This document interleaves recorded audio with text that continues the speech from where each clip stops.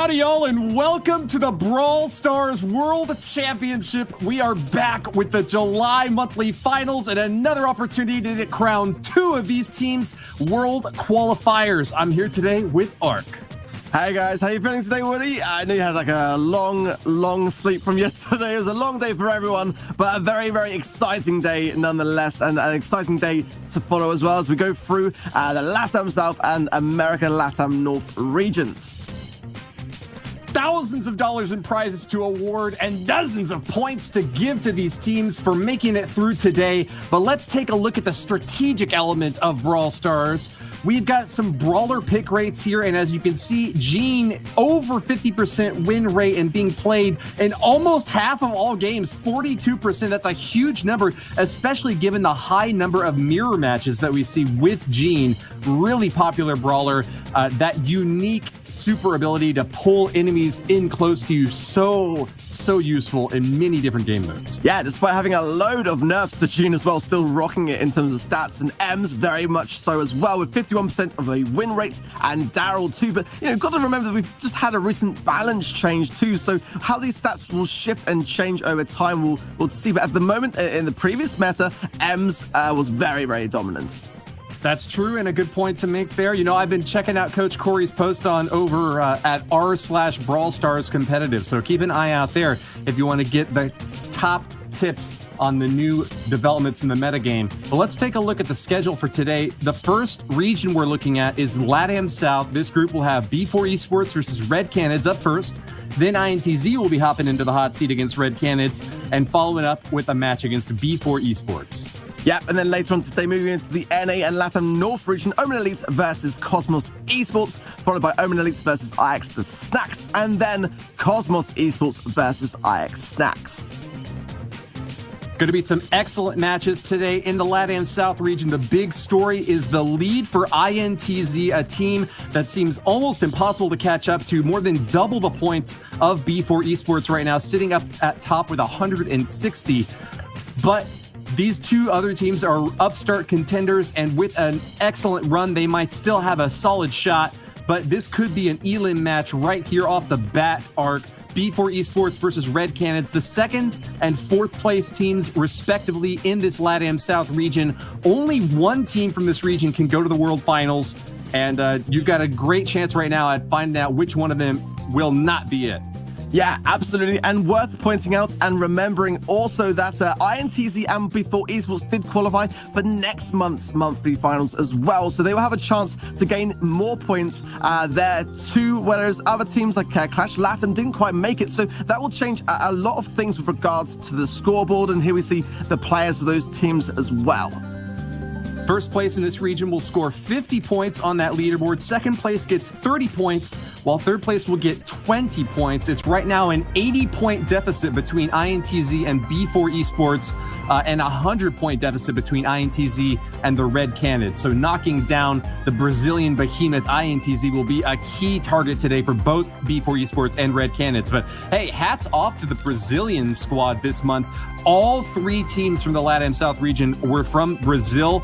Really hard work from that community to close out this qualifier series, Arc. Yeah, great to see. You love to see it, and as I'm sure we'll see many brawlers that we saw possibly yesterday or potentially not. I mean, we did see a big difference going between the Asia and European regions, and the bans are in. It is going to be a Sprout ban for B4 Esports, so we did see a lot of Sprout being banned still yesterday. That's kind of consistent with that, and a Jackie ban for Red Canids. What do you make of that, Woody? The hammer is out and Sprout won't be about. Sprout really popular on maps that have got a lot of obstacles that super can block out enemy retreats on. As we saw yesterday, being able to corner your opponent where they don't want to be sitting is a really clever surprise move from Sprout that won't be available to these brawlers. And Jackie, of course, another really popular up close and personal tank that works particularly well on maps like Siege here. Olive Branch is going to be the first map for this first set. Of course, the goal in Siege is to destroy the enemy Ike by collecting as many bolts as you can, and domination of that center lane is going to be the central focus of the two teams in this first game mode. Yeah, Olive Branch in particular, for me, Sprout being banned here is going to make quite a big difference. As you can see, those tiny channels on the left and right-hand sides, being able to block those off can make a big difference in the team's ability or inability to collect those bolts around the map. So for me, I think that Pam is very much on the cards here. We saw a lot of Pam being played on Olive Branch yesterday, as well as potentially like a Rico option down the lane side, or maybe a Barley as well. We saw Barley being played quite frequently by Code Magic and other teams in the Europe. Really, a very diverse amount of brawlers here on the cards for these players. Yeah, lots of obstacles in the middle open the range for those thrower brawlers that we see. Barley worked so super well for winning teams yesterday on this map, so good chance of him coming back into the action to toss some more bottles at the opponents. Lots of area control that he gives as well comes in very handy. But we'll take a look at the leaderboard up on screen right now. INTZ, B4 Esports, and Red Canids, those three teams qualified this month. Clash LATAM will be sitting out, but there's only one spot to qualify for the World Finals here, and INTZ is by far the favorite at this point, having had success in many previous qualifiers and just being the team to beat in the LATAM South region. Yeah, absolutely. The team that is definitely on all eyes on today, and also the voting as well that's going on Twitter, would absolutely tend to agree with that trend at the moment on the Brawl Stars at Brawl_esports Twitter, the official Twitter account for this competition. INTC have got 65% lead right now over Before Esports and Red Cannons as the favorite today. So. Yeah, a lot of fan support for the INTZ squad. This is an esports organization that has got a lot of different legs into the Clash of Clans competitive scene, and starting off really strong with this first World Championship, looking very healthy in their competitive approach. But we remain to be seen whether or not that will hold up. We've seen giants fall before, and anything goes on any given Sunday. Really excited to watch how these teams have adapted to the recent balance changes. The metagame has been shifting a little bit, much in favor of Gale, a brawler that we hadn't seen in previous months, but that had shown up and to huge effect yesterday, taking a massive spike in win rate thanks to the changes to his regular attack and no longer getting knocked back by his own super. Oh yeah, many balance changes to mention for sure, and I think if this year has proved anything in Brawl Stars esports, it is to expect the unexpected, and I think that's probably talking about Mortis. Yeah, well, this is it. You guys probably saw yesterday, Mortis now no longer has the 100% win rate, so maybe we'll see as a result of that him being played even more, maybe, because there's less of a risk factor there to upset the viewers at home.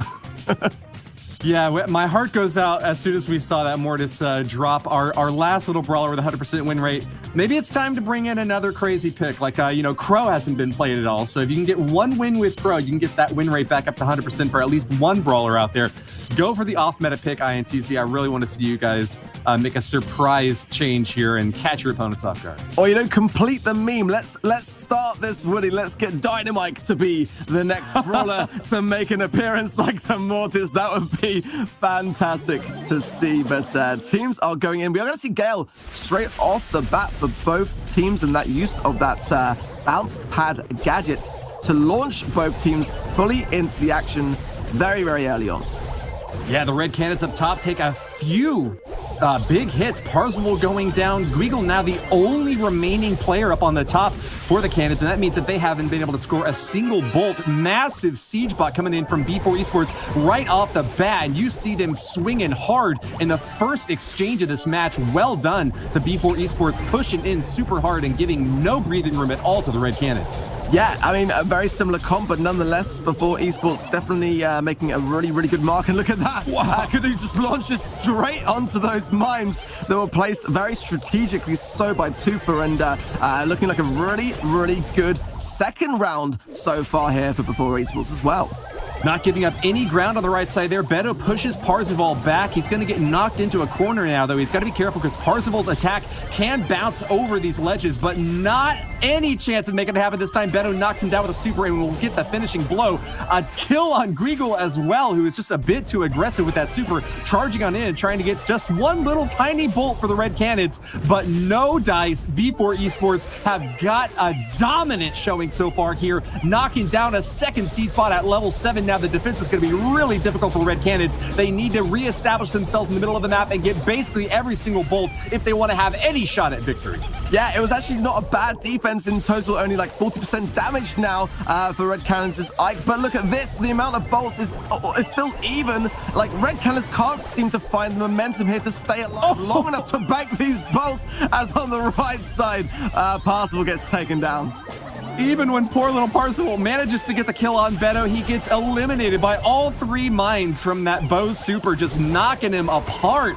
Well done to B4 Esports, grabbing the 3rd and final siege bot, all of them in their favor. The tic-tac-toe victory for B4 Esports. No way for Red Cannons to make the comeback happen this late in the game. It's just a matter of whether or not this Ike is going down in 5 seconds or in 8 seconds, Hart. Yeah, absolutely. I mean, the number of bots for Esports, the level of those bots rather, was insanely high, and actually only 6 bolts were banked throughout the entirety of that game by Red Cannons. Bolts get bots and bots get shots on the Ike. Dominant showing here from B4 Esports in game number 1.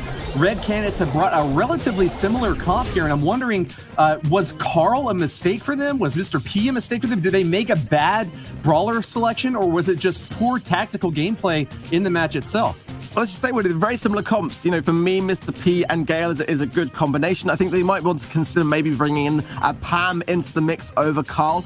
Carl is in a great place in terms of the meta, but perhaps not the most favorited brawler for Olive Branch. But, you know, for me, I think that, you know, Mr. P's new reworked star power definitely deserves a shout out as well. Revolving Door is causing a lot of issues on the playing field with those portals being spawned 3 seconds faster. It definitely allows your team to be able to advance and put more pressure, as your opposing team are often having to take care of them and not be healing in those instances. And another question for you, because I know that you are a resident expert on the tippity-top levels of the competitive metagame. I want to know, what's Bo? He's a brawler that we typically only see in bounty game modes or when there's a ton of bush coverage all over the map. He got used there really well by B4 Esports to provide that area coverage with his super, dropping mines left and right, and even getting that totem set up in a really aggressive spot there. Is Bo going to be useful in more cases than we'd come to expect? Bo is a bit of a wild card here for me, to be completely honest. It wouldn't be my go-to selection, but yeah, very, very rightly said. Being played very, very well by Tuva here, and yeah, not the most go-to of choices. I would say probably a Pam would be more that kind of role, but yeah, I mean, Tuva was placing some very, very well-placed mines and playing Bo to great effect. Well, Bo will continue control over the center here. I wonder if they're using Bo as like a counter to Gene specifically, just because Bo has a little bit longer range, and with those mines getting set up, might be able to provide just what B4 Esports needs to counter those big heavy pushes from Gale, which always seem to hit. Yeah, that's a really, really solid point. I think you could well be right there. Gale is definitely a brawler to keep an eye on. The competitive scene definitely noticing the strength of Gale, and we saw a lot of Gale being banned yesterday as a result of those new strengths. And yeah, Bo is able to sort of just remain a bit out of that range and get those shots accordingly. I gotta say, I think the biggest strength for Gale is that he just almost never misses. If your opponents are in range, that shot is almost guaranteed to land on them, unless they do some really sneaky survivability super to just kind of jolt out of there. We saw Daryl actually rolling out of range of a Gale shot one time yesterday, but Gale just gets such reliable damage and is very good at denying opportunities for your opponents to be able to retreat and recover. Absolutely. Level 6 coming in now. It's actually a much better performance that we're seeing from Red Cannons this time around, as the pressure again pounding that Ike with now only 58%. The last siege is coming up in the next 30 seconds. 6 bolts in the bag before Esports does provide them a little bit of a cushion, but this last round is all to play for right now. Yeah, it's really, really close here. We've got a big bolt lead for B4 Esports, but if Red Canids can hold on and get that total over 6, then they will definitely be able to clear out for the victory. A heroic charge from Tufa over to the right side is not going to get rewarded. Parzival's Roboporters there are going to be just enough to defend, and with that, it looks like Red Canids have done it. They've held on to control of the middle and have kept that siege bolt level high. The third and final bot will be coming in for them, and what a counter punch from these clever foxes, sneaking on through, taking the first loss, but dealing just as much damage the second time around. This is a really tight set so far. Well, a little cheeky grin from Guigle. That is going to be the end of that game. You've got to hand it, actually, to Red Canids there. They didn't change anything in regards to their brawler comp. They just played better. Yeah, comp was entirely the same. They adapted to the strategy that B4 Esports was running against them. I think a really key difference here was that the first time around, Red Canids was playing a bit more aggressively. They were charging in, they were making really risky plays to try to grab bolts and run out of there, and B4 Esports was punishing time and again, really far range on these 3 brawlers that they brought, and able to get those little pop shots off so that even if Red Canids could grab a bolt, they usually wouldn't be able to carry it all the way back. And sometimes even if they made a play just defensively to try to deny B4 Esports the chance to get a bolt, they'd be able to sneak in there anyways and knock them down. So great read there by Red Canids, I think, grouping up together a little bit stronger that time, letting the siege bot do the work for them. Yeah, absolutely. Finalizing the kills and spending more time to try to generate opportunities to confirm those kills, I think makes a massive difference. When it's a 3v2, you're going to be able to bank more bolts as a result, and that's what we saw there. All right, well, we've got our first tiebreaker, and I know fans of both teams are going to be cheering on their squads here for our first set victory, going one way or the other. Tipping the scales this early on is really important because we pretty rarely see a comeback happen. The team that loses the first set has a lot of difficulty making a comeback happen afterwards. The 3-1s and 3-2s that we saw in the first couple of months have been kind of trickling down. We've seen a lot more dominant play, especially yesterday. The first 2 matches that we saw were both 3-0 shutouts. So this is going to give a lot of momentum to one team or the other and really give that big boost to either B4 Esports or Red Canids. Looks like the Red Canids are going to claim control of the center to start things off here. Yeah, this is the thing. You start having the mind games play a role, and having that on your mind, the pressure of having to come back can be very daunting sometimes to these teams who are under a lot of pressure. A lot of money on the line today, and more importantly, the points that these teams need to make it to the grand final. So with a region like this, where it is really, really everyone fighting to overhaul INTZ, as the first push though coming in, it's going to be for B4 Esports. Yeah, great job there to Guigle in defense, just outranging a Dinho there, tossing off that spike and barely taking any hits himself. Nice push, though, to B4 Esports on the other side. You got to give him credit for getting that Ike down to 83%. A quick charge from Guigle, uses that super to grab a bolt and will zip back on out, but he'll lose control of the mid now to a blue team that just doesn't seem to be letting up at all. Tufel will get another bolt, and Parzival barely surviving on the right side. They're not really looking too eager to grab that last one, but he goes for it anyways. That's not going to be enough to get Red Canids back over the hump, though, and B4 Esports will get the second siege bot again. Yeah, definitely the momentum right now is with B4 Esports, and worth noting that Red Canids, if they can defend this push, do have 5 bolts in the bank, 6 now from Parzival for the next round, and that could be very, very good for them if they can just hold on a little bit, and that's not that much damage, actually, Woody.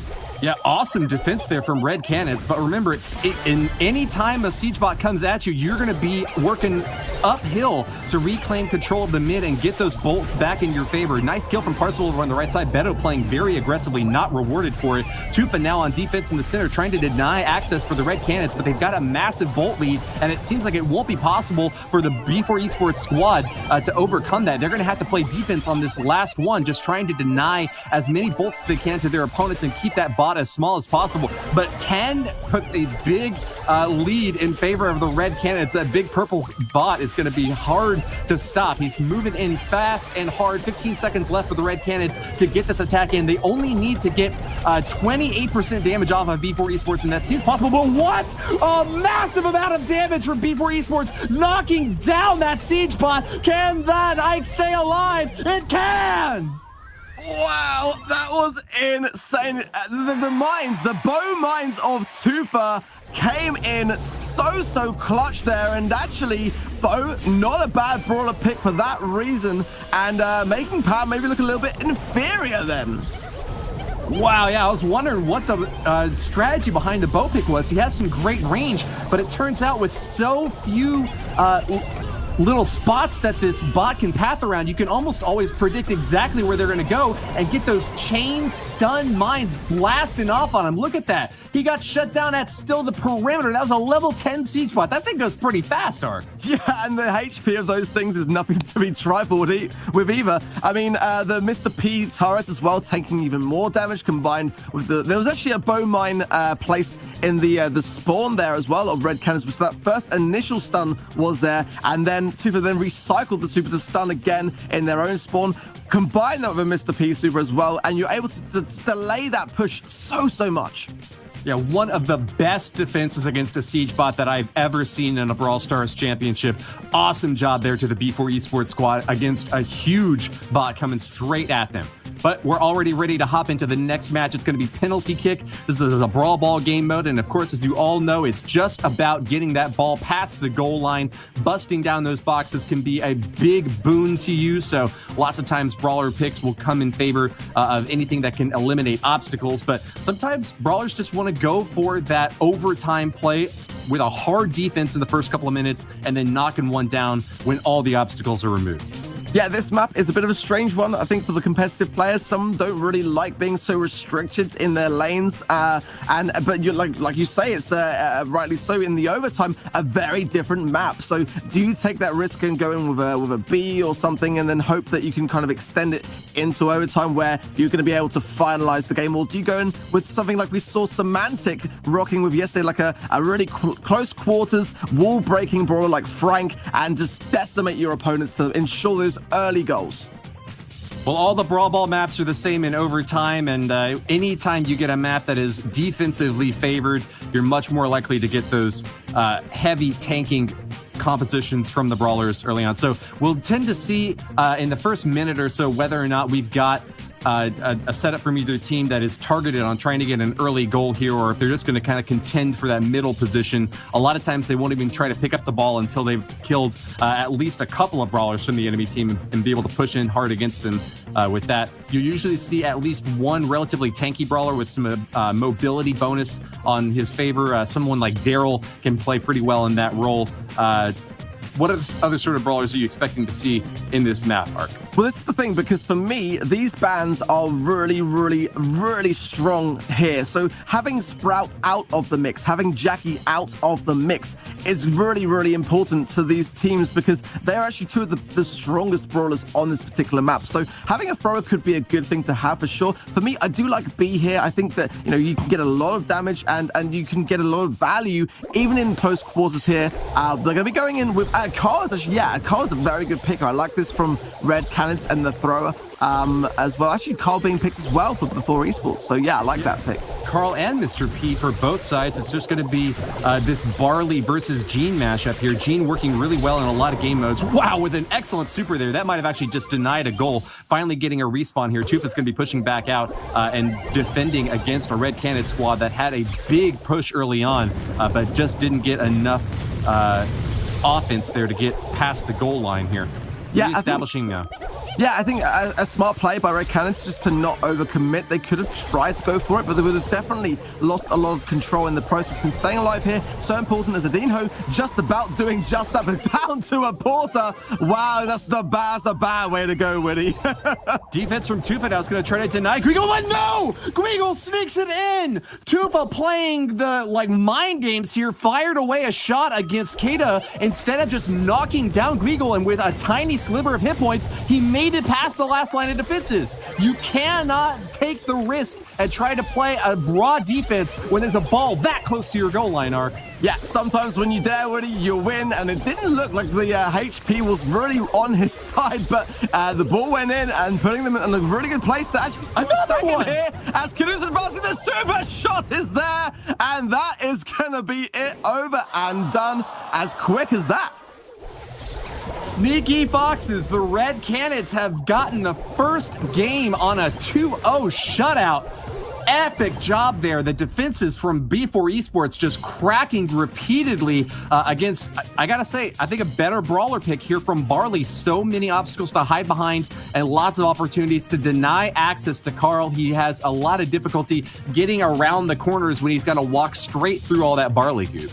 Yeah, this is the thing. With Sprout being so dominant in the meta recently, people are forgetting that actually throwers are immensely good. And I think this map, of all the maps, is one of the best to have a thrower. I would personally even like to see a Dynamite being played here, Woody. I think that, having a wall break, like a thrower here could actually be a really, really good strategic. And that's Barley having that slowdown gadgets and various other things to his mechanics, the ability to heal, as well as provide more damage to your shot with those star power variations is a really, really solid choice.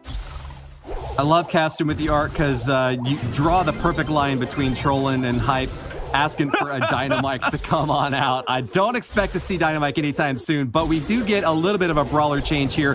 Running BB on both sides. Just happened that they made a big of a brawler comp swap toward the Slambulance on the B4 Esports side, running with Poco as well behind. But it's going to be a bit more of a damage-oriented focus here for the Red Cannons. Still running Mr. P and getting a ton of hits off with that Robo Porter, topping it off with a gadget as well to knock down B4 Esports. Their defense is having a lot of trouble holding up once again to the Red Cannons.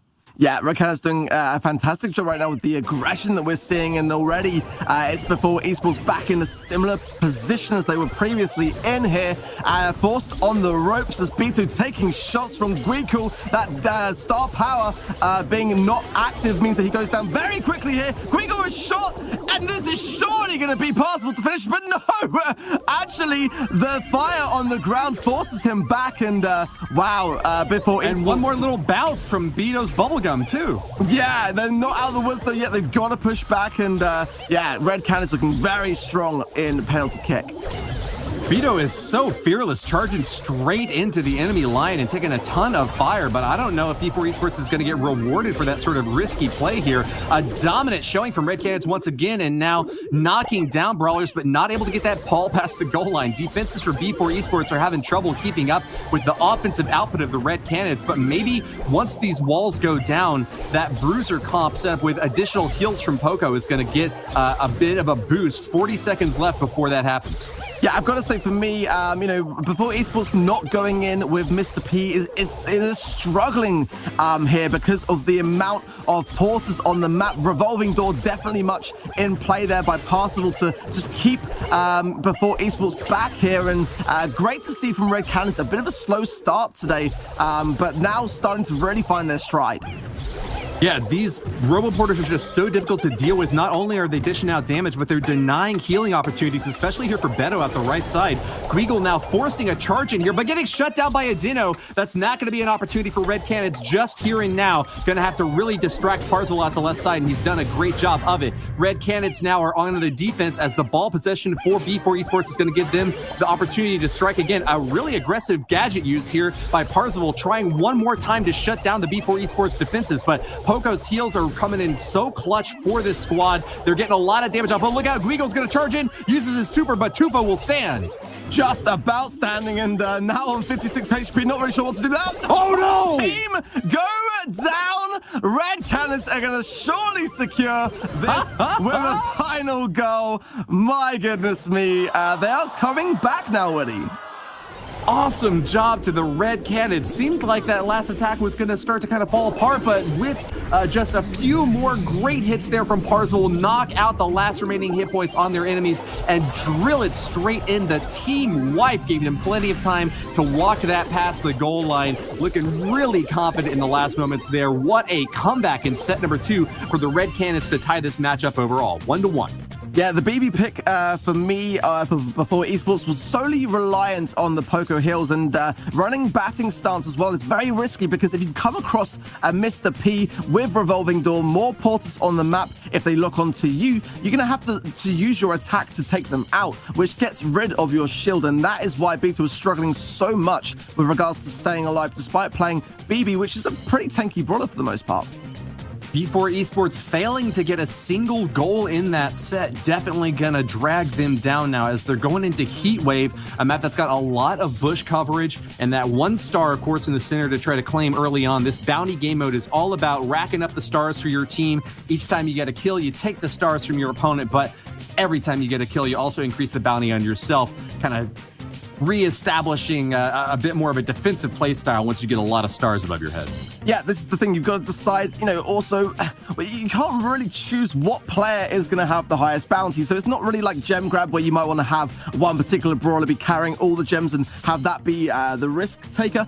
You've got to go for those kills. So when we see that happening, certain strategies do tend to form. Yesterday, we saw a lot of the Slambulance comp and going in for that spawn trap and trying to get a complete wipeout. But I think we could see Gene here today, actually. We haven't seen Gene at all yet. Gene is a very, very good brawler for this map, but not in this game, it seems.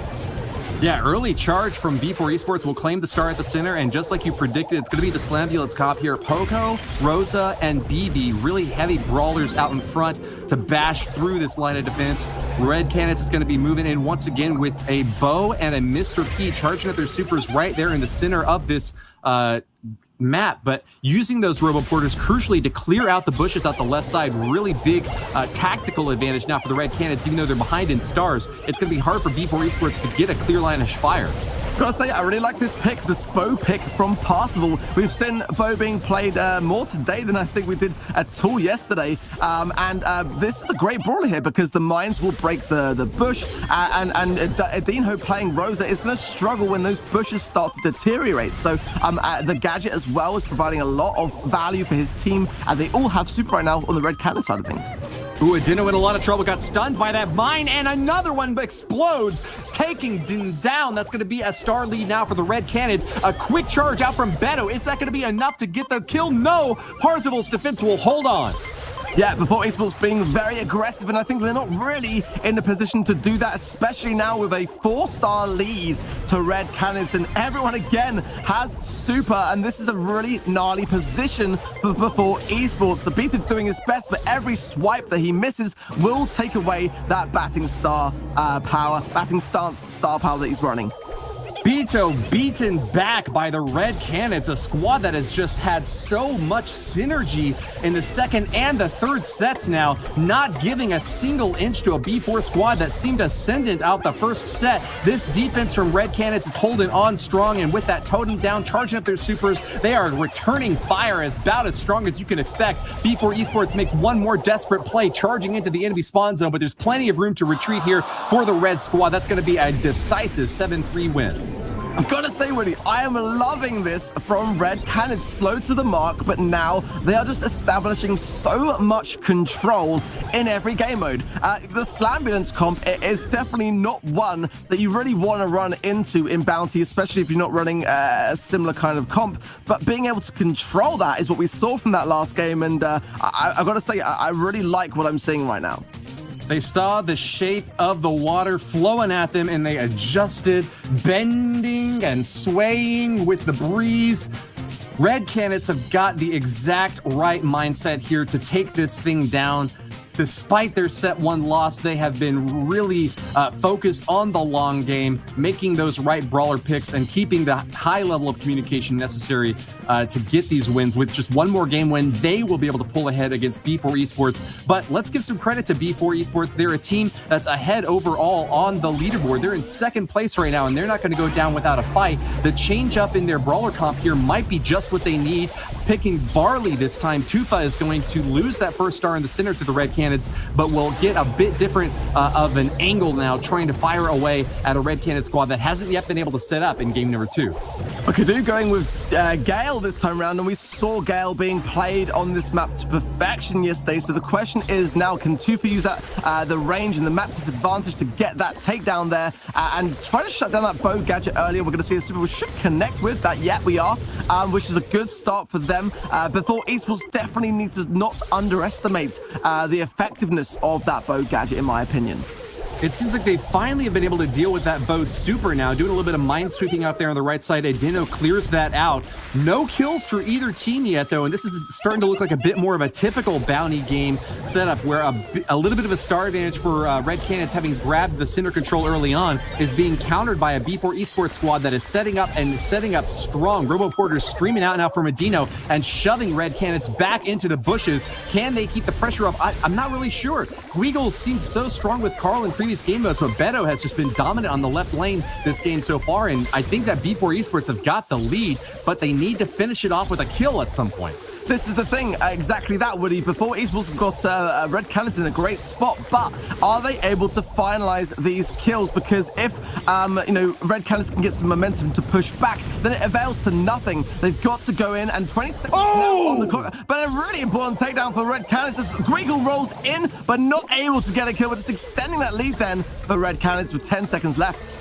Parzival with the snipe is exactly what the doctor ordered for the Red Canids. B4 Esports making a heroic attempt here. Beto charging in, firing off that pickaxe, but no kills yet. Rebuffed and forced back. Another kill for Adino going down. Gives the Red Canids a solid line of defense. That stone wall has held on, and it's a 2-1 lead now in the match score overall.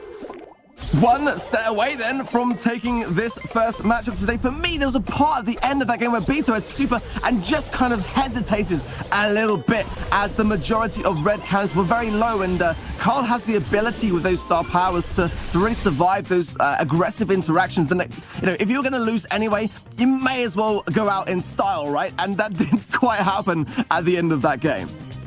Oh yeah, no one's trying to go out in style this time around. They are putting all of their skills to bear here, doing their best to clinch out a victory even when it seems almost impossible. Red Canids with that snipe of Adino out on the right side was just what put them over the edge. I think that B4 Esports were trying their best to squeeze and push the Red Canids back into that top right corner, but with a little bit too much of an aggressive play from Mr. P, who is not that sturdy of a brawler. He really prefers to play behind those porters and get those long range shots off. That is why Bo has been played so well by the Red Canids, giving just that additional little bit of range and area denial with that super. But let's see if they can keep it going with a Crossroads game mode. Now, Heist is going to be what we're playing next up. It's all about busting that safe down. And as we saw yesterday, this is a map that leads definitely to very fast-paced gameplay and base races that can end in a matter of seconds. Oh, absolutely. We could be seeing this wrapped up very, very quickly here if we are to see a repeat of what happened yesterday. But here we go. Before Esports wasting no time at all, and already the BM from Red Canids is flying. So they are clearly feeling quite confident about this game mode. Incendiary star power from Tufa working really, really well here. It's shutting down the attacks at the middle here. Adino's taking a few more shots, but he's going to defend against Kata as well. Red Canids have got the field advantage, though, somehow pushing B4 Esports back down to the very bottom of the map. But once those brawlers go down, it's going to be an opportunity now for B4 Esports to return fire, moving back up here. A big rocket rain from Tufa isn't rewarded. Parzival will retreat on defense and destroy Adino. Just a little bit of chip damage earned by B4 Esports on that Red Canids safe. Yeah, but chip damage goes a long way in the final seconds. We'll have to wait and see whether we get there sooner or later. But I do kind of feel like Red Canids are being very slow in their approach and very conservative. But on the right side here, Guigle just looking to find a space, not able to do so. So yeah, a different kind of approach we're seeing in this game. No bases, no base race early on for these two teams. A hit on B4 Esports' safe has yet to happen. Red Canids have been forcing their way through, but not taking those early pop shots, instead preferring to try to get a team wipe that can allow them to get much more damage on that safe. But they've been chipped down into the 80s so far. Adino getting several more swings off and just really putting the pressure to Red Canids, a team that's finally been able to get in there. Here we go. Kata's fired away at the safe and gets the lead for Red Canids. That is the advantage of this sort of approach. Arc, boom, they get a strong strike right here with less than a minute remaining. Yeah, don't underestimate Max in Heist. We saw Max being banned a lot yesterday, and this is the reason why. Being able to dash in on the safe and get this damage, and again, Kudu going in, supported by Parzival, who goes in with his gadget. Also, the damage now rolling in consistently for Red Canids. A decisive strike for Red Canids, knocking B4 Esports down and hard right on their backs. I don't know if there's any chance for them to be able to come back at this point. They cannot afford to initiate a base race with opponents that close to their safe, and with so much of a damage deficit, I don't think it's possible for them to even push Red off of their safe. Great job here to the Red Canids, getting the win in game number 1. Yeah, a very, very strong performance, and putting Red Canids now on match point is not a place that you ever want to find yourselves up against, especially in Heist. Look, you can make small mistakes as long as you get the big wins where you need them. Red Canids behind for the first minute or so of that last match, but when they came back swinging.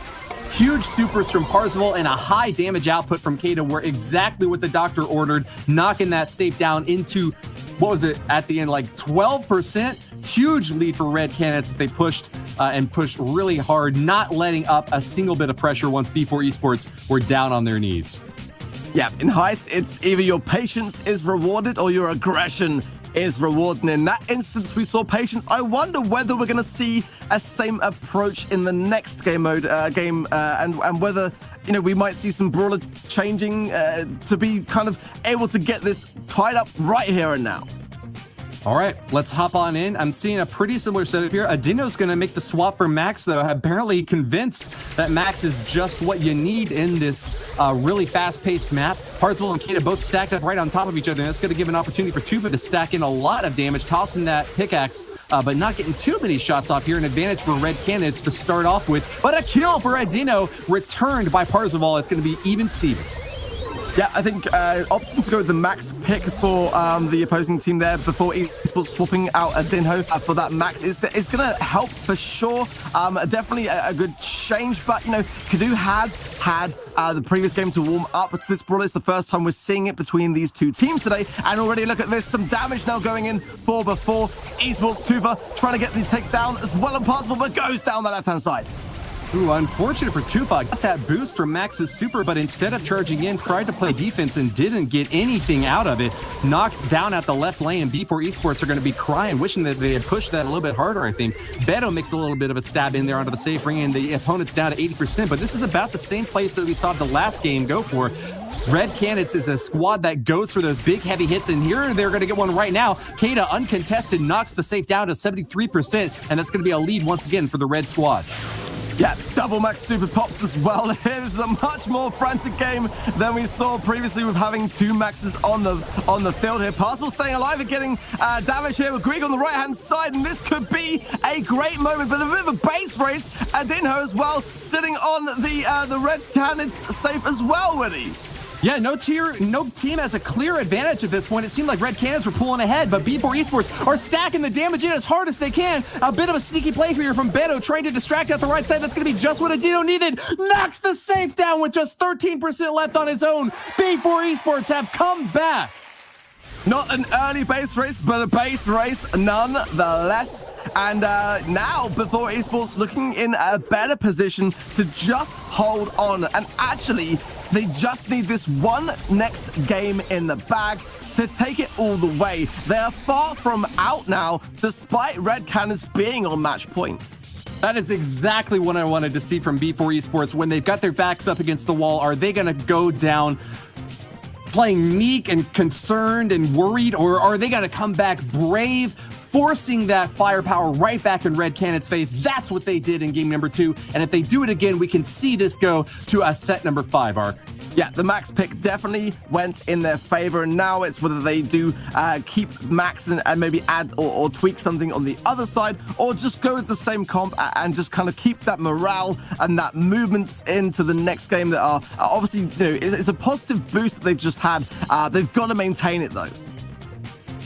Can they go the distance? Game number 3 will decide that. It's a match point opportunity for Red Canids, but B4 Esports have got a lot riding on this as well, and they will be fighting as hard as they can to get that the second set win here against the Red Canids squad. Advantage on the right side for Guigle, a big lead.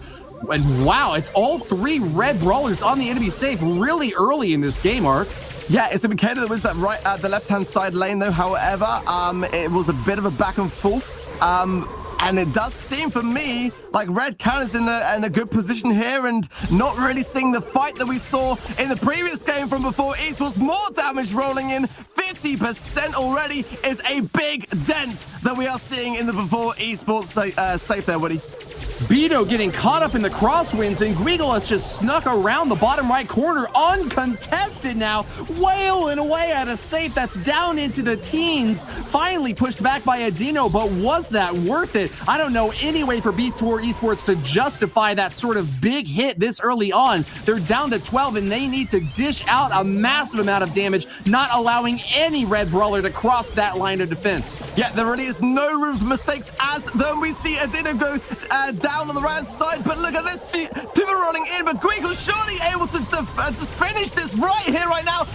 No! And 96 HP is all that is left on the before esports safe. And yet they stand. Parzival with the last shot gets it in. Once he got the jump, there was no stopping him. Red Cannons take the 4th set and the match overall. What a amazing final game. I love the ending, by the way. Parzival just using the Gale bounce pad to launch into that final shot. So ending things in style. It was a very, very sort of poor defense that we saw for before esports, leaving Guigle on the safe. I think there for me was the mistake. What a play. Congratulations to the Red Cannons, behind but struggling back now. They've got 60 points overall on the leaderboard, but they will be claiming even more now with their victory over B4 Esports, taking a stab at the top team. INTZ, the monster in waiting, watches these teams and is ready to strike now. Falcone? That was an insane, I want to use the word comeback. It's not particularly fair, but obviously B4 were able to take down that first set before Red Canids did make a big comeback. But either way, we're going to award our MVP for this one to Guigle. Guigle was fantastic as Carl in Bounty and was also really great as Gale, that we saw him play quite a few times as well. As Carl in Bounty, he was able to use the range on his attack and the speed of that super for some very nice victories, some very nice pushes, similarly to in the earlier games of Brawl Ball. Carl's super just seems insane right now. A little bit later on in Heist as Gale, Guigle made some even more aggressive pushes, did a great job of supporting the team, controlling a wide area of the map with his regular attack, allowing for some really great pushes on the safe. And then obviously that final game where Guigle just snuck around the corner and just wailed away at the safe, as Woody pointed out, was quite incredible. Here's the group for right now. Red Canids obviously sitting in first place with a 3-1 score. B4 Esports are going to have some catching up to do, but of course we're going to move on to INTZ, the team in this group that have not yet had a chance to play. They're going to be playing against our winners from the first match, Red Canids. INTZ represented by Mateus, Consti, Guido, and Marcel. Red Canids, of course, Guigle, Keda, and Parzival. And now it is time to talk about our two amazing teams, starting with INTZ, who we have not seen play yet today. Now, Consti says that the game plan for the team is to surprise opponents with unusual compositions. Well, we saw that go down pretty well yesterday, but with the new changes to the meta, I'm wondering what new weird picks are going to take the mantle today. Guido and Marcel both say if they could pick anyone else from any other team to join them, they'd take Guille from Clash. Apparently, they believe he is the best player globally. It's big talk, big talk. It's always great to see the players respecting each other and pointing out each other's pros. Let's move on to the other team, though. We have Red Canids one more time. Parzival had big words about his involvement in the team. He said, "I am the one who gives my opinions because I am the most experienced." He also said he is the best at keeping calm. Big words from Parzival. When asked what he thinks of his teammates, Guigle suggested that his teammates are lazy, but they all have a wonderful rapport. Well, I suppose we will put that rapport to the test in match number 2 that's coming up in just a few moments. I can't wait for this one. Casters, take it away.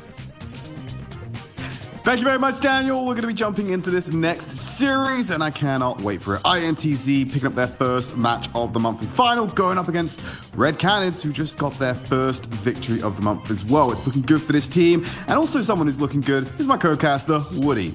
Oh, well, thank you very much, Trin. I appreciate that. Very kind of you. And great job to Falcone queuing us up. We have got an INTZ Goliath standing before us, but the David here and now from Red Canids, having knocked down their first opponents, are making an attempt to run toward the top. We're going to get the same bans as the previous matchup, INTZ banning Sprout, and the Red Canids kicking Jackie out.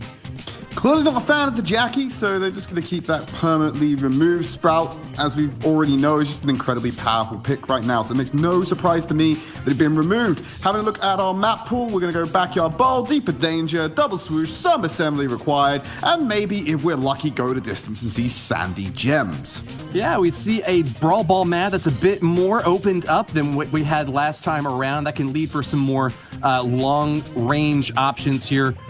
We can even see maybe some close-range hitters, too. Frank can work a bit better when there's fewer obstacles that he has to kind of work around. But it's anyone's game starting off with. Last match I said that whoever wins the first set has got a big advantage going on through the later stages, but it was a reverse sweep from Red Canids, having taken the loss in set number 1, but taken all 3 in a row right after that. What are your predictions here for INTZ versus Red Canids? Ooh, it's going to be tough to say. I think Red Canids are looking particularly strong. INTZ have also been a bit of a powerhouse when it comes to the LATAM region, so it'd be hard to say, but we're jumping into map number 1, Woody, and looking at the compositions, I'm not entirely sold on bringing the Piper to a Brawl Ball match.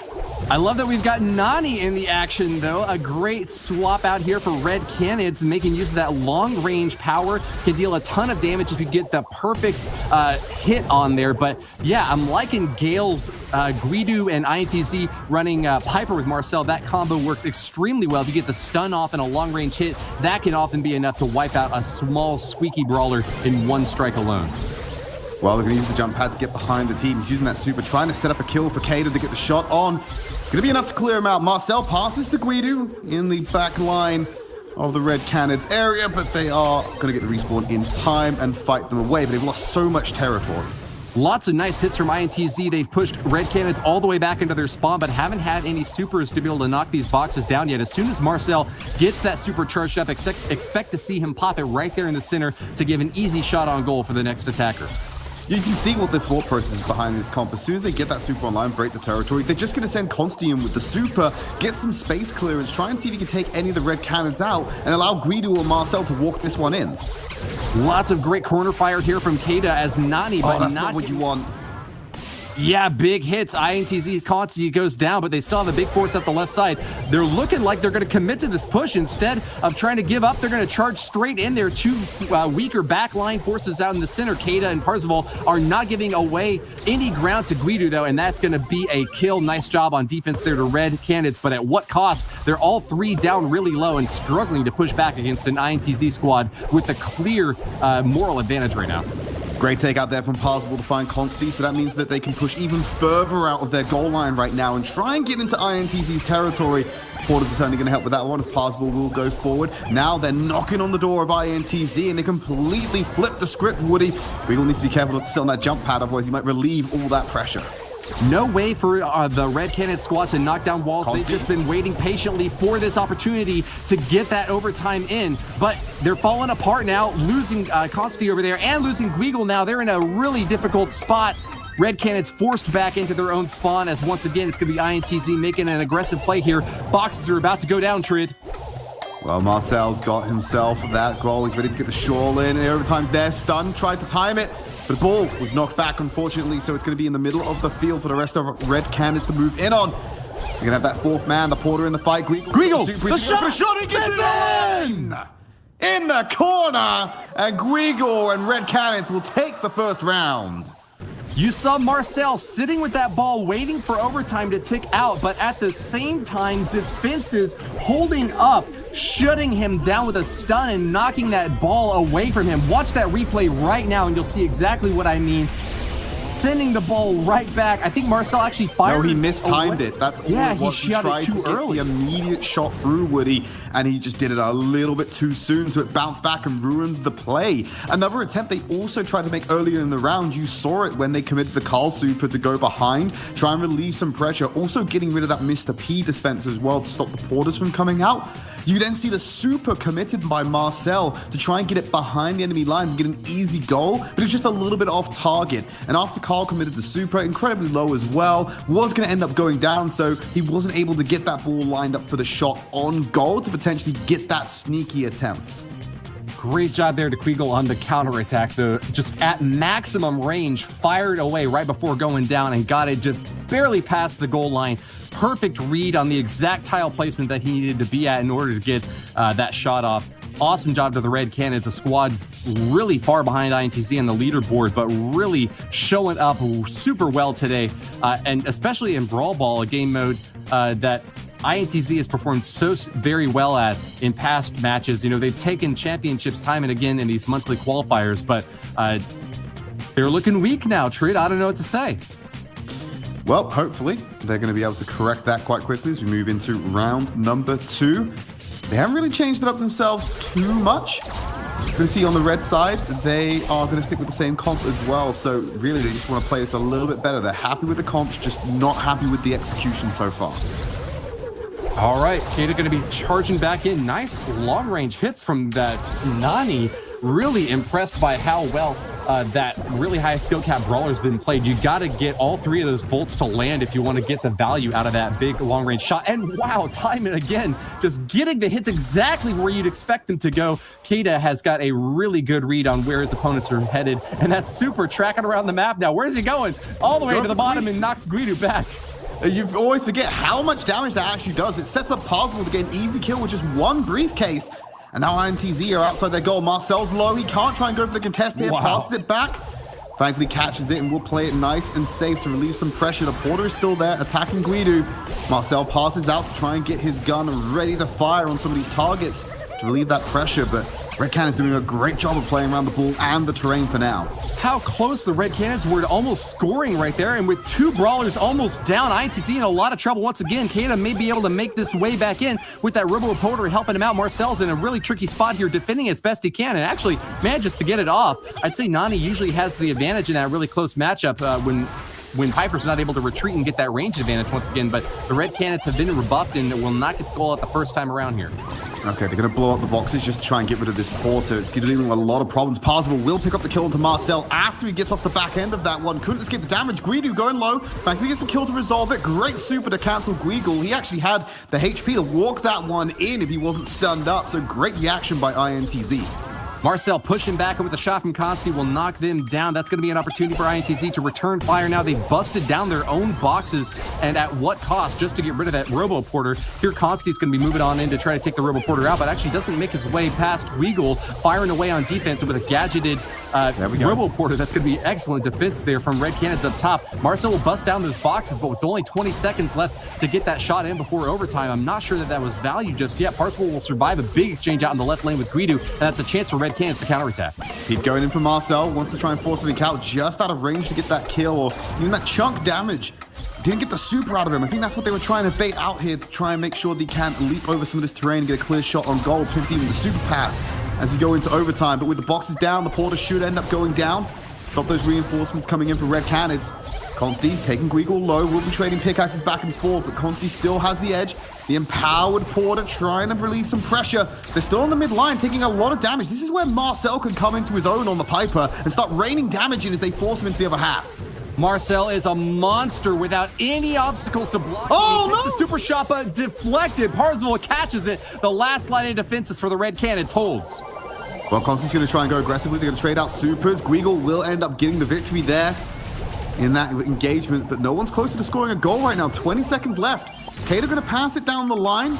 Super by Park just to get the porters online. The reason he keeps doing that is so we can block out the shots from Marcel and turn it around with a briefcase. They're on the assault. Raspel has a clear line of goal. He has to get behind Guigle with the pass and gets it in. Red Canids will take round number 2.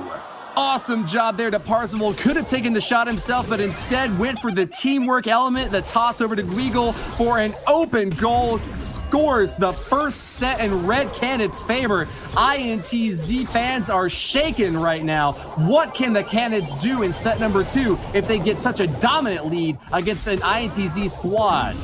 So we saw a couple of engagements go in there, and one of the things I want to talk about is we didn't cover it extensively, is the commitment of resources onto the dispenser to get rid of the porters. You saw it, a perfect example of how powerful they actually are in the bottom right-hand corner when we saw Nani trying to go into a fight against Marcel on the Piper. He was using the porter to block the direct shots coming in from Marcel and giving him a better chance of taking the engagement in the 1v1 and nearly killed Marcel. He dropped him down to 54 HP, but that wouldn't have even happened if the porter wasn't blocking him out.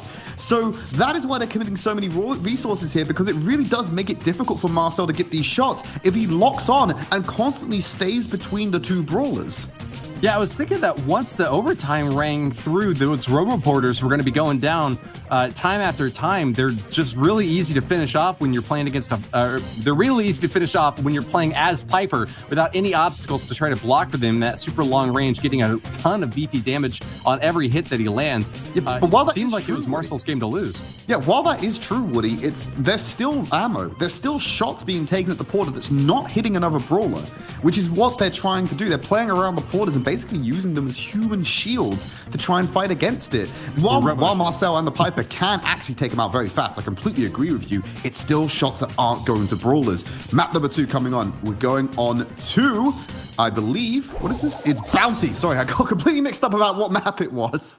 They're going to be rampaging through this little miniature city. Love the new game mode. Just got to give it a shout out there. But it's going to be Bounty on this map so far. We've got a Tick coming in for the first time in this qualifier.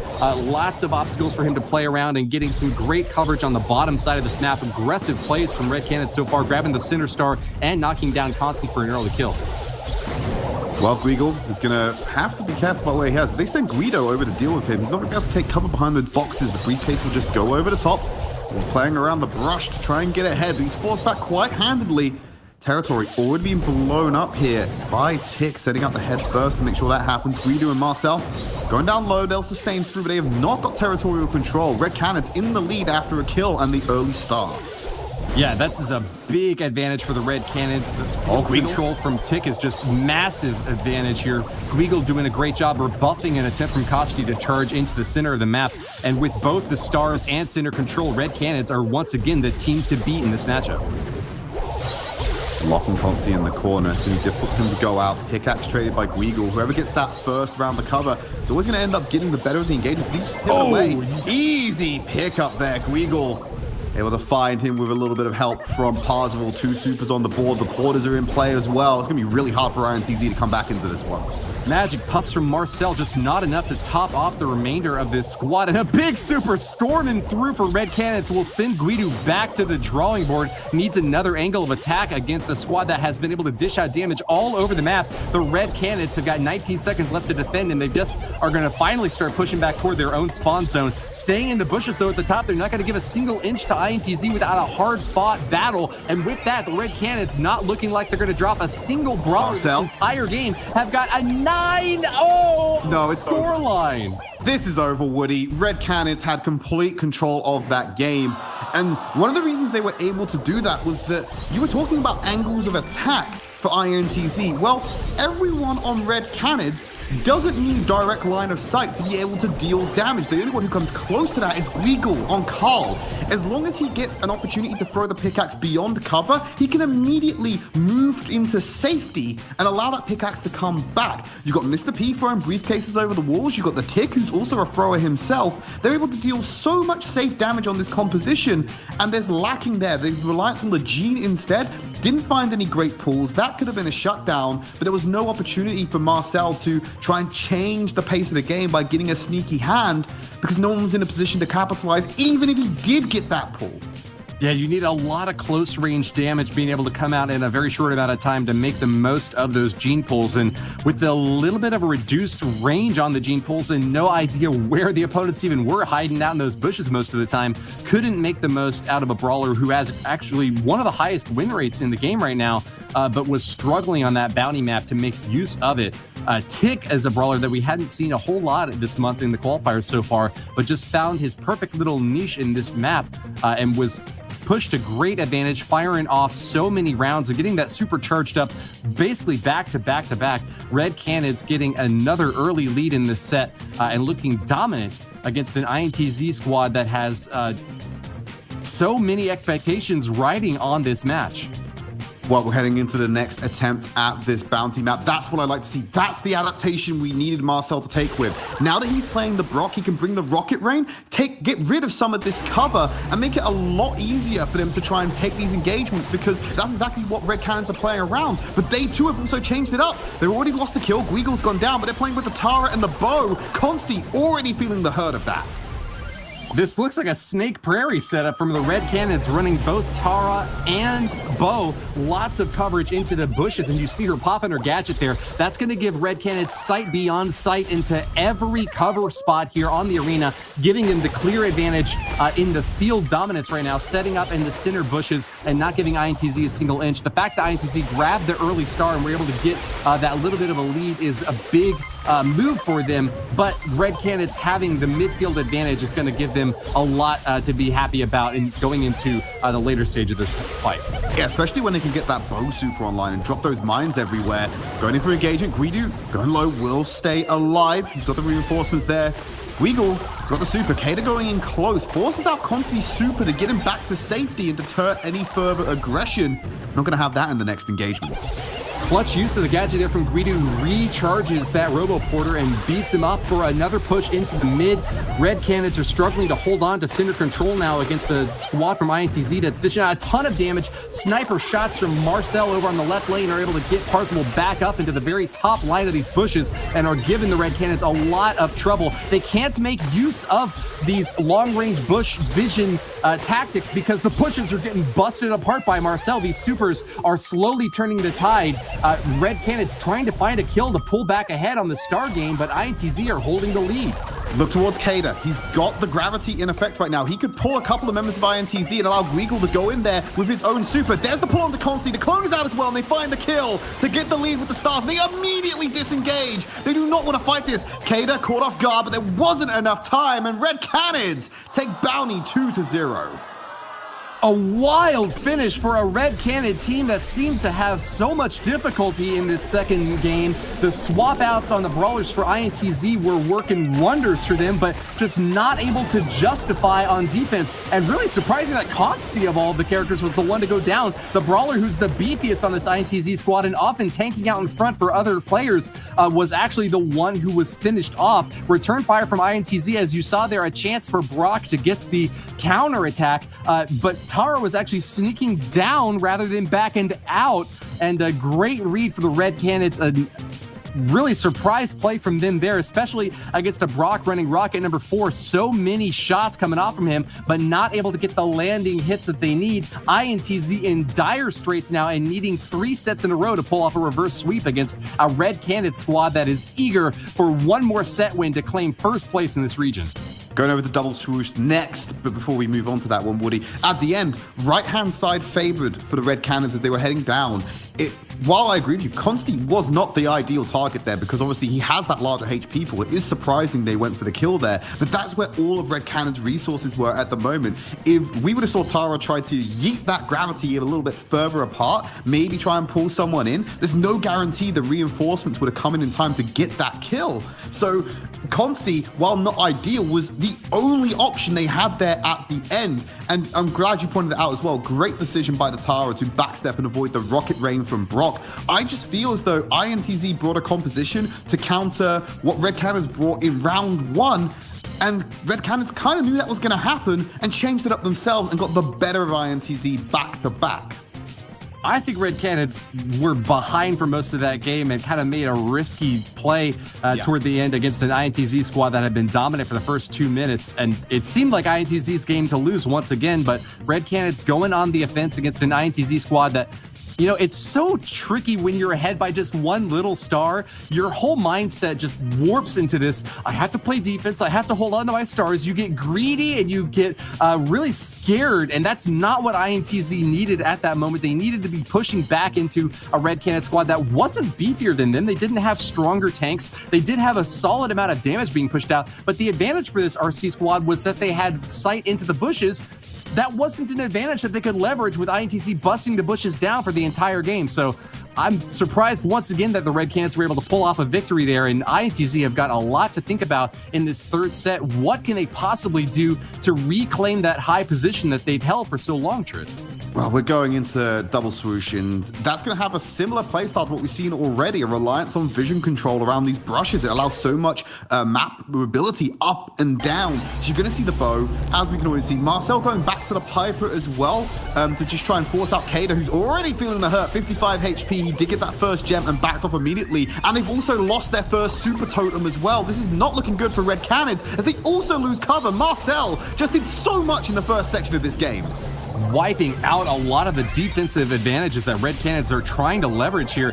That damage from Mr. P popping over the walls is just going to be a big stinky drop right in RC's front yard. Totem number 2 down as well, Woody. They've now only got 1 super totem left. Yeah, getting those gadgets out of play is going to deny RC the opportunity to get those supers charged up. Really crucial, especially when Guigle has been relying on that supercharge in to get so much damage on the enemy backline. They're also playing a little bit backwards here. You would hope that Guigle will be able to get the better end of Marcel, but it's Parzival who's playing that left lane instead. Oh, Parzival. Point blank range. Oh, yes, needs a super to get away. It's fine. The last super totem has been deployed right in the spawn room for Red Canids. So they have to play so far back to get any value from that. It's a super defensive play. They're getting picked off by Marcel. And now Kada, the last man standing in the middle of this brush. Thankfully, he can dance around that last bit of cover. But that's going to be taken out very quickly by Consti's super. A really good opportunity for redemption now. Marcel had a lot of difficulty in that Brawl Ball map with his Piper shots just not landing the way he was expecting, but with all these bushes being taken down and there's kind of no obstacles to hide behind, Marcel should just be going on an absolute rampage in the left lane. Guigle shutting him down though. I don't know why Marcel is letting him get in range. He's firing back, but he's been pushed into the bushes, and Marcel, even though he's been doing a great job, has given a little bit of land here to the Red Cannon squad. They just need one more gem to get it off, though, but Guido's forced back to a super from Bo. But with that kill, that has got to be it. INTZ are far I think they've got ahead. Nothing here. Get win. There's no way for Red. They've got What do nothing you here, think, Woody, Trid? and they're just going to be able to knock them back. Consti gonna have to play one back, but they can't get on Guido. First round, just going to go over to INTZ. Great job there to the Brazilian squad from INTZ, making a comeback now against this Red Cannon setup, which had just been dominant in 2 sets in a row. Really impressive coming from behind here. This squad, I cannot repeat enough. The Red Canids have been outperforming expectations time and again. Every single chance that you think that they're going to slip up from some sort of weird brawler switch or playing too aggressively, they've been rewarded for it instead. This is what we love so much about Brawl Stars esports, that even if you're behind on the leaderboards, you have still got just as much of a chance if you train hard and prepare for these matches. So that's why we hope that we could see anyone else joining in on this Brawl Stars Championship qualifying series for the next few months. If you want to compete, all you got to do is get a squad of 3 together and take your skills to the online ESL Play Championship qualifier, and maybe we can see some new names showing up just the same way that the Red Canids have this month. Change of plans going to have to come in for the Red Canids when it comes round to this map. Their composition just isn't working this time around. They don't have the range. Marcel is going to force some changes of composition just because they feel like the Piper is the standout brawler so far that really Red Canids did not have an answer for. They're going to change it up again. They're going to keep with the Bo, the Mr. P. So Kada is going to move over to the Mr. P instead of the Gene. That's going to help him with a lot of this cover damage as they force them back. Super Totem in an inefficient place will get picked off immediately by Parzival, who's going to go drop his own in cover now.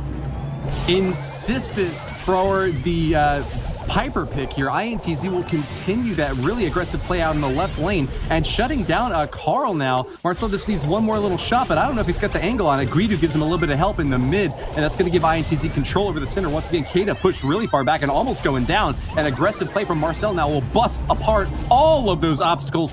Beautiful super for an early Piper lead. Guigel's trying to use the bush to get in close. There's no super for Marcel. He revealed himself with the shot and didn't find the connection, so Guigel will find him. Marcel being punished for his lack of accuracy enables Kata to go up absolutely fearlessly and grab this next set of gems. Guido going down low. Guigel doing his best to deny Marcel the vision, but will get punished by Guido as Kata looks to get gems 5 and 6 on board. The Porter's going to deny him. He has an empowered one for himself.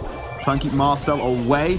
A lot of gems available to be taken here on the dispenser. They're trying to move forward. That's it! The super's done. Guido's going to go around. Heroic Berserker charge for the Red Cannons as Guigel's super will take all the gems from the INTZ squad. They're retreating back into their own bushes, and that's going to be all she wrote. Clear on defense will hold for the Red Cannons. Plenty of obstacles to hide behind, and INTZ have got no hope at being able to pull off victory here. Yeah, 3 seconds remaining. There's nothing that Consti can do here. Can't get the angle in time. Kata playing nice and tucked behind that cover. So the Red Canids clap back. Not going to be defeated by INTZ for the second time in a row. It means we'll go to a tiebreaker for map number 3. Clapping back, so you say, Trid. Well done to the Red Cannon squad. They were pretty evenly matched up through the entire game, but with that clever strike taking down Guido and leaving basically no defenses for those gems. Red Cannons saw an opportunity and they made the most of it. Well done to them. Fortune favors the bold, and they were certainly bold in that strike. That super giving so much mobility to a Carl who was able to grab the gems and then retreat back to their own spawn area. Lots of hit points for a big beefy brawler like that to be able to recover and hold on strong. It actually seemed like there was a chance there for INTZ to reclaim with some bow shots out the left side, but I don't know if they'd be able to grab the gems and get all the way back. Red Cannons were far in ahead, favored to win after that last exchange. Yeah, just because of its cover, the bow would have put himself in an incredibly difficult position to get that kill. You are right, Woody. It would have just delayed the inevitable. It would have had to be some Herculean play to be able to get those gems out of the spawn room. They would have to have reset the timer a couple of times to make sure they had enough to generate the 10 gems to force a contest as well. Yeah, I agree with you. There was no real out at that point. Right. Well finished off and with an even score right now on this set board. Red Cannons have now got an opportunity to make this match point close out a 3-0 against INTZ. It would be a huge upset for the Red Cannons to have lost their first set today against B4 Esports and then to take the win there and then to come back even stronger with a 3-0 finish of INTZ. This would be the storyline for the entire weekend if Red Cannons go back-to-back. Back-to-back, getting themselves a guaranteed first place as well. That would have been huge for them in terms of banking some points and banking some prize pool. So we're wishing them all the best. They move into the next round, but INTZ aren't usually the team who rolls over. They will try and fight back in this final round. Marcel, the question lies around him for me. Will he stay on this Piper? It seems Red Cannons do have the number on that. Yeah, I gotta agree with you there. Piper has been really working out pretty well for INTZ early on, but Red Cans are finally finding some ways to work around that. Really aggressive use of Carl out in the left lane was able to push Piper back finally this time, but I think that it's a bit of a risky play trying to just shove it right back in their face. INTZ's Marcel is one of the best Piper players in the game right now, and you don't want to joke around with him. One little small error, and you can get 2,000 damage just thrown in your face from one shot. A few more pop-offs, and INTZ will hold control of the entire game. That's what we saw in game number 1. Marcel using that super really, really well to deny coverage for the enemy team and being able to take them down for a pretty decisive win. Whether or not that happens in game number 3, only time will tell. Set point could be on your screens right now as we head into round number 3 of Double Swoosh. And I'm looking towards the compositions. No change from Red Cannons. And Marcel is going over to the Gale, so we have seen that adaptation come in.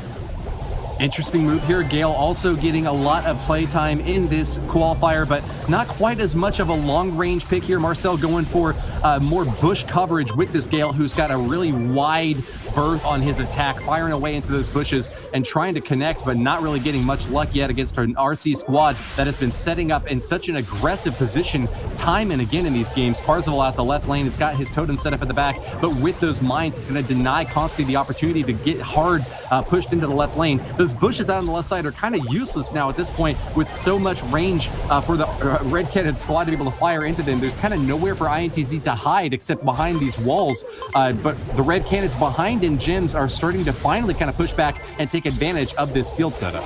Big difference on these two teams is that while they are both running a Carl, Marcel getting stunned up there is not going to help him, but the Gale has great disengage potential with the super. So when we're going to see Guigul attempt to go in with his Carl, he can get disengaged upon really quickly to buy some time. Consti does not have that problem. There's not really a disengage tool on this side of Red Cannons. If you can get that super online and get into the back line, he can wreak havoc. There's just not something that Guigul's going to be able to do. Guidu now on 7 gems to the 5 of Kada. Going to get that 6 as they have to back off in the natural ebb and flow of this map. INTZ taking their time to try to set up in here, using that gadget. Guidu is going to get a Guigul going in to even things out, but Guigul is going for a huge charge in there. Takes down Guigul for those big gems. Conti, no! Done it again. Huge 15 total for Red Cannons, and this is about to be the end of the match. Trid. Conti's going in. He just has to try and use his super to do a gap close, but there's too much damage from Red Cannons. He's not going to connect, and the match is over. You had the tools with the Gale, and you just did not have that super online when you needed it most. You allowed Guigul to go aggressive and did not have your answer online to do it. Look at that. No super for Marcel. Guigul's just in your backline. Consti's too far away to support at this point. Stunned up by the bear snare coming in from Bo's traps as well. Guarantees they had enough time to bring in the support from Kada and Parzival, and guarantee they can get out with those 7 gems Guigul valiantly went into the backline to get. Red Cannons fantastically played in that last round. Killer job to the Firefox squad. Awesome plays by Red Cannons, taking a 2-0 victory in this match score. They are your champions for the LATAM South region. And take a look at the baseline stats here. Big advantage for INTZ on damage dealt, but not able to keep it up in terms of holding on to those gems. Sneaky plays from the Red Cannons, knocking down the gem carrier for INTZ multiple times and really doing so well in the late stage of each of these games, despite INTZ having great setups each time. So let's throw it over to Falcone to close this one out. I am so impressed by Red Cannons' performances today. Honestly, every single match that we've seen them in, they've just performed and performed and performed. We are going to award our MVP player of the game to Parzival this time around. We saw him as Bo, Mr. P, Tick, and honestly, there was so much good about his gameplay. As Mr. P, we saw him in Brawl Ball, not even necessarily take the shots, but really set things up nicely. In Bounty, he didn't give an inch with his tick mines, covering his teammates beautifully and preventing opponents from moving forwards.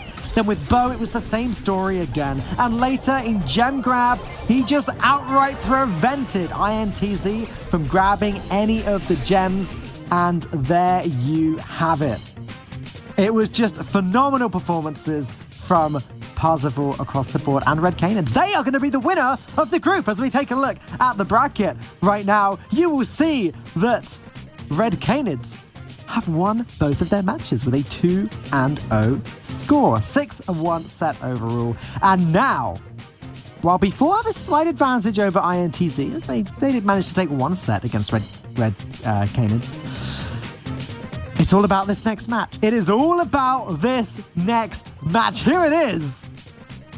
It's going to be INTZ up against B4 Esports, Matthias, Consti, Guido, and Marcel up against Tufa, Luca, Bito, and Eden Ho. This is the match for second. First place has been claimed in this group. It now all comes down to this. Your first team is INTZ. Now, this information was taken back when the monthly finals began, so do take it with a pinch of salt. But INTZ claimed that the team they're most afraid of globally was Clash. Consti wanted to point out that his superpower is that he can spin. Like, he can really spin a lot. I hear that spin to win is a legitimate strategy, but is it really necessary now that we've got emotes in games?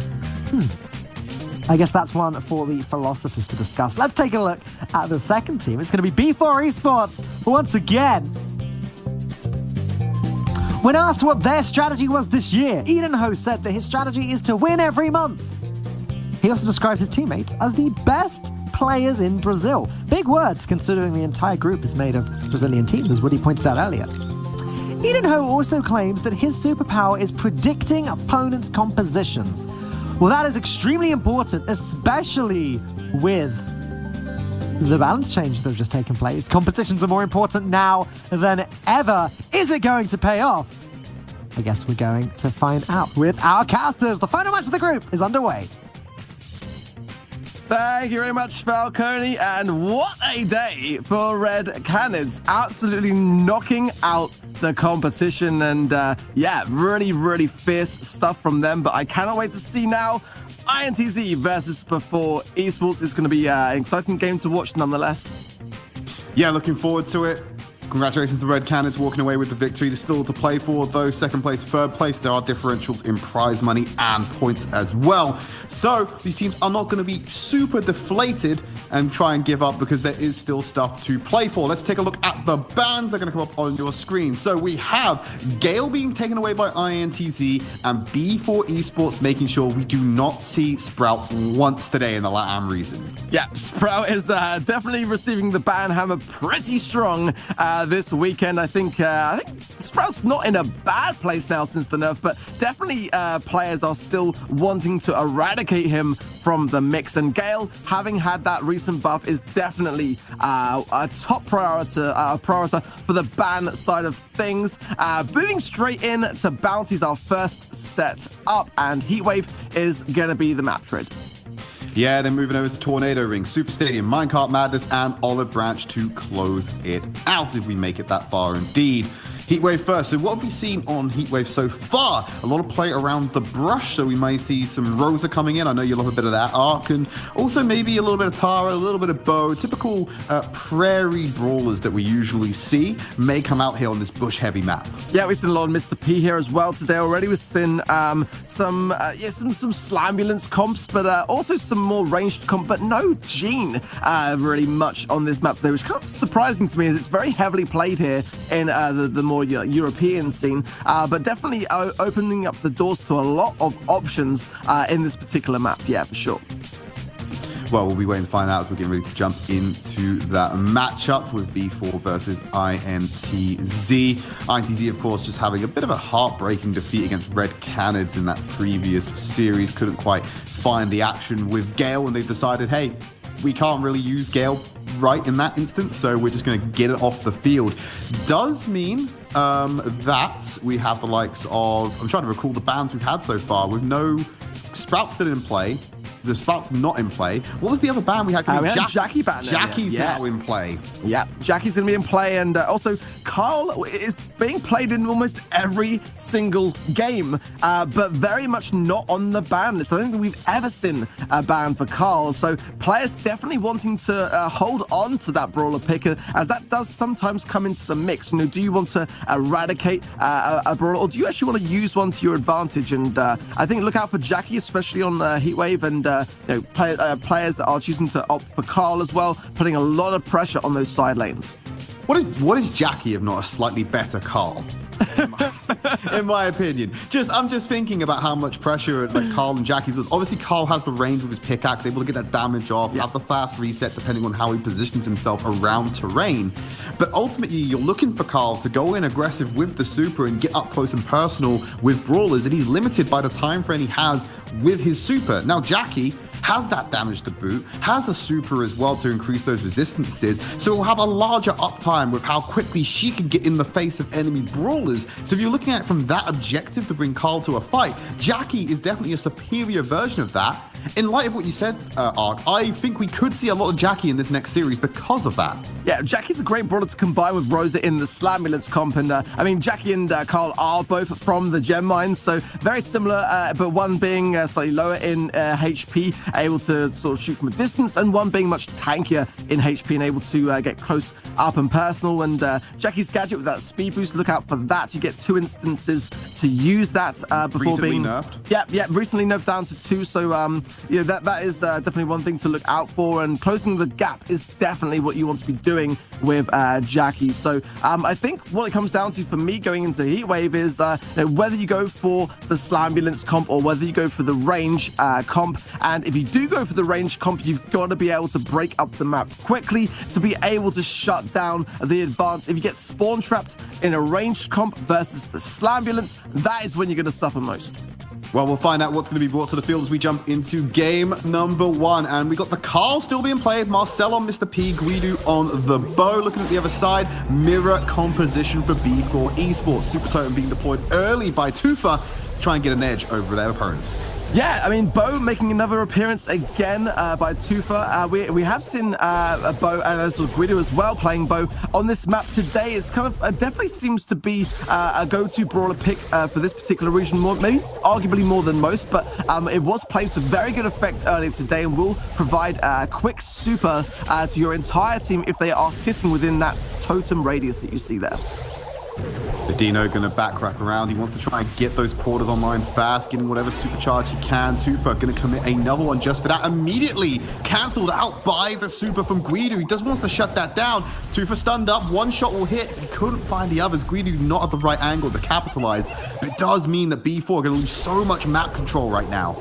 Yeah, this is the thing, and actually, I think INTZ could have even been more aggressive in their push, Marcel, popping that super a bit far back, actually, for me. Running Revolving Door is actually an ideal place to put it more aggressively. So, but here we see, actually, before Esports pushing back now as a result of that, and, you know, before Esports are in the lead here, so, you know, this is a good chance for INTZ to capitalize here. They're going to play defensively. The porters are going to get value just because INTZ are entering this territory. They have to chase after B4. They don't have the star lead because they were able to grab it early. They are boxing him in. I'm looking towards Mateus, who's probably going to hit the go button on this super if it goes on for too long. He's going to need reinforcements from INTZ to make it happen. 20 seconds remaining, and they're trying to target that porter at the back. Yeah, but now look at Marcel's placement of his super now being much more aggressively so in Matthias now moving into super. Beats is very low here and needs to be very, very careful. He might go down. The pinch is on Matthias is going in. There we go. He has to go for it. Beto is going to give INTZ the lead. No, the cancel! Dino found it right at the end on 84 HP. The briefcase that sealed the deal. Oh, Beto nearly threw the map for Red Cannons, but Adino says, no, don't worry, I got this, and brings it back at the last second with a valiant effort. My goodness me, all eyes were on Matthias there to make sure that that kill happened in the final seconds. What a amazing first conclusion then to the first game here with a quick end turnaround for Before Esports. Wow. Yeah, extremely fast for man. Looking at the replay there right at the end, that drop down to 84 HP was just one of the bow traps being deployed. Now, unfortunately, by the time the stun triggered, Mr. P was actually in cover when he was stunned, so no one had a clear line of sight to get that finishing blow and swing it at the last second back in INTZ's favor. Just unfortunate timing where that stun came into place. Yeah, and INTZ had a great amount of control throughout this entire game. They just left that spawn pinch a little bit too late. They need to be a little bit more aggressive in that approach and try to get an early spawn trap push and then retreat. And, Trid, we'll just take a look at that. I think it's your favorite brawler, mate. Yeah, Beto being played. Well, it's not as frustrating now because finally the Mortis mortality rate has ended, so we know exactly that Beto on this Mortis is going to be beatable. Already got the pinch going in. The first star grabbed early for B4 as well as they're looking to get onto Guido on the back line. The Super Totem is in cover. They're trying to protect that one. They don't want it going down too early. Tufa has taken control of the Carl in this instance as well. And they're going to stick with the Jackie. So this is a very up-close and brawly composition coming from B4 Esports. Yeah, just a little tiny detail to know. I think Beta's running, yes, we are going to see Coiled Snake is the star power. I was wondering why Beta was taking such a long time to take out the bow totem, and it was because by using his attack, he will eradicate that extra length to his dash, and a quick turnaround there for INTZ, giving them a little bit of a... No, the porter! The Oh, that's disastrous for B4. The Porter able to run down members of B4, and then Guido picks up another kill as well. 8-1 in favor of INTZ. You usually see the Mortis come out to try and get some kind of cheese, and that's what he's going to do on Guido. But the Porter might be the MVP of this map as he's trying to hunt Beto down. He won't let him get away, but the heals have started to begun, so he is safe. But I'm looking towards Adino, who's incredibly low himself. INTZ or INTZ have control of this map, and they have the star advantage as well. They're going to need a deep dive from B4 to come back into this one. Those pesky Porters persist in tracking down Beto, but able to survive. Beto is one of playing a brawler which is actually very aggressive, but not really when you're behind. But look at this going down here with a great little moment there. Oh no! And the lead now switching from back over to INTZ just as quickly as it came in their favor. Another kill needs to come in. Marcel wouldn't go down. Beto couldn't find it, and INTZ take round number 2. The point I was trying to get out in that series arc was that you'll usually see the Mortis coming to catch teams off guard, but when you're having this we need to get in your face dive composition, so like they're putting so much stock in that, and INTZ were able to play around it so well themselves. It feels like they had Beto's number, and he's just tanking the Mortis stocks right now. Yeah, but it did turn around very, very quickly. There was a moment there actually at the end where I felt that before Esports had it in the bag, and then a quick counter kill meant that it did shift back. And watching these two teams compete in Bounty is very much a back and forth affair. Absolutely, and I expect more of the same as we're getting ready to head into round number 3. I don't expect we'll see this composition come out from Red Canids again. I feel it is incredibly risky, and I feel it's something you could only do once without getting countered. Yeah, I think the more traditional approach of a Mr. P, a Carl, and maybe back to a Bo mid, or we haven't seen Gene again. I do think Gene is viable here, but the Bo, Mr. P, Carl pick is a solid one for sure. So I think more likely to go towards that, or something like a Slambulance to bring out would probably benefit them in this position now. Yeah, I feel as though with the Slam, you might have a bit of difficulty because of the terrain. Yes, you can get Poco's heal out, but his regular attacks aren't going to be able to find back's value because there's so much terrain in the way. So I don't know if you could actually run the Sand Boots effectively on this map in particular because of how broken it is. Yeah, it didn't dwell well earlier today. We have seen already on this map, but it's one of those comps that if you are able to use the wall to your advantage to push up the map, it can be viable. You're rightly so there with Poco. It does provide a couple of instances where it's not ideal for this particular terrain. Absolutely, and they're going to see back to a more traditional comps. Guido will draw first blood this match. Beto looking to get onto the back line. Guido going down low, gets the super totem. One more pickaxe should do the trick as he throws it out, and he finds it at max range to equalize the scoreline. Wow, an early draw then at the moment. Not often that you see both teams on 3 at this stage. A few quick interactions and a grab of the star, but I think this game is going to definitely not end there. We're going to see some more kills and deaths. Very aggressive plays there. Matthias going on this left-hand side that gets the takedown on Tufa, and now... he has to equalize. Yeah. There you go, he's managed to find it. Also getting a kill. Beto looking to find it. He's on 4 stars now. Guido wants to find a kill. Blocked out the rocket arrows. He's not going to find that kill. So B4 have the advantage, and now they want to take control of the map. I've got to say, I'm loving seeing Carl making his comeback into the competitive meta, and these back and forth supers, as you see, do provide a quick turnaround in Bounty, and Beto now rocking the 4 stars. It's definitely going to be a target that INTZ are going to want to focus their attention on and get that takedown. Marcel wanted to get that last briefcase in to just get rid of the dispenser, but he's forced back too early there. That last briefcase will do the trick. And he's going to be able to get those kills in. Has his own dispenser live. Super totem in the back right as well for Guido and the rest of INTZ to play around. 3 stars left. So just can swing back in INTZ's favor, especially if they find Beto. But going to be taking out the Porter.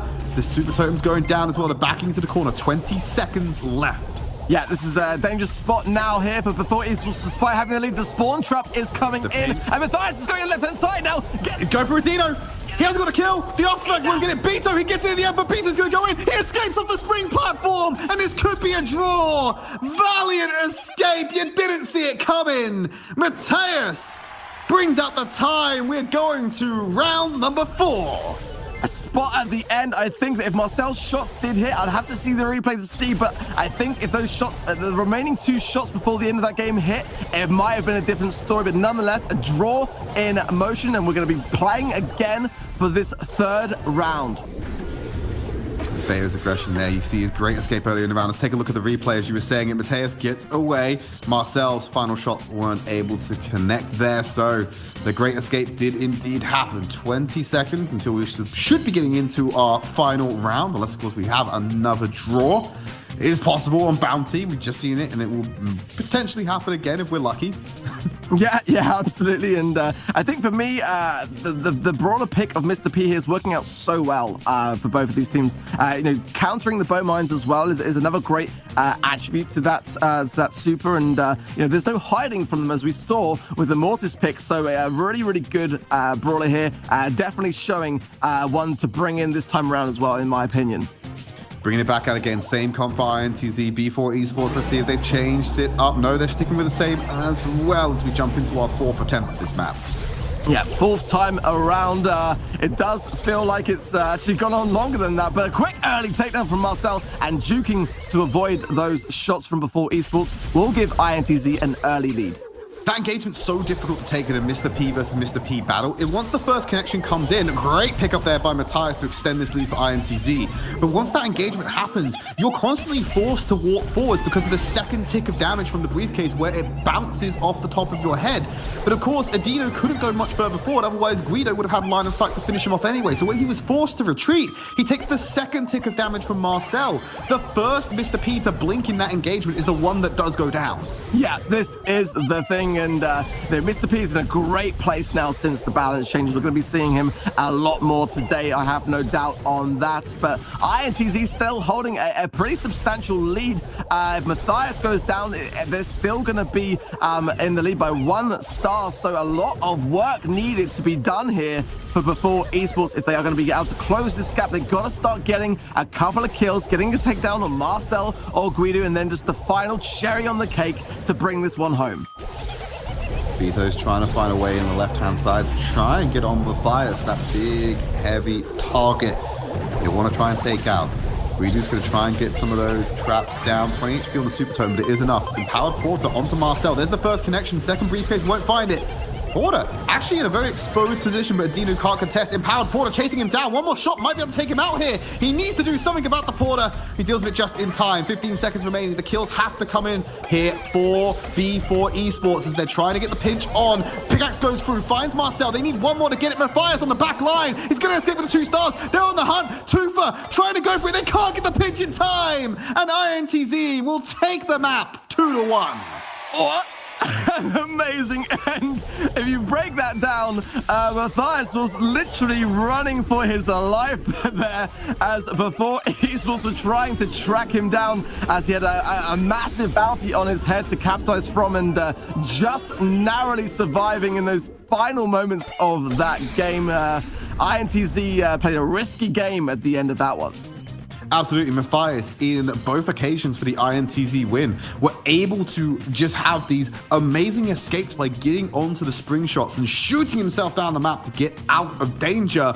First time, it was getting away from enemy territory. This time, it was getting rid of occupied territory. Yeah, 29 stars to INTZ, only 28. A small, very, very narrow difference between both of these two teams. And, moving forwards into these next games, it's going to be very interesting to see which of these two teams start to break through. The next map up, though, however, is going to be Tornado Ring.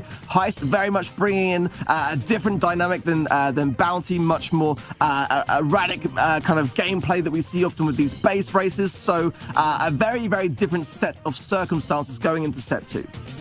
I wonder if LATAM's taken a look at the strategy of implementing the Gales here, where you have the 2 beefy brawlers and you play around the spring shots to get on top of the safe. That'd be an interesting strategy that we saw yesterday. It was quite unique to the fact that Gale exists. We could also find that coming into these particular maps if LATAM have decided to play that flavor. Yeah, I mean, the thing with the bans, though, is the Gale is one of those brawlers which we're not going to be able to really see on this particular map, and Sprout as well, with those blocking of those channels is a very dominant brawler to be used in Heist for sure. For me, I think we're going to see, we might even see a bit of Nita bringing back into the mix with Hyper Bear. We haven't really seen too much of that. We saw a little bit yesterday with Clash, actually, and that did work to great effect. But again, you got to have your super. If you're not on the safe with that super, then you're not really that much of a risk.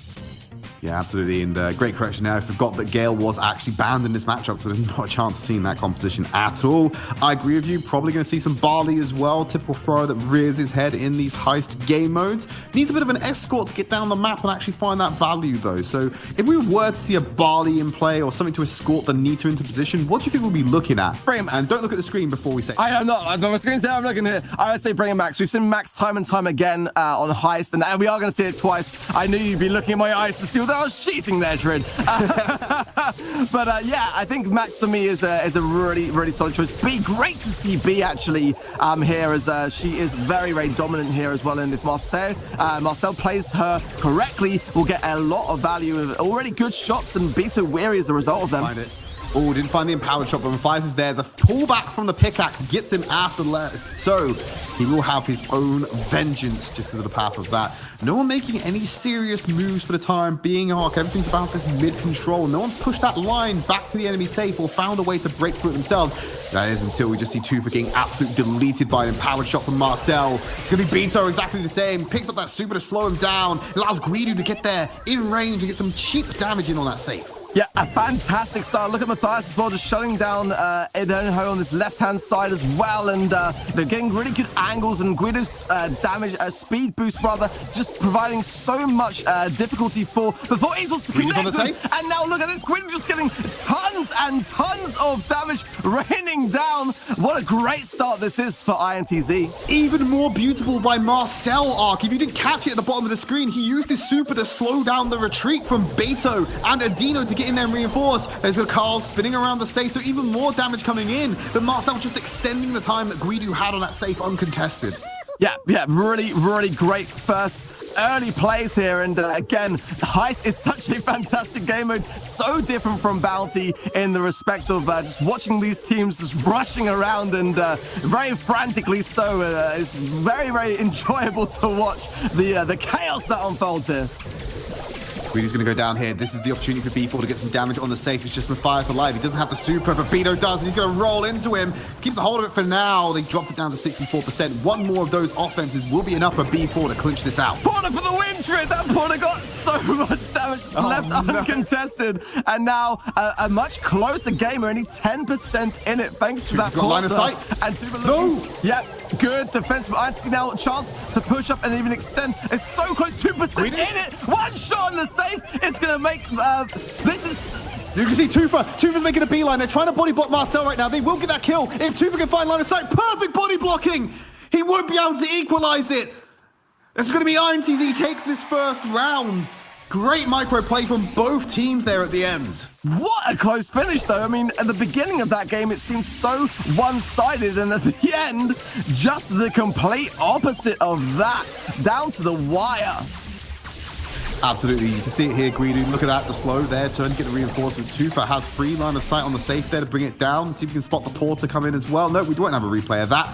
But at the end, they're going to get wiped out as both teams just playing protect the safe at that point, because every percent, there was only 3% in it, Ark. A couple of shots from a Max, or maybe an empowered B shot, that's it. That's going to be the difference maker in that engagement. Yeah, and INTZ really want these points, having such a great lead. They want to maintain as much as possible, especially considering that Red Canids will leave today with maximum points, so that they definitely feel the urgency that is upon them. As before, esports have qualified for next month as well, and going to give them a serious run for their money today. We're hoping so. We're getting ready to jump into round number 2 of Heist.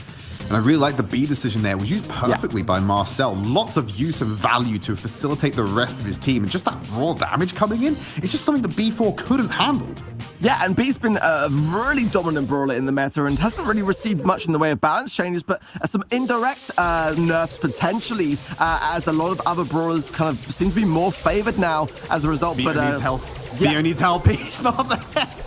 Marcel chunking him, and now it just frees up a beeline from Matthias to go, and he turns his attention to Adino instead. Gets himself the super. Beto has to keep him in check, but Marcel's here to deal damage. Pickaxe goes in. Matthias can go in with the super if he has more HP. He's going to wait it out. Adino locking him in this box with his own damage. Trying to wait for time, but he will finally get that kill. Early lead to INTZ. Yeah, gotta say, I really like that play between Marcel there on that left-hand side and Matthias, just allowing Matthias to heal whilst Marcel took the lead and to the takedown on Beto was a great decision there. And now look at this, INTZ still continuing this pressure, slowly pushing back on before esports. I wonder whether that takedown will slow that process, but it doesn't seem to be. And INTZ looking very strong right now in Heist.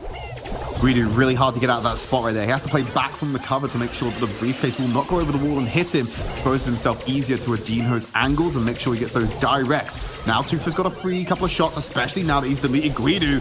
Perfect line of sight, but he's not doing enough to equalize just yet. This is where Beto's going to come in with the super, trying to find Matthias before he commits to this one. The Honey's going to be dropped down to slow him down, but Tufa will still find the angle to get the shots in. Guido taken out as well. This is not looking good for INTZ. B4 have complete control of the safe area, and that kill comes in. Beto going to go in here with the super. Huge damage onto the safe. There's nothing they can do about it, and they're still locked in their spawn. Yeah, amazing turnaround before esports are absolutely destroying the INTZ safe right now. And look at this continuous shots. Finally, Tufa goes down. How long was he around for in that onslaught that we just saw? Guido has to make a beeline for the safe right now. They're not going to have a chance unless he gets on that. Max using the super to get him away. Guido snuck in behind enemy line. They're going to go for the base race instead. They need to have their defense on point, but Matthias has already gone down, as has Marcel. No one can defend the safe. And it just means that B4 Esports will equalize the series. What a turnaround. I mean, the early control was definitely in INTZ's favor, and then out of nowhere, before esports just started to turn it around with a lot of great uses of Mr. P gadget actually on those porters to give them that big tanky boost there. And when the damage was dealt, boy, was it dealt quickly with a combination of so many gadgets there. The Carl gadget as well for those additional ticks, making every single second of HP damage count. Absolutely, and you saw the replays coming in there as well. Marcel still trying to find max value with the B. But once you committed to that base race and you lost both your members, there's nothing you could do about it. Guido is not going to out-damage the Brawlers on top of that. A point blank Carl, who has a wall to bounce his pickaxe off with a fast reset on his auto attack, not a chance you're going to out-damage that.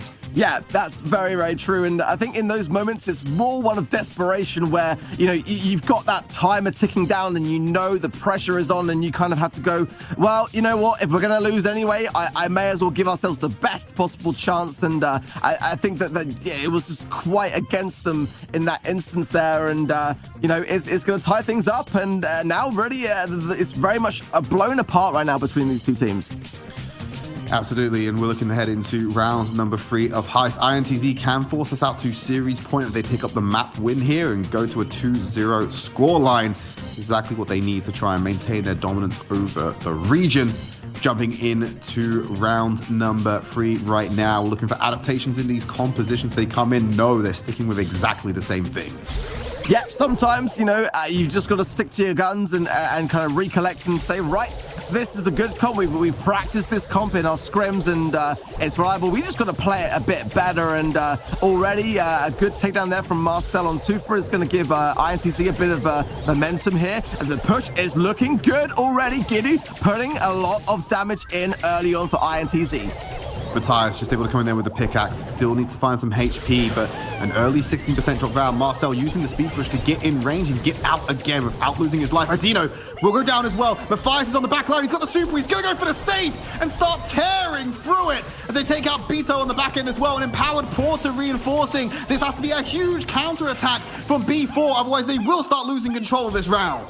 Yeah, a dominant first push from INTZ. Now, the question is, can they hold it? As we saw in the previous round, that early control which they had didn't really matter at the end when it was turned around so well. But Matthias getting so much value here and continuing to do so and just lining up the porters with that safe to perfection there.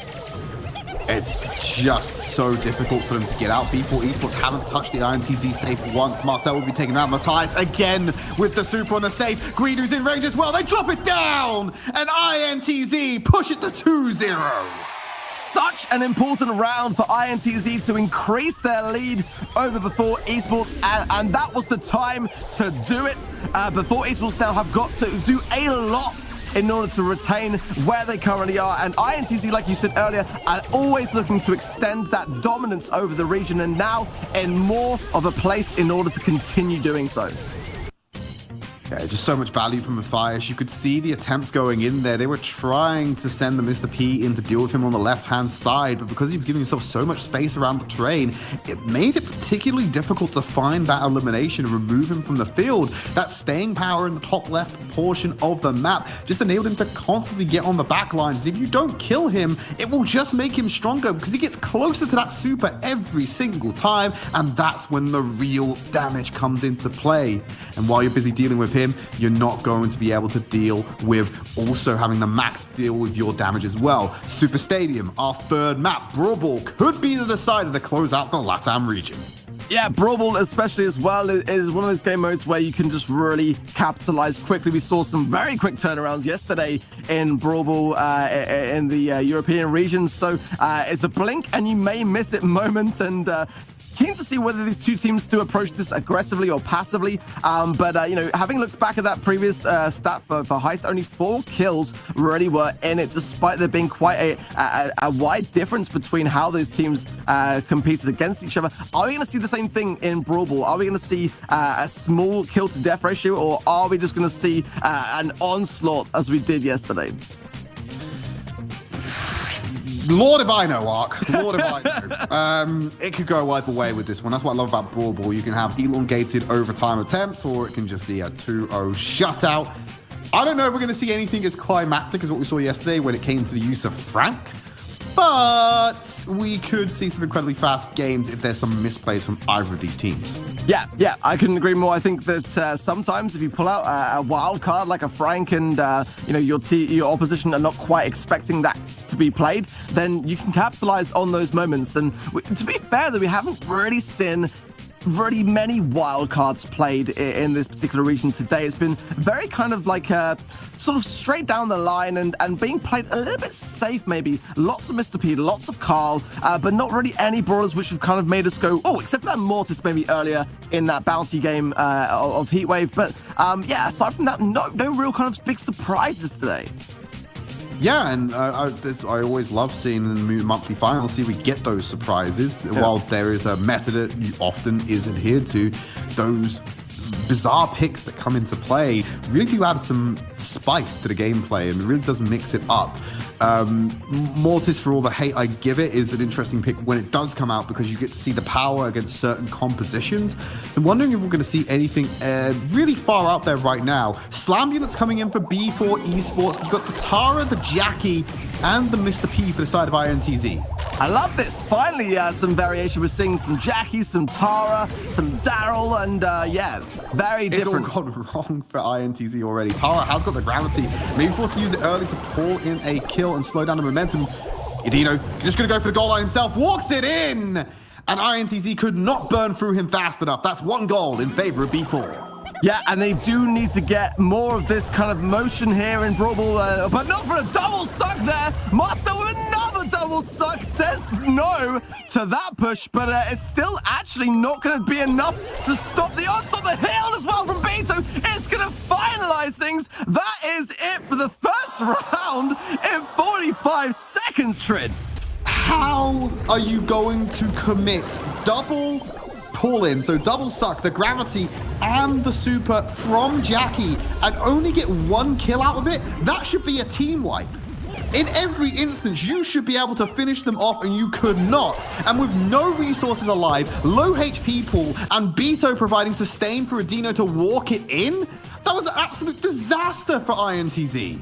I honestly thought it was going to be a really solid defense, and surprisingly enough, you know, the thing about the Tara super is it's not really strong enough on its own. You've got to follow it up with additional shots, and Marcel was kind of low. He couldn't really commit to that instance, and there was a Mr. P Porter as well on the map, providing another problem for him to not be able to heal, and that just continuation of that Poco, Slambulance, Hill, tankiness is just really, really hard to beat under those circumstances. I'm just thinking about it. Maybe maybe looking at a specific interaction in hindsight, the play isn't to use ult and ult at the same time. It's to commit the gravity, have Jackie go in, deal damage. Once that damage is out and the gravity ends, then let Jackie trigger her own damage, her own ultimate or super, for Tara to come in and deal that close range cleave damage with the cards. Maybe better timing with the execution of these ults was needed from INTZ to make that combo work. Yeah, timing and maybe communication as well, having a little bit to play in those instances, and you've really got to be in such a place of synergy between your teammates, and that's where we see a lot of the best teams. You might be able to place some players from various teams together who are arguably the best in the world, but it's that synergy that you need. But early on, plays from Before Esports within 15 seconds of the game. They've already scored their first goal. Oh, and there's the super as well, layered on top. Great counter-attack from INTZ. That is not the way that's supposed to go of your B4, and they cannot finish them off. Guido to walk it in. These are just, like, this is faster than a base race in Heist right now. Brawl Ball is definitely the game that these two teams want to explode on, and, they are doing just that. INTZ now looking to get their second goal, but one on the cards for each team here, so it really still is anyone's to play. Adino trying to go in. Great pull in there by Matthias to get Adino back into play. The ammo came back just in time to finish that off. Speed boost is there, but Guido with his super online. They're going to send BO in to try and clean through him, but it's not enough. Two bodies on the line. Someone has to body block it. Matthias is going to walk it in. Great super from Adino, but it is not enough. INTZ will equalize the map. What a valiant attempt, though, to defend by Adinho there, getting the triple suck there, but not enough to do justice. If he just found a way to pick up the ball there and maybe pop a gadget in the process, he might have been able to clear it, but nonetheless, INTZ are now on match point, Tread. Yeah, it's a difficult position to be in if you're B4 Esports. A lot of value, in fact, too much value was coming from the Marcel Poco there. A lot of the counterattacks and the disengages that were coming in from INTZ were off the back of having that pivotal super online to heal up the team from the damage and stop that burst from coming in. And it's something that was sorely missed on the side of B4 Esports. Yeah, and it's not over yet. Before Esports, if they can just get through this next game, they will be able to hold them just a little bit longer, but a really, really bad position for them to find themselves in as INTZ creep ever closer to extending their dominance over this region. I get the thought process behind using the max as well. You're able to close the gap faster, get onto Marcel as the heal target a lot faster, and make sure you get him out, because once you remove the Poco, you can see how fast you can get that burst in. So using the max to be that speed boost, who can play quite safe herself anyway to avoid any potential dive that comes in from INTZ. It's definitely, you see the thought process behind it. It just, in execution, it's not working out. Yeah, the Poco is the weak link. If you take down the Poco, then the Slaminus kind of does deteriorate, and the wheels fall off. Yeah, exactly that. You've got to have that firm infrastructure to be able to maintain it. And if the Poco's down, then the heals can't be distributed, and then you just got to focus on getting and confirming each kill one by one to then get that goal. And this is the thing now, especially with that having been the previous instance. Do we see some changes here, or do we just see the same thing, rinse and repeat, and try to get this one wrapped up quick and fast? I think B4 Esports goes back to a more traditional Slambulance. They bring out the Poco and try and go for the mirror in this final round. I think they can make it work. They've got a good thing of it. Nope, there's the Frank. So it is a Slambulance, but there's a curveball thrown in. Exact same story for INTZ. They brought the El Primo with Max and the Carl. So that speed versus heals combo where these Slambulances will collide. Beto goes in. Matthias is going to back him off with a super, but he's still able to stay alive. Adino trying to take down Marcel, who will dodge out that damage. They try to pass onto the back line, but Beto intercepts and will push away Marcel. Now look out here as well. I think that for me, Prim is a bit of a underrated brawler. Look out for the gadget. You might be able to actually save a goal by throwing another brawler over your head here as Beto just gets the triple suck and actually connects really, really well with the majority of the INTZ team here. But look at this from Marcel launching himself and a double connection again there onto and Adino. Great plays from him there. They catch a member of B4 Esports on the exit as well. Nice cycling of the supers through. They're just buying their time, waiting for the wheels to be put back on the Slambulance, and Tufa is now on the field. He will get on top of Beto and Adino. They pass into the back line. Marcel's looking for a way in. Matthias will erode Adino in that instance. Nice flip of Beto out of the way, but the ball is not in their possession. Matthias is on the back line. Tufa under pressure, pops the super to stay alive. Marcel's just waiting to go in. You've just destroyed your own cover, Adino. You better finish off Matthias. Well, that was not worth it. And now they go on the counter attack to try and get down the field. Gonna have to suck. Pull him in. Caught in midair from Marcel. Double super reset and unable to get the kill. Great knockdown from Adino. They have an open goal, but they do not have the ball. Matthias with the cleanup to save the day. They will not get the goal they were looking for. What an amazing play, not just from Matthias, but from Adinho there as well. And a great dash from Guidi to get away, but so much value there is now the advancing of IC. Oh, Marcel almost threaded the needle, but not quite enough. Cleared off the line by Before Esports. So close for him to get it. Adino's now got the ball. He pushed it forward. He's trying to bait them in. He has the super online. Marcel goes in with a super of his own. Tries to remove the CC. Gets flipped out of it. Hasn't committed the super. Marcel was preempting that with a shot. Great pullback from Beto. Will keep Adino alive. And the heals from Tufa are coming in. But now he's under pressure.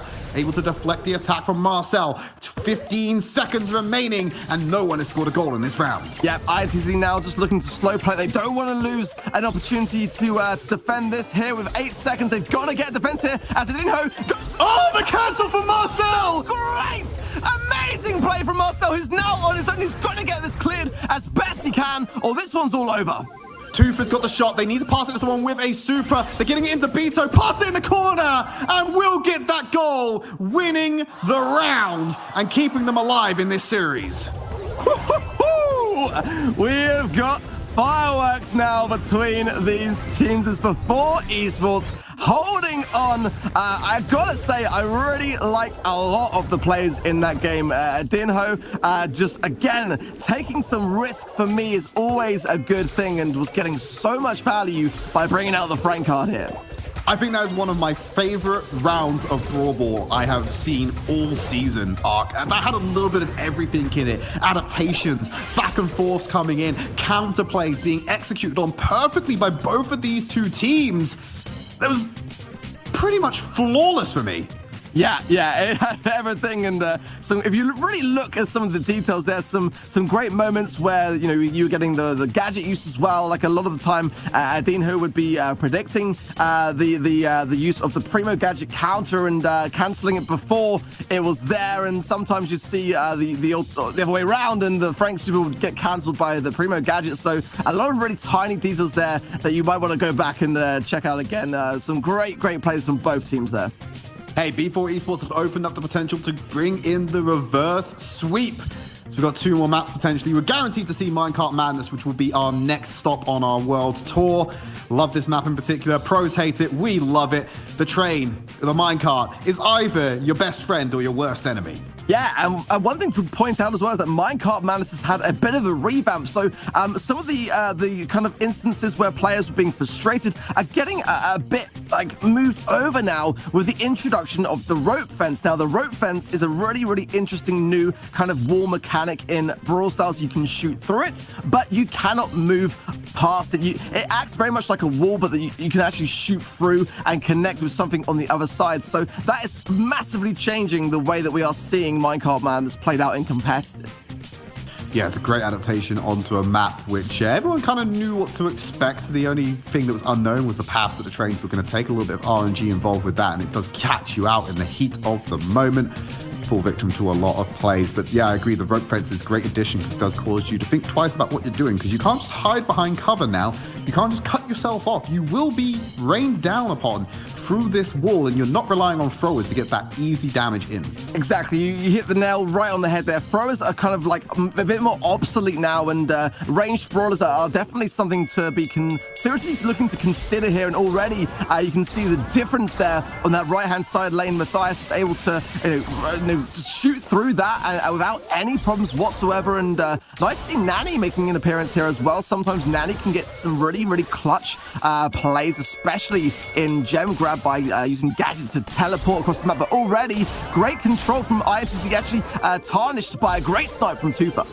Guido nearly losing his life to the train there. That 2,000 damage would have ended his life if he didn't get on the other side of it fast. Nani trying to force him away. 116 HP, trying to get the angle for that shot. Will connect it, but Marcel's there for the collection. Minecart will end up equalizing, so it is the best friend of INTZ right now. One other thing to note about why Nani could be so valuable here, Ark, is because she can bypass the train by the use of the peep and the gadget and to teleport beyond it. Great cover destruction there to retreat and get the gems to safety, but INTZ have the lead. Peep going in, takes out Guido. It's the safest, cleanest kill you could ask for. Yeah, this is the thing for me, is that Nani now with a bit of a tweak in the most recent balance changes does mean a lot more confirming kills and accuracy when you are likely to miss some of the shots. They will still ricochet beyond that point, and looking already to dominate this left-hand side lane then for Before Esports.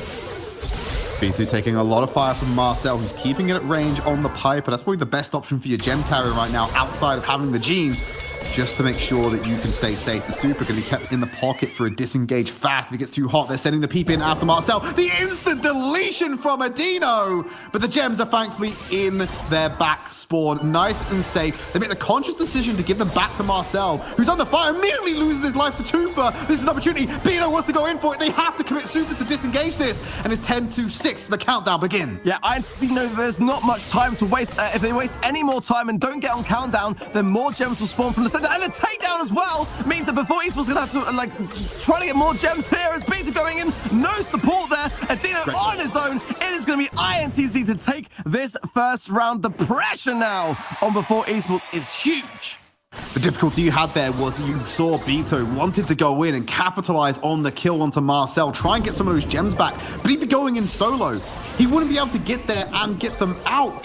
He would just get deleted by INTZ. You don't have anyone who can go in with your Carls, and it makes it incredibly difficult for him to play aggressively in those instances where he has to take on 1vx scenarios. Yeah, one option there might have been to use the gadget to actually teleport and not really go for the takedown, but just go for the positioning and allow your teammates to come behind you and just shut down that control to be able to just delay, because that is the thing in Gem Grab. If you're able to delay the game, then you might be able to get on countdown yourselves, and establishing that late game control can turn a game round. But they went for the kill and it didn't really work out when it came down to it, and now we're going to see again INTZ back on match point.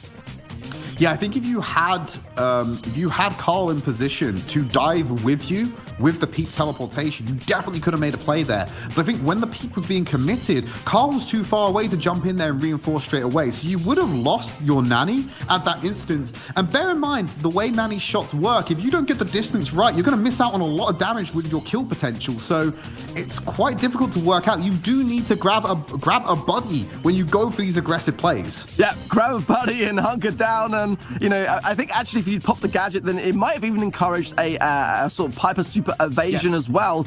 Because, you don't want to drop the gems. You've got 9, you're going to be kind of on edge. So actually stopping a little bit short of that super to evade the damage may have just given a bit of an advantage back to Before Esports. But it's tough to put it down to one particular play. I think that, in Gem Grab, a lot of these games are won by just consistent control, and that was the main thing that I feel Before Esports weren't really able to establish in the mid to later part of that game.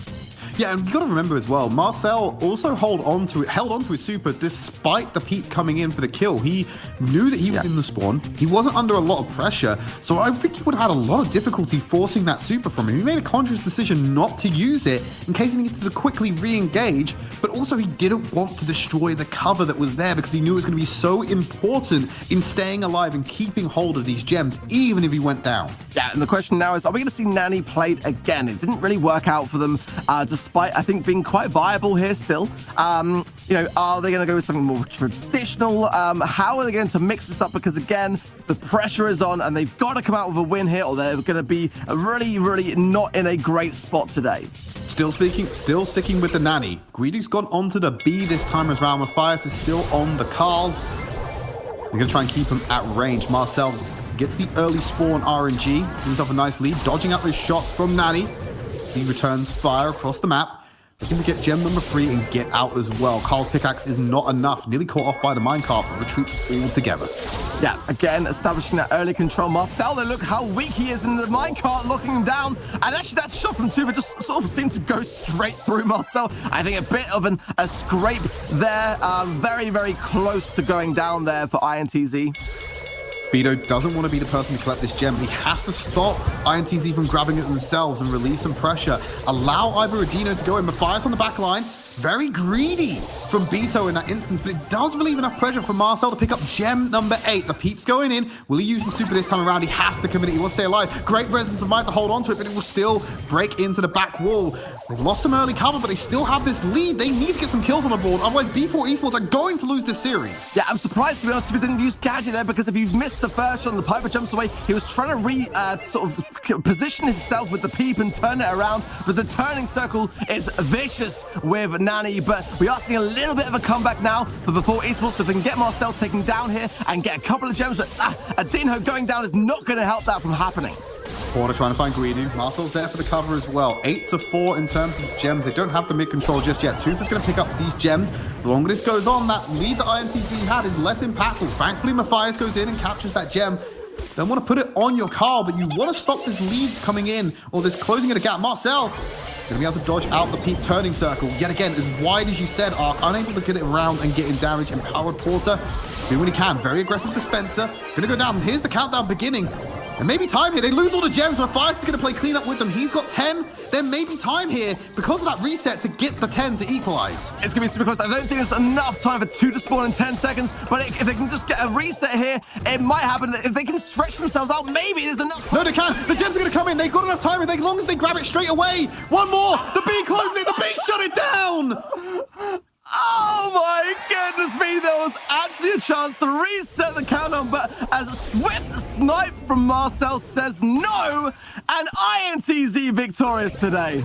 Great slow by Guido there to slow everything down and stop the gems from going in fast, but you are right, Ark. It was Marcel's shots that finished that off and sealed the deal. It came down to the wire with the gem spawner, and INTZ were able to put up the defense they needed to make sure they would not equalize, and that countdown hit 0.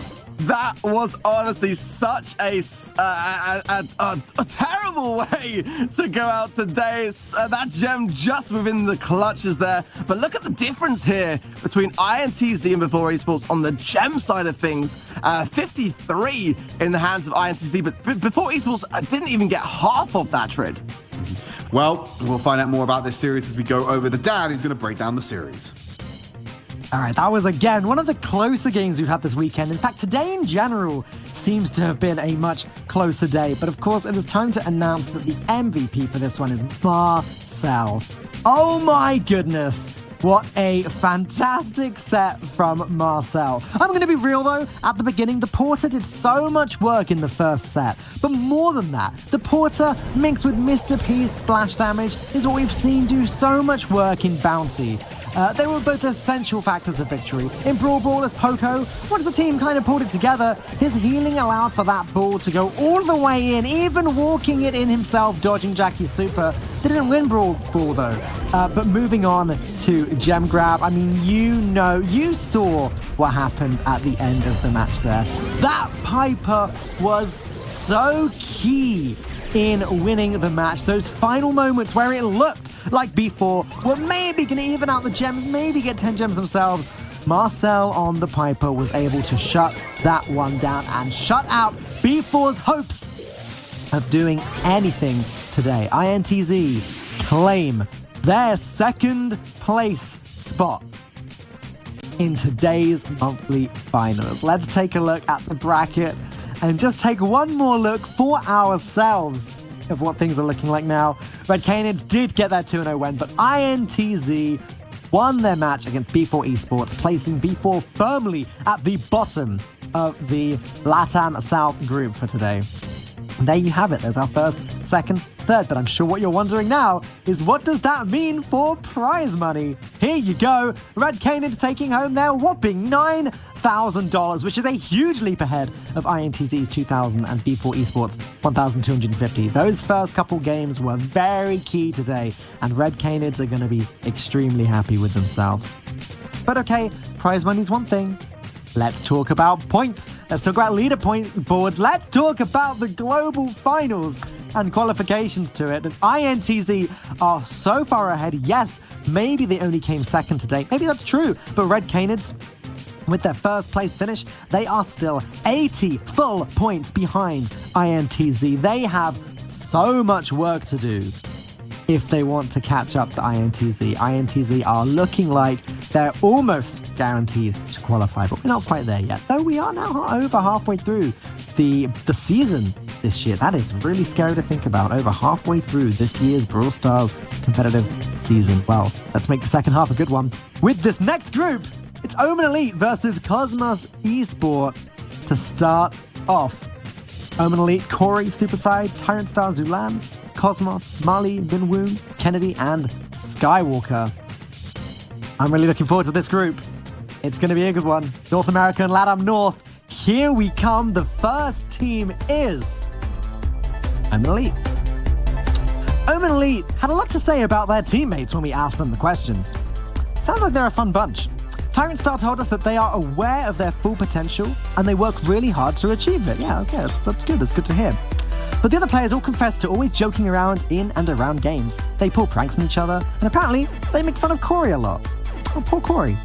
Most importantly, they said that there is trust between the players, so it will be great to see how that trust plays out in battle. On to Cosmos.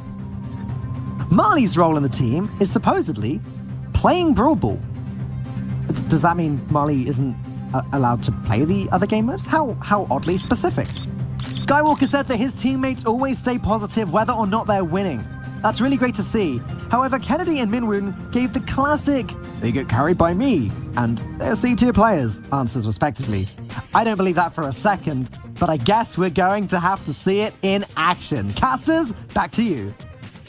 Thanks very much, Falcone. I am ready to get going on this NA region. We've got a really interesting setup today where our first place team, Tempo Storm, did not qualify for this month's finals. That means that we've got Omen Elite and Cosmos Esports coming up first with a chance to try to strike for the top. But even if Omen Elite, the second place team in this region, gets first place this month, that still will not be enough to catch up. They have got a long fight ahead of them, and you've really got to have your fingers crossed for this Canadian squad if you want to have them qualify for Worlds. Only one team will qualify for Worlds from this region, Arc. Yeah, and some really keen, interesting bans here. Gale and Jean as well.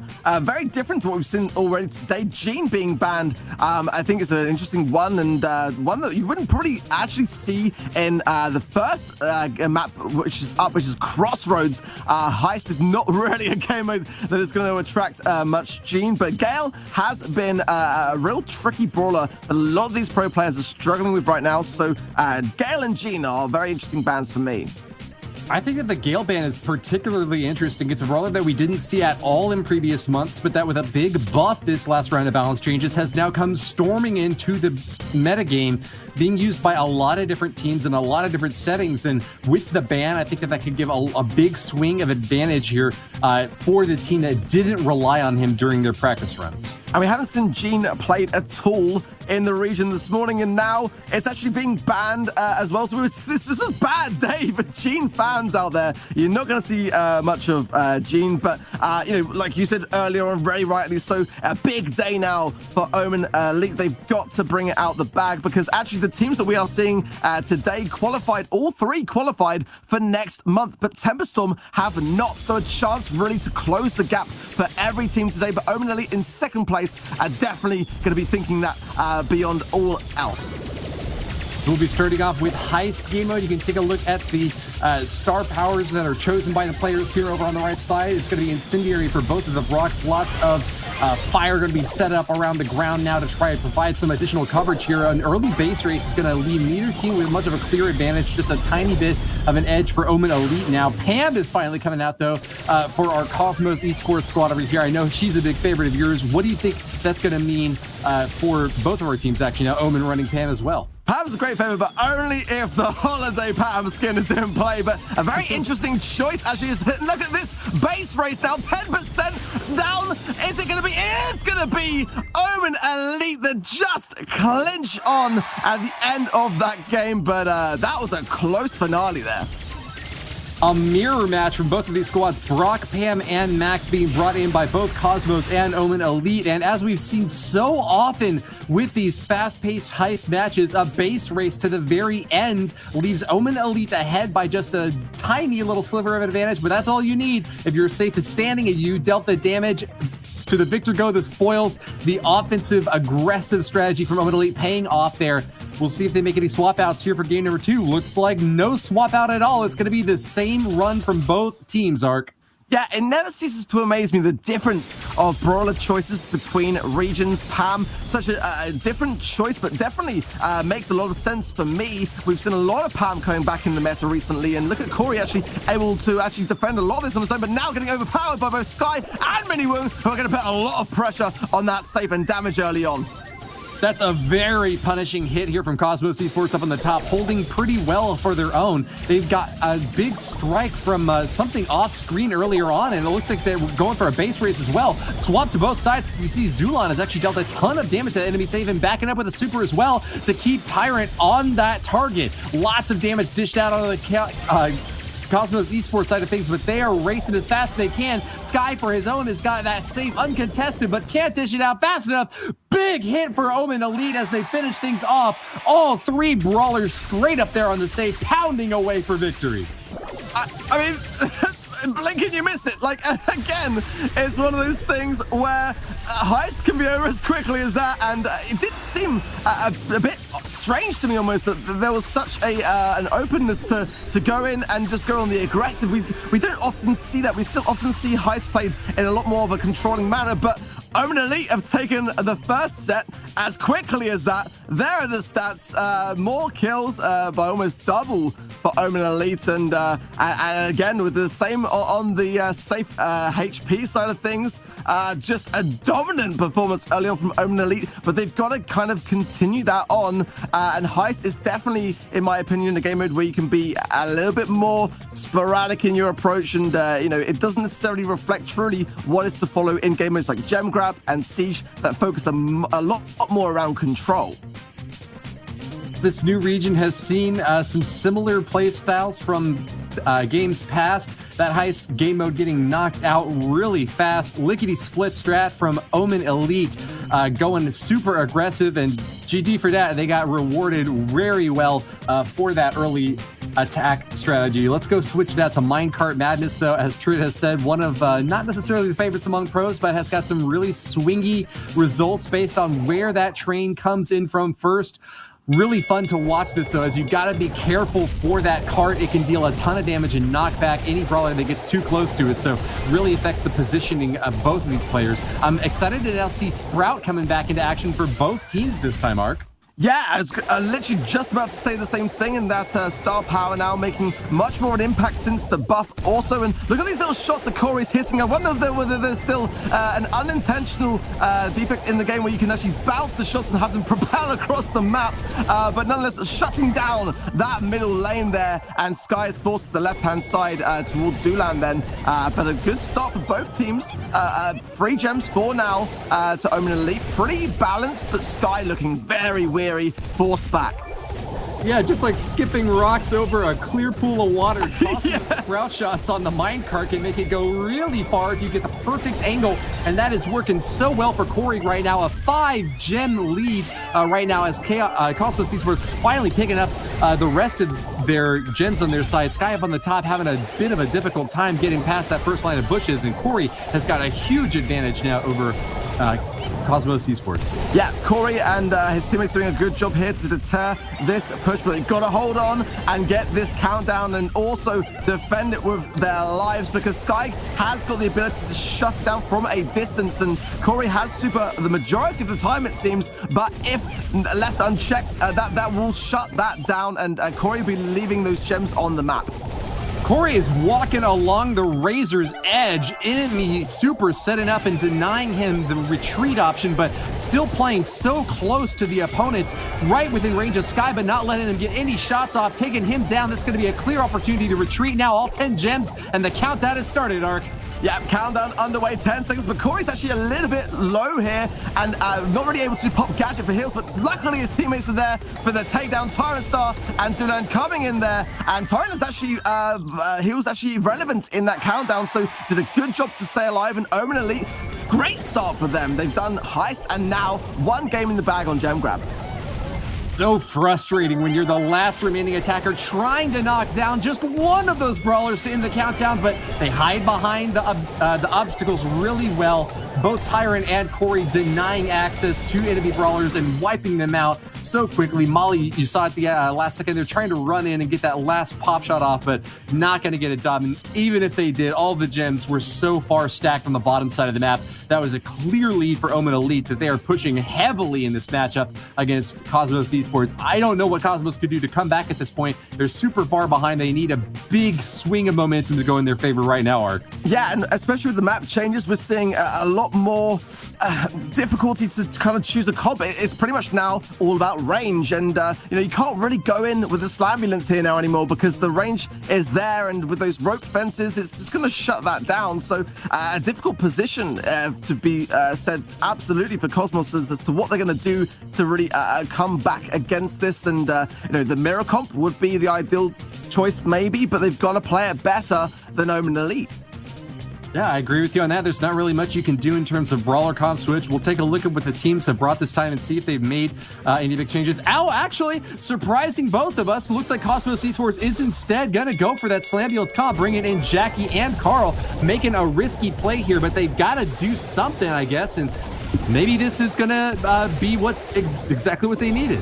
Yeah, it's going to have to be a decision that they're going to have to do carefully around. Miniwing's actually doing a great job already pushing up, and this is what you're going to have to do to make the Slambulance work here, is push up early on and get behind that wall. But already, look at this, Omen Elite's very much onto him already to get him shut down, and now able to push back on the mid. But 5 gems in the meantime were banked, and this is going to have to be what Cosmos do here. They're going to have to continue this using Miniwing to distract whilst they bank bolts. Otherwise, if this doesn't work out, it's going to be really hard for them to be able to do much here. Zulon caught in a really tricky spot there, but still is able to get the kill on Molly. Very nice job there on defense. Omen Elite holding on, and as soon as these Robo Porters start coming in, and as soon as that healing turret gets set up, Zulon is going to have a big advantage on the bottom. Omen Elite trying their best to get that avalanche of value, but being really pushed back time and again. Moon Wong doing an amazing job at just pressure on this Omen Elite backline. It's an advantage now on the gym count for Cosmos Esports. I can't call them Cosmos Esports, but doing their best to keep that going. Few lucky little gym spawns here and there is not going to be enough to give them the 10 that they need for the countdown. Yeah, but what we've got to remember is that Miniwing is using Gadget a lot of the time, and once that Gadget's gone, it really depletes his ability to push back on Omen Elite, and this is now why we're starting to see a little bit more of an even matchup. As time keeps ticking, then the gems start going back into the hands of Omen, and there's not really much that Miniwing's able to do. Now, Mali going in desperately, trying to get some value here, and does get in a really good spot, but I think it's going to get eventually taken down as all 3 of Omen Elite focus their attention and back into the mid control. Huge shielding and beefy healing from Zulon as well, blocking all those big shots. It's hard to imagine that a Carl with a super right in front of you can deal so little damage, but that's exactly what we just saw. Omen Elite have got the countdown started, but it's not a decisive spot for them just yet. Cosmos Esports equalizes now with that 10 gem, and they'll be able to get it going back in their favor. They're trapped! They're right behind the card, and there's no escape! Big hit for Cosmos Esports, and they'll get the countdown started again in their favor now. 12 gems up on the top for the red team, and that might be enough to claim victory. An incredible suit from Miniwing, and look at this. There's no way that Omen Elite can... Or maybe... What? Maybe Corey over the long ball. Correct me. Great job to Corey there, but will that be enough for them to get back in the game? A huge gem lead right now for Cosmos Esports, and Molly is not giving up without a 5 seconds left. Can they finish him off? There he goes! The countdown is over, but they can't get the gems. Corey and Tyrant are forced back, and they've got fewer gems than they started with on that last push. They've only got 10 seconds to do the unthinkable again. Can they get that countdown finished off? I think they're going to. There's no way at all. Sky is getting touched, but a valiant attempt from Owen to do something. I didn't even see it coming myself, but not able to really see that one through, despite looking like they were going to actually take that round with a valiant attempt against the Slambulance, but in the end, it was too much for them, and Cosmos will take back a game. The match over prompt was flashed on the screen for a brilliant little split second there. Look, did you see that on the replay?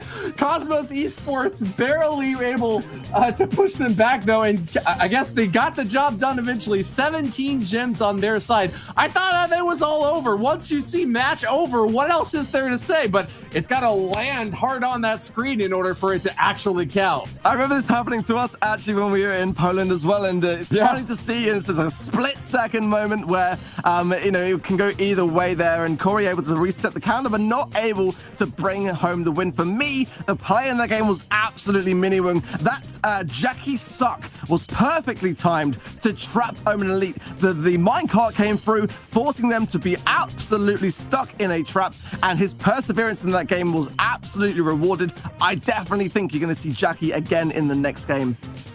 Yeah, beautiful use of that super. Held on to it until they could get their opponents coaxed into a snafu, drag all those gems right into a tiny little spot in the mid and grab them and ran away all the way to the bank. Hats off to Omen Elite. I don't think I've seen that many countdowns get canceled 2 or 3 times in a row, but ultimately at the end, you got to grab the gems and get back. That's what the grab in gem grab means, Ark. That is very true. Also worth mentioning as well, the difference in the meta shifting much more now towards Sprout's second star power forward. Synthesis is not one that we've really ever seen much being played, and now definitely appears to be the more favored of the two, as a quick takedown on Miniwung, who's now actually gone towards Pam in this game and dropped the Jackie card, and I kind of feel that might be a mistake, trying to keep Omen obviously on their toes here, but is that going to be an exception to the winning of this game? Yeah, I also want to point out the introduction of these little stanchions over on the right and bottom right and top left side. You're not able to walk over those, but you can shoot over them, kind of like water. So that's providing some additional blocking here, but opening up the map a bit more overall for Omen Elite. To get some damage in there. You can see Corey still popping so many shots off right into the center there, trying to shut down the pushes from Pam, who hasn't been able to set up a healing turret on either side. Big advantage for Omen Elite in the early stage of this game, Mark. Big suck as well from Tyrant on the right-hand side, getting Miniwing taken down. Actually goes down himself, but nonetheless, Corey and Zula now able to really nicely pinch this left-hand side as Manny goes down. This has Omen Elite written all over it, Woody. Yeah, when you're that far ahead, a trade Tyrant for Minwung is an easy one to make, and definitely in Omen Elite's favor. All they need is one more gem and they'll get that countdown going. Zulan's going to grab the 10th one, and he's within that healing turret range. Gets topped off a little bit more, up to 1460, and he's safe now. Minecart going through the center of the range means that there's no chance for Cosmos Esports to catch back up. Omen Elite have taken the second set, Arc. Yeah, great play. Zulan was actually relevant in the countdown, but it was honestly such a controlling countdown. There was no way that really Cosmos had a chance to come close to contesting it, and Omen Elite now in a great spot today so far. And Tyrant playing beautifully, never really the one holding the gems at the end there, but super aggressive plays in both of the game wins for Omen Elite. Hats off to him for those heads-up plays, keeping the pressure on Cosmos Esports and pushing them back super far each time. Look at the difference, though, in the stats. 79 gems in Cosmos' hands, largely, I guess, from that second game mode on the 17-gem countdown there. But it was Omen Elite that clawed it back at the end, giving them 2 sets to 0, and a lot more in the way of kills. And I think that's for me that in the majority of game modes, having more kills does tend to equate, regardless as to other stats, the victory in those instances.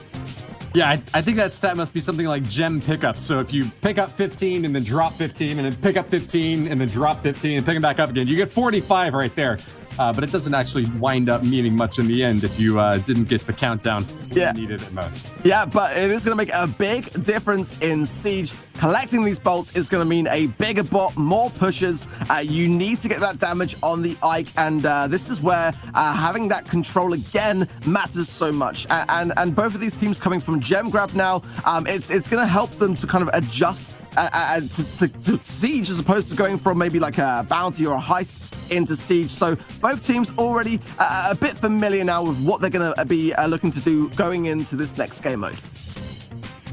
Yes, they are familiar with what to do in this next game mode. Siege is all about busting down that eye, getting the biggest spot that you possibly can from accumulating bolts in the center. Omen Elite with a 2-0 match lead right now over Cosmos Esports have got the clear advantage so far, and they're coming in with a Frank pick on both sides, backing it up with Sprout and Max, so it's a mirror match for both of these two teams. Anyone's game at this point, Ark. Yeah, double Frank, double Sprout, double Max. Both teams clearly thinking the same things, but it is actually going to be Omen Elite that look to be controlling the mid on a better level right now, and going to be getting level 3 to start things off. But bear in mind, 2 bolts are going to likely to be banked yet in the bank for Cosmos, but they've got to get back into the mid early in order to be able to get this second round. There you see the power of Sprout in Siege, blocking off that big old bot and basically denying a bunch of time for hitting on the safe, getting it down to 85%. Omen Elite have got to be happy with whatever little early chip damage they can get, but they're more excited about holding control of the midfield now. All 3 of their brawlers are up and healthy, knocking back Cosmos Esports and not giving a single inch. Most of the bolts now going in their favor, and wow, even Zulan's gonna knock down an enemy brawler and grab a bolt right out from under that Ike's nose.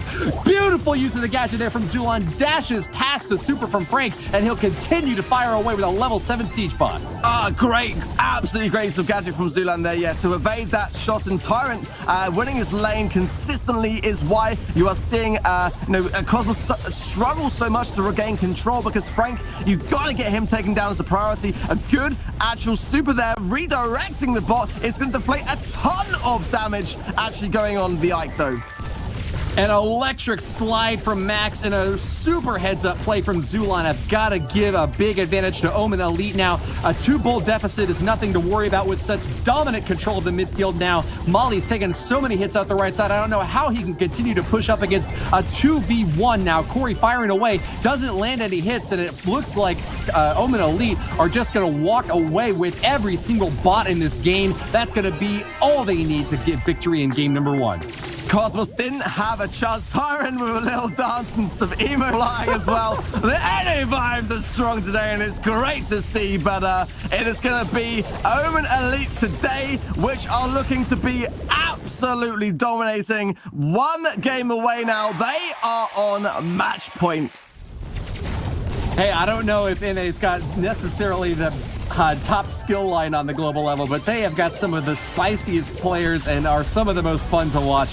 Take another look at the midfield here as Zulan dodges through that big Frank super, earning the second bot for Omen Elite. And even though they didn't get very much damage off of each of those bots, they got them each time and didn't ever have to play defense.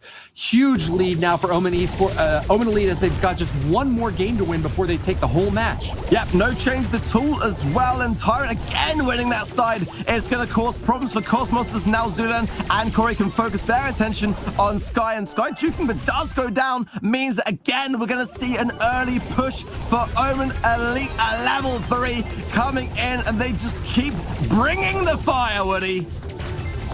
Big booms back to back. Cosmos Esports taking another one right on the chin as every single bolt goes on the Omen Elite side of the map.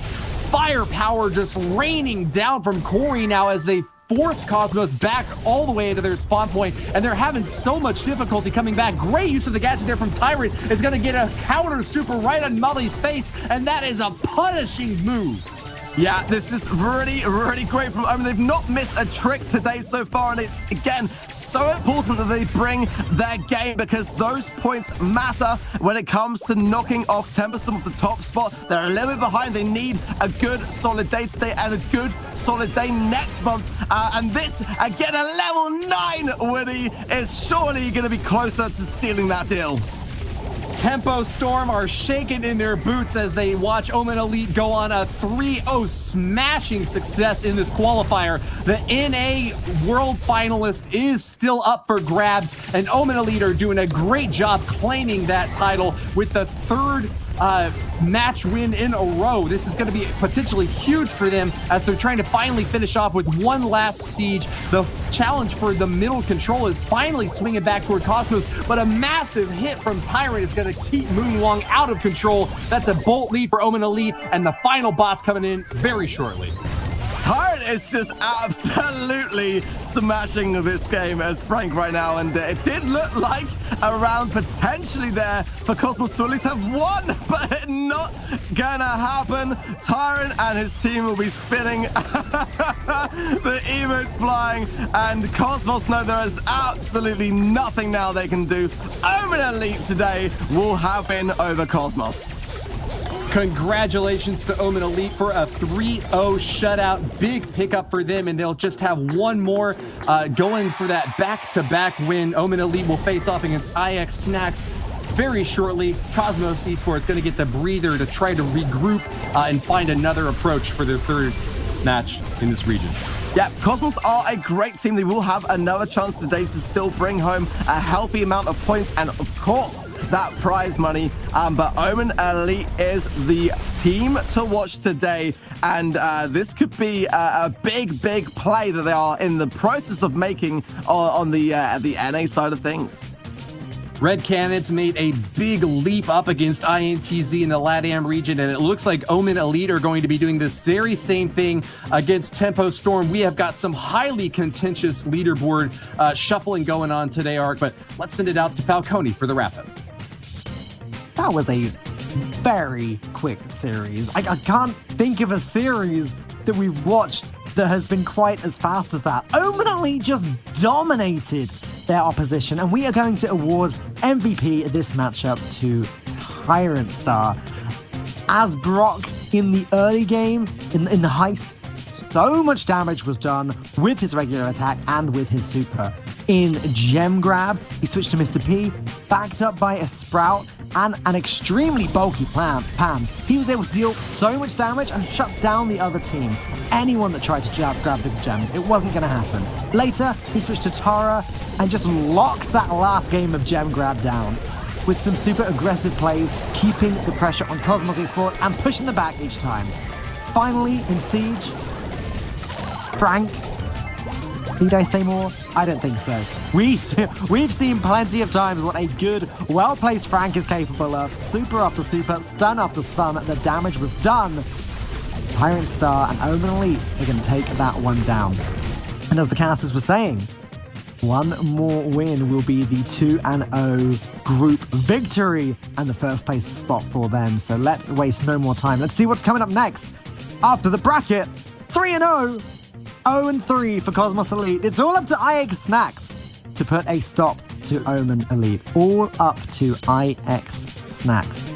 Everything up to them. Let's take a look at the next game. It is going to be Omen Elite up against IX Snacks. Omen Elite, Corey, Supersai, Tyrant Star, and Zulan, who you just saw do so well up against Felai, Zar, Squashy, and Second Best. This is a game that we are looking forward to. If Omen Elite win this, they're winning the group. If IX Snacks wins this, it gets blown wide open. Omen Elite, Corey, Supersai, Tyrant Star, Zulan. Some of these players actually have a fair amount of experience competing professionally. Supersai used to play Clash of Clans semi-professionally, and Corey used to play yet another esport semi-professionally. That's a lot of experience between them.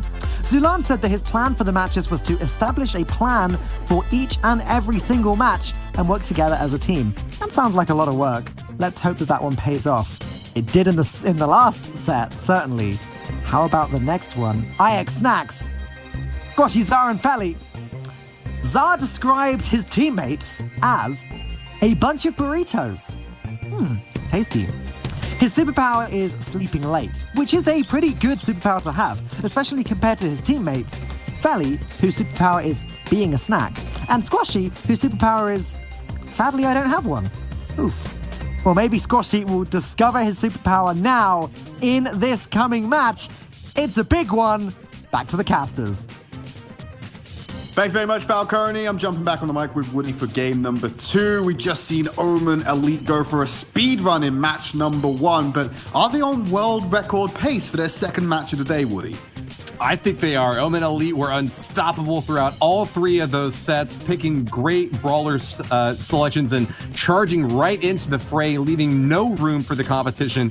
I've got an also interesting little bit of a storyline here from IX Snacks. We asked each of the players if they could have anyone join their team, who would it be? And one of the IX players, Squashy, actually said that Zulon was someone that he would really love to play with. So Omen Elite are the cock of the walk right now in this North American region and looking clear to advance. But IX Snacks, of course, will be fighting hard to hold on to their spot here. IX, a really well-known organization in the North American region, having a couple of teams qualify in past months, but it's just the Snacks this time around, trying to take a big bite out of this Omen Elite squad. Take a look at the bans now. It's going to be Mortis kicked out by Omen Elite. Of all the brawlers that we expected to not see in the ban setup, it's Mortis here now, paired up with Sprout. What do you make of that, Trid?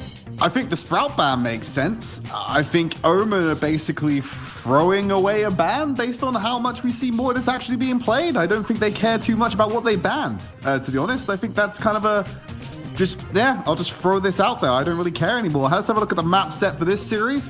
Factory Rush, Triple Dribble, Pit Stop, Layer Cake, and Stone Fort. We're going to kick things off with Siege. What that says to me is Omen Elite is throwing down the gauntlet. They say, you know what? We can play any brawler better than you. Bring it. We're not afraid of you running anything against us. I guess they could have banned Crow or, Dynamite, who's never been played in the qualifiers before, but the Mortis ban says about the same thing. We're going to leave our entire lineup wide open.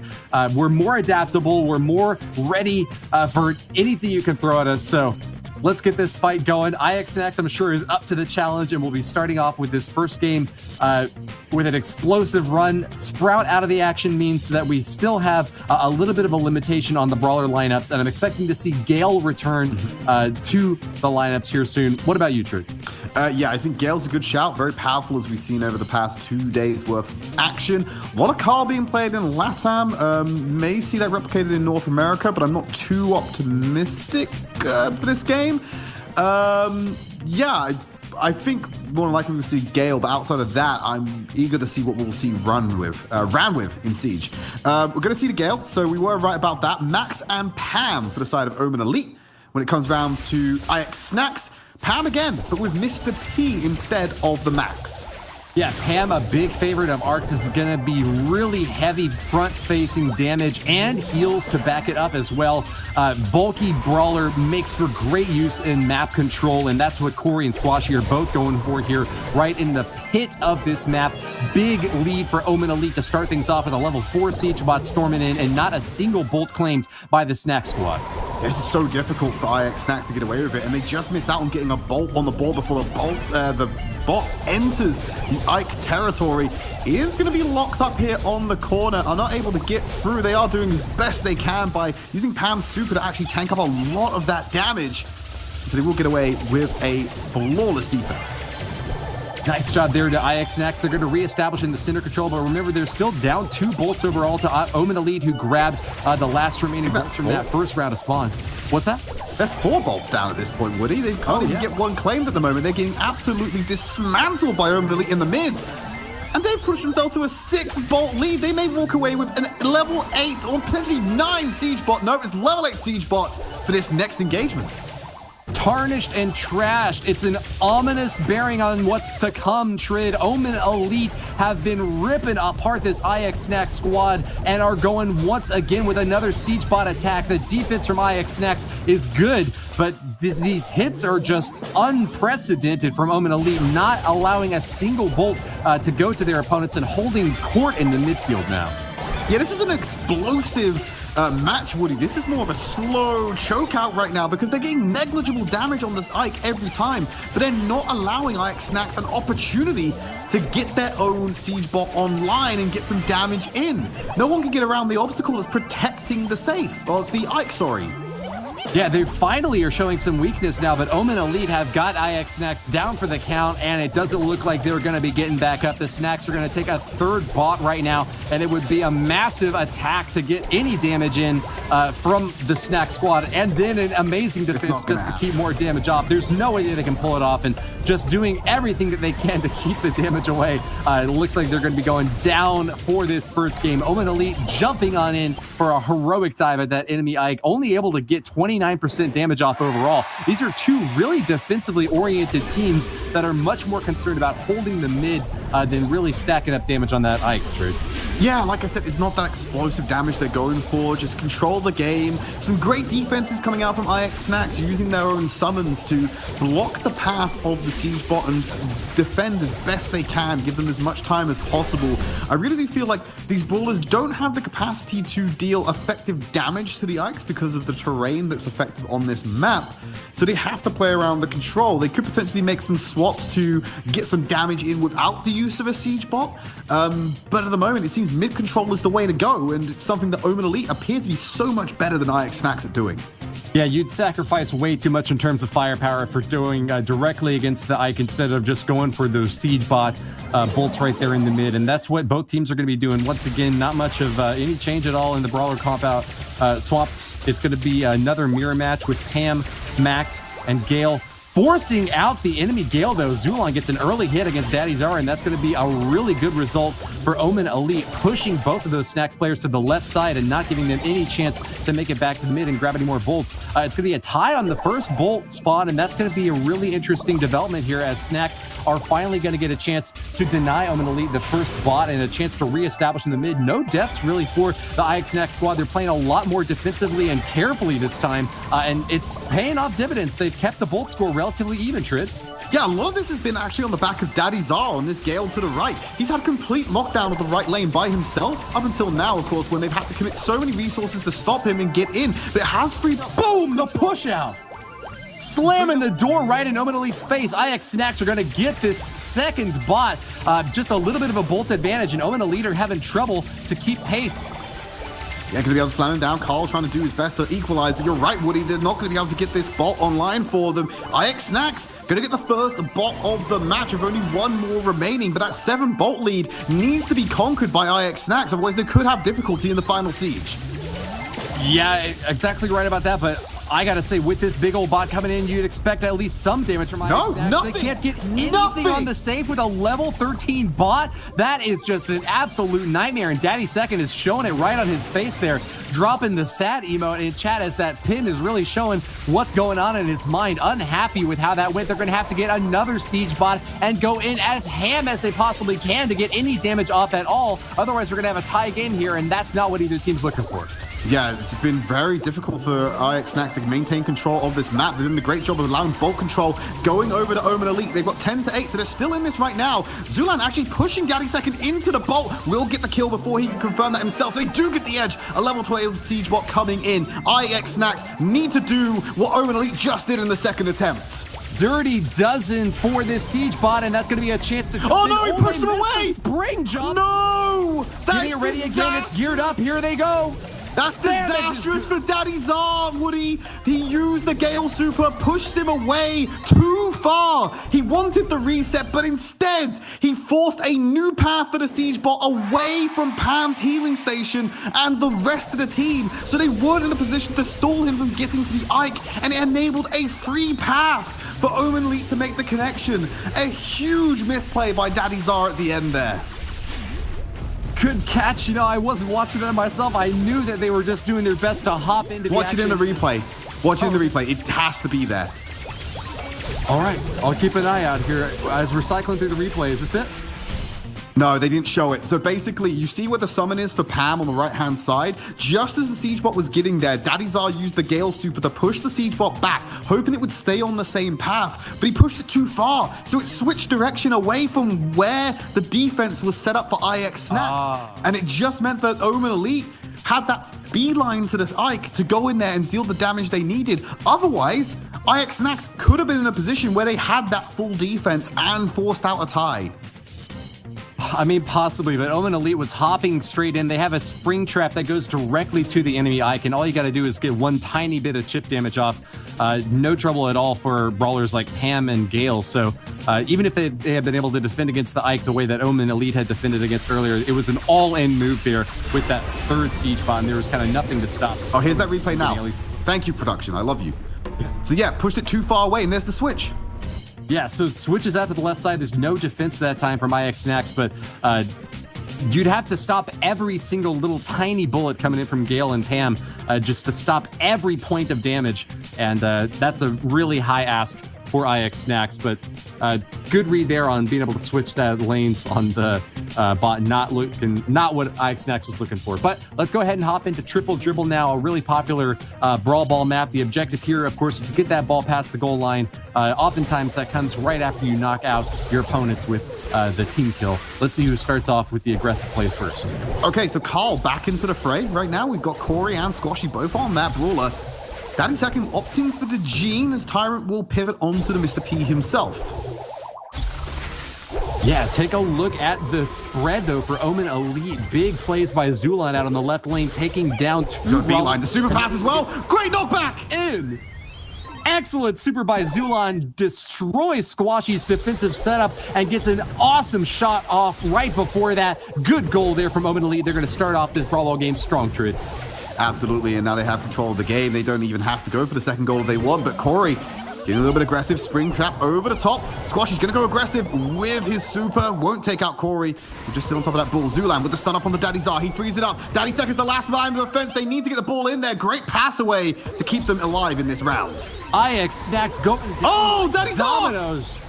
Omen Elite just pulverizing the top line of defense here, and Daddy Second doing his best to toss that ball away and get another few pop shots off, but the recovery is going to be really difficult for an IX Snack squad that has already gone down one goal and is struggling to push back out of their spawn zone. They found a good line there with the ball to pass it up. Squashy's going to go aggressive to keep them away from passing it into IX Snack's territory.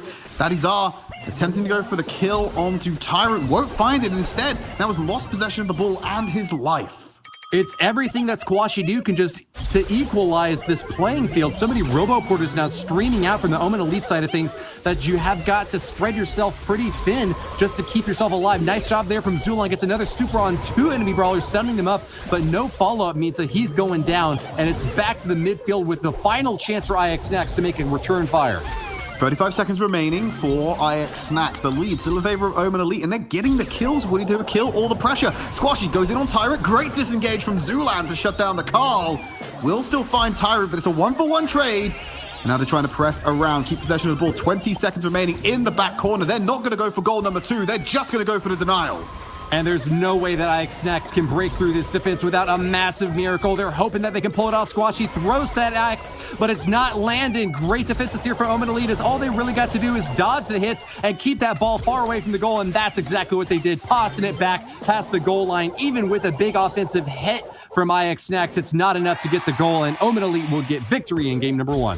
Yeah, great last-minute pass from Corey just to guarantee it. It would have been incredibly difficult for IX Snacks to get that goal, but even still, with just the 1 second remaining, Corey's like, nope, got to get the ball further away, get it outfield just to make sure. So Omen Elite still having the presence of mind to stay alive in this game. 20 seconds remaining. They made the call to not go aggressive, instead play defensively, and it played out beautifully for them.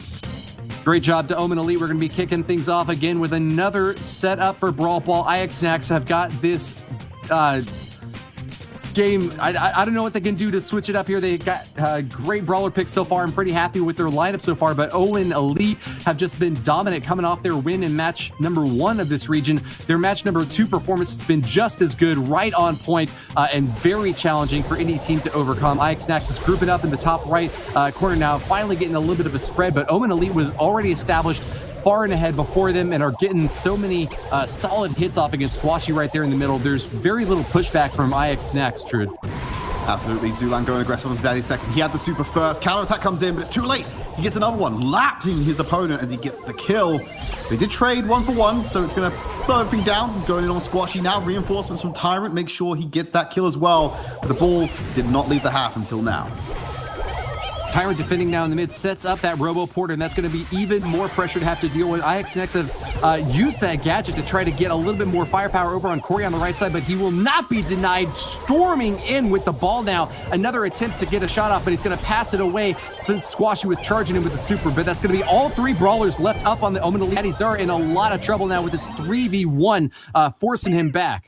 Very gung-ho by Squashy, pulling the trigger on that super incredible. Oh, here we go. Away. Great slow. Scale, going to be using the super to knock him back. Just clear it up, but it's not enough to get control of the game just yet. Second, incredibly low, will go down. Squashy has possession of the ball, passes it out. That was the saving grace for IX Snacks. Not the chance to put the nail in the coffin yet, but Omen Elite are playing really threatening right now. IX Snacks are struggling to force back this squad, and with so much damage coming in from Omen Elite, every time they knock down a brawler, that 3-2 power play gives them another big advantage to push even further past the enemy defenses. But that Robo Porter is just so valuable on the right side for Daddy Czar. He's holding up, but I don't know for how long he can. Well, she's going to go down here. Super pass. Corey's got open goal. Goes for the pass. Daddy Czar intercepts at the end. A great save to keep him up. But they still got a 3v1 scenario. Daddy second with the stun. The pass out. Amazing play from the Gale to buy enough time for the IX Snacks respawns. Everything they can possibly do, they've thrown at this Omen Elite squad, barely keeping the ball out of the goal line, but that's going to be a lot more difficult once these walls come tumbling down. 23 seconds until overtime. Daddy Czar is going to make his heads play here and now. Charges in and tosses the ball to the side. He's got to get some more damage off, throwing those briefcases as far as he can. They're going to run down the clock for overtime. I don't think they can get the goal without it. They just don't have the position. They need an open shot. Squashy's building up the HP. He's keeping a hold of the super to try and play to get control of the ball once the overtime kicks into effect. And there we go. Open goals. This is it, Woody.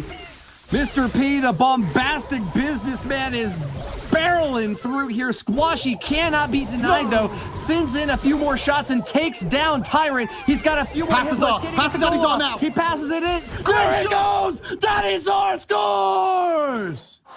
Fantastic play there. Great decision by Squashy to give the pass over to his teammate, who still had possession of the super. IX Snacks on the brink of defeat in Brawl Ball.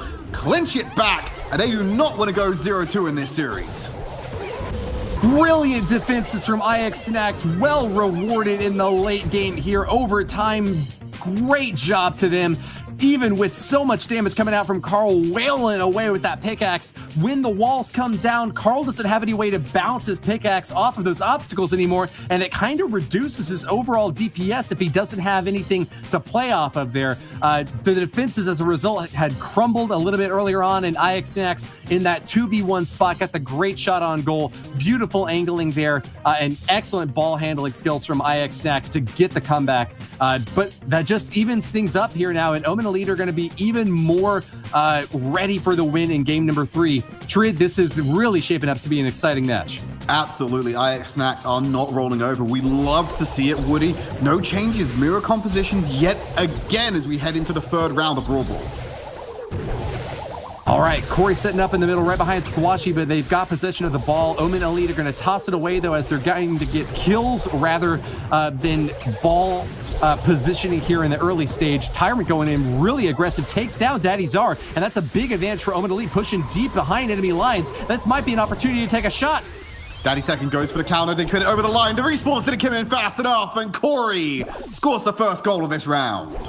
Great job to Omen Elite, starting off strong, and then back-to-back Robo Porter spawns for both sides now, but it's going to be a war of attrition now that is in Omen Elite's favor. Having picked up that first goal, all they got to do is defend for a minute 43. Corey going to let that ball roll back a little bit, but it's in a bad position for Omen Elite. They don't want it to allow it to sit there, because if Squashy charges in, that could be a goal in a very short amount of time. That's going to force Zulan back to kick it over to the right side corner. Corey going aggressive onto Daddy Czar to force him back to try and stop this pinch from coming in. Ball in the back right corner for Tyrant. As they're just trying to clear out Zulan. They're going for the pinch. Great use of the super to lock him up. As Squashy and Daddy Czar move on the right-hand side, trying to get hold of the ball. Corey will go down. Oh, no. They couldn't get the pass they needed, but Daddy second is still there. Gets it over the line. And he equalizes in round number 3. Excellent job to Daddy second. Gale Force wins from the IX Snack side of the field. Are going to be pushing back against an Omen Elite squad that have been so dominant in this match so far. This is the match of the ages for the entire day today. I gotta say, it's probably the closest one we've seen yet, Trid. Well done so far to both Omen Elite and IX Snacks, pushing heavy firepower in. Daddy Czar fires away but misses the goal by just a couple of inches. So close for Daddy Czar in that instance. They're now trying to get control of the ball. Squashy will deal with the Porter, but Ty will do exactly the same for Daddy Czar's Porter as it goes down on the right-hand side. Gonna pass it down into the midfield. Corey goes aggressive on Daddy Czar. He gets the kill, but Squashy will clean him up afterwards. The ball's being chased down. Tyrant with the pass to Zulan. Great denial. That's it. It might not enough. Tyrant's got open goal. And Omen Elite take the series to 2-0 scoreline. And rubbing it in the Snacks' faces. Omen Elite dropping those pins at the last second, showing their dominance. A 2-0 set lead for this Omen Elite squad. The Canadians have heard the challenge and are coming back with a mighty swing of their hammer, getting a big lead over IX Snacks. Yeah, this is the cleanup right at the end there. There's nothing they can do. Tyrant and Zulan, they have open goal. They wait for it.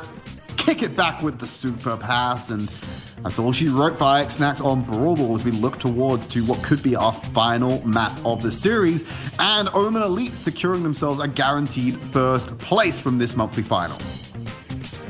Well, not quite yet. That's a 2-0 lead against IX Snacks. They just need one more set win, and Omen Elite would get all the way there. But they've got 3 maps to do it in. Not too tall of an order to ask from a team that has been so strong today. Pit Stop will be our next showing here. A heist game mode that is a bit different from the other heist maps that we've seen. A lot of times these heist maps have been going very quickly, but expect this one to slow down just a little bit since it's got a lot of obstacles to block those fast-paced hits.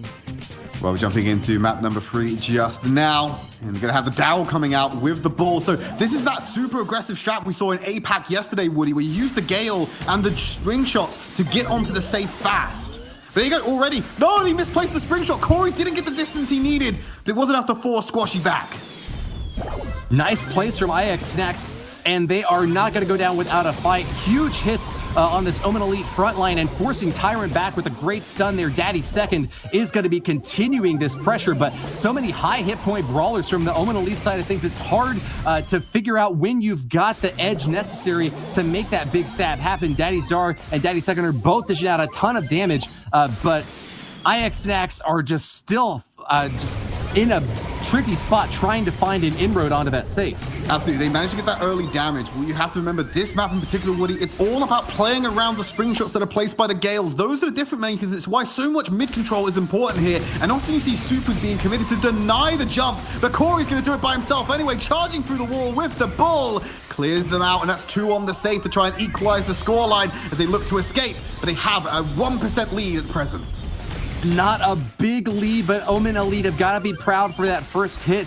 The tricky thing about playing up against so many tanks is that IX Snacks can't afford to go for the base race. They have to play the midfield and deny access to their safe. That's just super hard to do with these spring traps and playing against 2 brawlers who've got supers that can just dash or barrel their way right into your safe and get a ton of damage in a very short amount of time. Thankfully, IX Snacks has access to Brock, so they can play at range and get that easy damage in. They've already blown up the cover with the Rocket Rain. Here comes Tyrant over the top, trying to get that damage in. Instead, he's committing onto Daddy Czar to clear him out. Squashy's alive, but will use his own super. Zulan for the support. They've got open lines on the safe, and they're going to try and get some damage in. They have not got a lead yet, but Corey comes diving in with a reinforcement. Super online if he wants to barge through. They're still trailing by 5%, Woody, with 30 seconds remaining, and a counterattack from IX Snacks coming in. Great play from Squashy here. He'll be rolling right in onto that safe, taking it down to 51%, buying a little bit more breathing room for the IX Snacks squad. We've only got 20 seconds left, and we're about to watch the final exchange here. Can Omen Elite make the comeback happen, or will Daddy Czar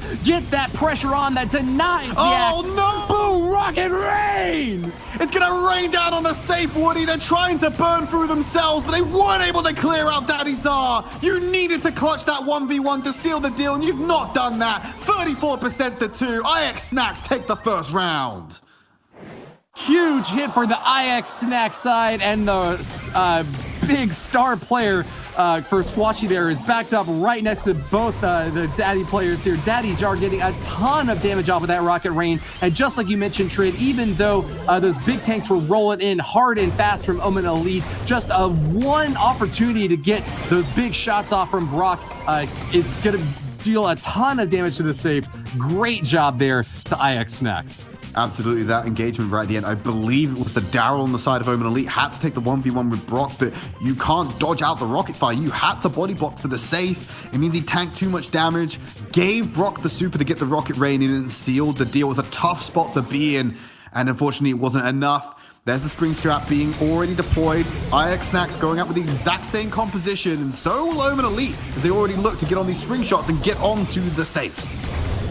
Wow, much more of a base race opportunity for both of these this time, but it's going to be 2 tanks that are going to be up on the top side here. Omen Elite Safe has been taking a beating, but IX Snacks have got their tank on the enemy as well. Squashy dropping every single gadget he's gotten, dumping the damage into it, but is it going to be enough? Advantage for the Snacks. They've gotten their safe down to 8%. The Rocket Rain, Woody, it's coming in. Daddy Zar from the left. And IX Snacks, they clap back 2-0 on Heist.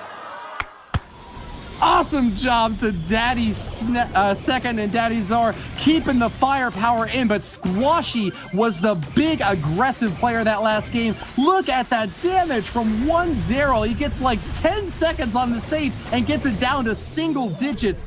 Impossible to deny the value there for IX Snacks, and that is what you love to see. A team that's so behind in the match overall, but willing to come back, fighting as hard as they possibly can, and they are well rewarded for it with a 1-set win.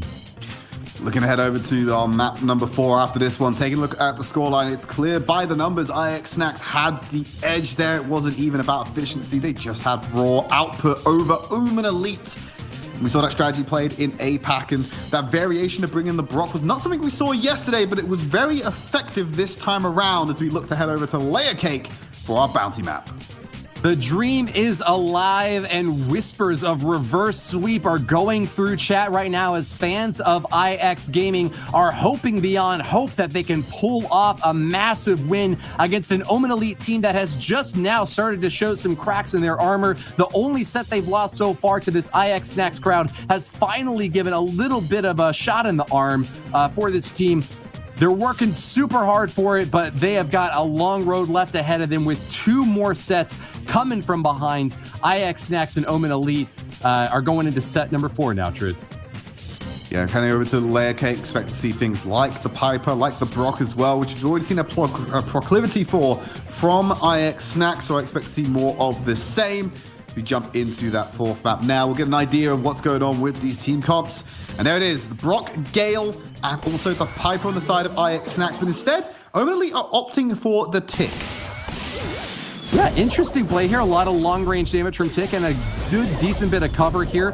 This is a map that we often do see Tick get run on just because he's got a lot of obstacles to hide behind, and there's not a whole lot in the way of busting down obstacles. Out on the right side, you do see 2 Brocks when those supers start raining in. That could Squash is going to pinch Tyrant here.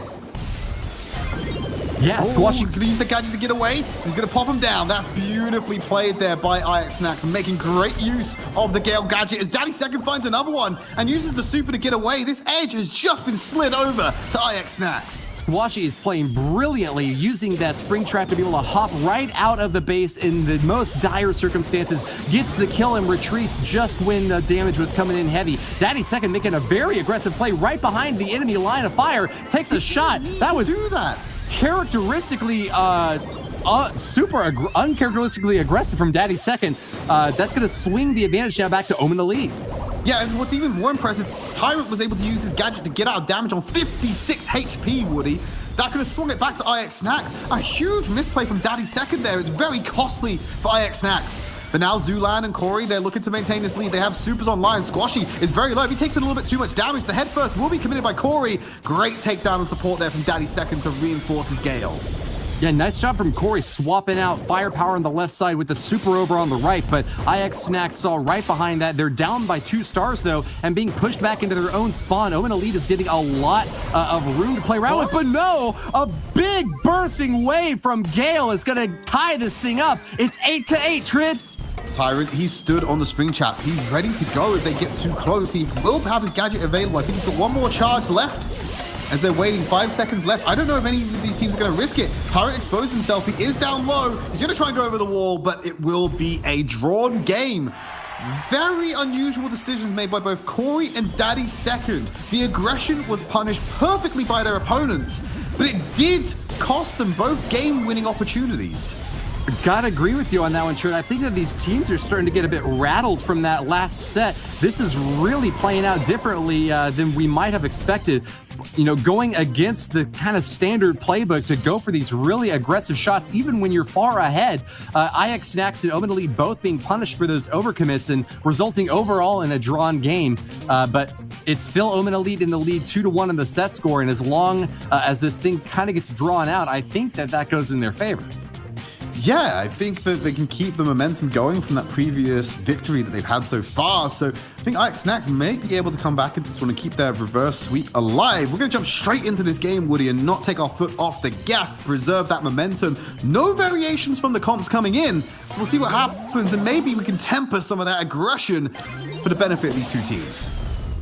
Storming straight through with no breaks. Omen Elite are going to be losing that first star in the center. Daddy second, making a quick stab and getting rewarded for it. The light lead for IX Snacks will be pushed even further as Daddy Zar continues that firepower out in the right lane, landing a hit on Tyrant. Notice that Daddy Zar is using the incendiary star power while Tyrant is instead gone for the rocket number 4. That's going to get more burst damage from Tyrant, but more sustained over time from Daddy Zar. Nearly a kill coming in against Corey there, who was able to get one of his own to give them the lead. Switching over from the Tick to the Gale at this point. Daddy second finding out Zulan, so it swings back in favor of IX Snacks right now. He's going to go forward and break some of this cover down with the Piper Super. And it does make it harder for Omen to get this safe damage off, so they're pushing the line forward to try and use the cover that was once owned by IX Snacks. Rocket Rain used, but Daddy second finds his second kill of the game.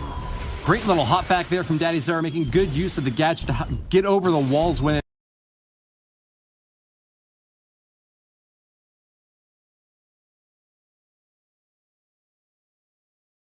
looked like he was in a bit of a trouble, but Tyrant is charging up far and ahead now, trying to equalize this star score overall, and finally gets pushed back. Nice kill there from Daddy Zar, gets a beautiful read on where Tyrant was going and earns another hit. 8 stars to 2 for IX Snacks, and they have just got to play safe, and in the midfield, Daddy second doesn't look to be giving up those stars as easily this time around. This is the play from IX Snacks. They've got a set play they're always doing, Woody. When they have to fall back, they allow Squashy to play aggressive with spring traps, using his super to push them into line of sight of both the long-range hit scan of Daddy Zar and the Piper as well. But Tyrant's going to go aggressive. We're looking at Squashy right now. He may go back to his spring trap, but he's caught up by Corey. He may go down, but a kill coming in from Daddy Zar. Tries to get away from Tyrant. How did he get away with all those stars? The lead is maintained by IX Snacks, and it looks like they're going to walk away with this one, Woody. Tyrant cannot find an inroad against 2 snipers that have just been invincible this whole game. Zar and second have done it in game number 2 and will pick up the first win in this set. The IX gaming fans are going wild in chat, cheering on a squad that was down but not out. The reverse sweep is still alive. IX Snacks playing beautifully in this bounty game mode, Trid. Absolutely, I couldn't agree more. They've got a perfect play that they constantly do. Like I said, using Squashy to set up the sight lines for Daddy Zar and second to be able to pick them off all the time. Willing to go aggressive to enable that. But that's who you want to be going aggressive. The Gale has the disengage. Your Piper does not. You have to play defensively and use your super to escape. The Gale can do that just fine by himself. Corey going back to the Tick for this next round. It really seems to be that Omen Elite are getting frustrated. They feel like this game should be over by now. They picked up a 3-0 win in their first match. They already got 2 set wins, but IX Snacks is fighting back and fighting hard. Omen Elite will get the first star here from the center as they've been able to push Daddy second out with a nice couple of shots early on from Zulan, but no real comeback yet for either side. Wow, big jump from Squashy. It's going to be punished hard by Corey and Zulan, both out in the left side lane. Daddy second tries to capitalize, but doesn't get any hot hits off. I suppose Tick does have a little bit of an edge here, Woody, when he tries to do it. He can see where Squashy is roughly going to land and have grenades deployed ready for him to get that quick burst damage. Now Squashy is caught off guard. Easy pickup for Zulan as Omen Elite start to pull away with a lead. Corey using the gadget perfectly to avoid that shot that was on target from Daddy second. But Zar picks up a kill, drops the lead to 1 star between them. Only a slim advantage for Omen Elite and a nice dodge of Zar's hit, but wow! Zulan with the long bomb will pull forward ahead now with an 8-4 star lead. Omen Elite are on a tear right now, going back against an IX Snacks team. This is the revenge of the Sith. Tyrant is going to be able to move to the right, trying to bring some kind of balance to the force by maintaining control. But Daddy Second still taking the shots, not going to find the connection. 35 seconds remaining. Supers on the board for Corey and Zulan as Tyrant will try and deter the aggression from Daddy Czar. Second being tagged up. He talks over a grenade. Tick throwing in the damage. Zulan has to back out with his super. And he will stay alive, but they need a kill desperately, Woody. Daddy Czar in such an aggressive placement here, but hasn't been able to get the kill yet. Gets some backup for a second now. They're pushing all the way to the enemy spawn. Squashy gets a beautiful super. Can they survive? Zulan and Corey barely managed to make it back out. None of them going down. And the Snacks are going to hold on. They're fighting their best, but all three of them eliminated. Omen Elite have done it. They've made the comeback happen on a 15-4 scoreline, Trid. Squashy used that super too early. Brock and Piper were not in position to use the sightlines. They were out of range to be able to get the shots they needed from that reposition that was brought by Squashy. He could have waited maybe a second longer for Daddy Czar and Second to get in position. They could have picked up 2 kills there on heavy star carriers. But once they backed off and the regen came in, they didn't have a chance to get in. And we're diving into the next map already, Woody. They're not even letting us have time to think about this. Head straight back into it. These two teams don't want to let any momentum gather on their opponent's side here. They're hopping back into it, but an interesting choice here. We're seeing double tick this time. I really like that. I think that Squashy wasn't getting the value out of Gale that we had hoped and seen in past matches. So a bit of an aggressive play here from Zulan, but he will be rewarded for it. Grabs the star and will retreat. That's a 1 advantage now for Omen Elite. Not enough to hold on to this game, though. We're waiting to see him press forward. Seconds waiting for the recharge. Zulan presses forward, now entering into kill range. Dodge out the shots, thankfully. Squashy trying to buy some time with the grenades to force him back. No one's found any connections yet. No one's taking any damage, so no supers are going to be on the board for a while. Daddy Second gets deleted by Zulan Tyrant, and he goes aggressive on the Squashy, who has to use a gadget of his own to escape. Daddy Second has been playing so aggressively and gets rewarded for it time and again, but you can't keep up against the firepower coming in from 2 angles. Zulan is going to work with Tyrant really well this time to triangulate that hit on Daddy Second, and with a 3-star lead now, it's Omen Elite's match to lose. 50 seconds left for IX Next to make the comeback happen. Zulan blowing out some cover. The aggressive play by Daddy Czar is paying him dividends, but the head first. Oh, thank God he got rid of that one, because that could have equalized very poorly for IX Snacks. Still the lead for Omen Elite, but it's down to 1 star yet again, but they have to go through the no man's land. Yeah, glorious kill from IX Snacks, but not enough to make the comeback happen. They still got a 1-star deficit and are going to be forced to push heavy on in to the Omen Elite side of the map. Squashy? Firing up. Gets the hit. Tyrant is taking down Squashy. A big matchup advantage now for Omen Elite as there's only 15 seconds left before this is all over, Trid. This is series point, Woody. They have to go in, otherwise they're going to lose it. Head first is on the hunt for something, but Tyrant's taking it out. Whoa, Daddy Czar! Grenade! Daddy Czar finds one. It's down to a 1-star thing, but they deal with another kill. Tyrant takes out Squashy. Daddy Czar is low, and they cannot find the kill. Omen Elite are your North American champions for today.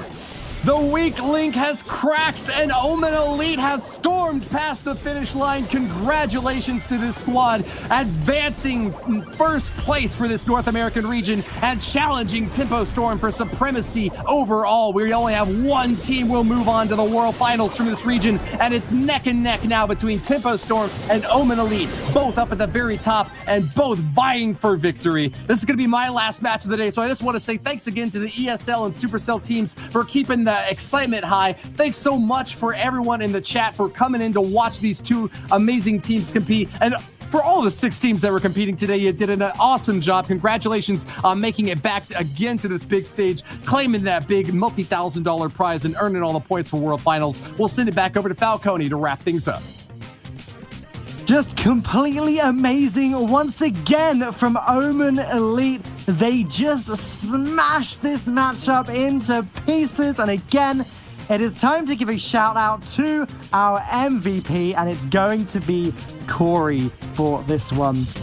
And there's so many reasons I could give you for Corey being MVP. In Siege, he dominated the middle of the map with Pam, preventing IX Snacks from having any hope in getting the bolts. He switched to Carl, who has seemed particularly strong since the balance patches. And vitally, Corey was very good in Brawl Ball at passing that ball around the map, getting it away from his own goal. Yes, there were a few missteps within Omen Elite in this match, but at the end of the day, they were able to take this one down so easily. And Omen Elite are the winners of the group. Seriously, it's just been overwhelmingly positive to see their performances. But now, a little bit like the group we had earlier today, the big question is going to come to who is going to take that second place position. As you see the bracket here, Omen Elite, 6-1 set score. And now it's IX Snacks up against Cosmos Esports. Now this is going to be the game to watch. Again, they're not playing for first place, they're playing for second. But here it is, Cosmos Esports, Marley, Minwoong, Kennedy, and Skywalker up against IX Snacks, Feely, Czar, Squashy, and second best. And as usual, for the final match of the day, it is time for us to give you a little bit of information about these two teams. First, Cosmos Esports. When asked what Moonwing's hobby is, Minwoong said, carrying my team. When asked what Minwoong's superpower is, he said, carrying my team. When asked what Minwoong's strategy for the qualifier was, he said, never mind, I think we get it. Skywalker is a big fan of positivity. He claims that staying positive for the qualifier is his main strategy, and also that his team stay positive all of the time, even when down a couple sets. It's really touching to see. We'll see if it pulls them through up against IX Snacks. It's gonna be Squashy, Zara, and Felly. Squashy said that he likes his teammates because they're good at making smart plays to win the games. Though, according to Squashy himself, his job in the team is to throw the games. That's not ideal.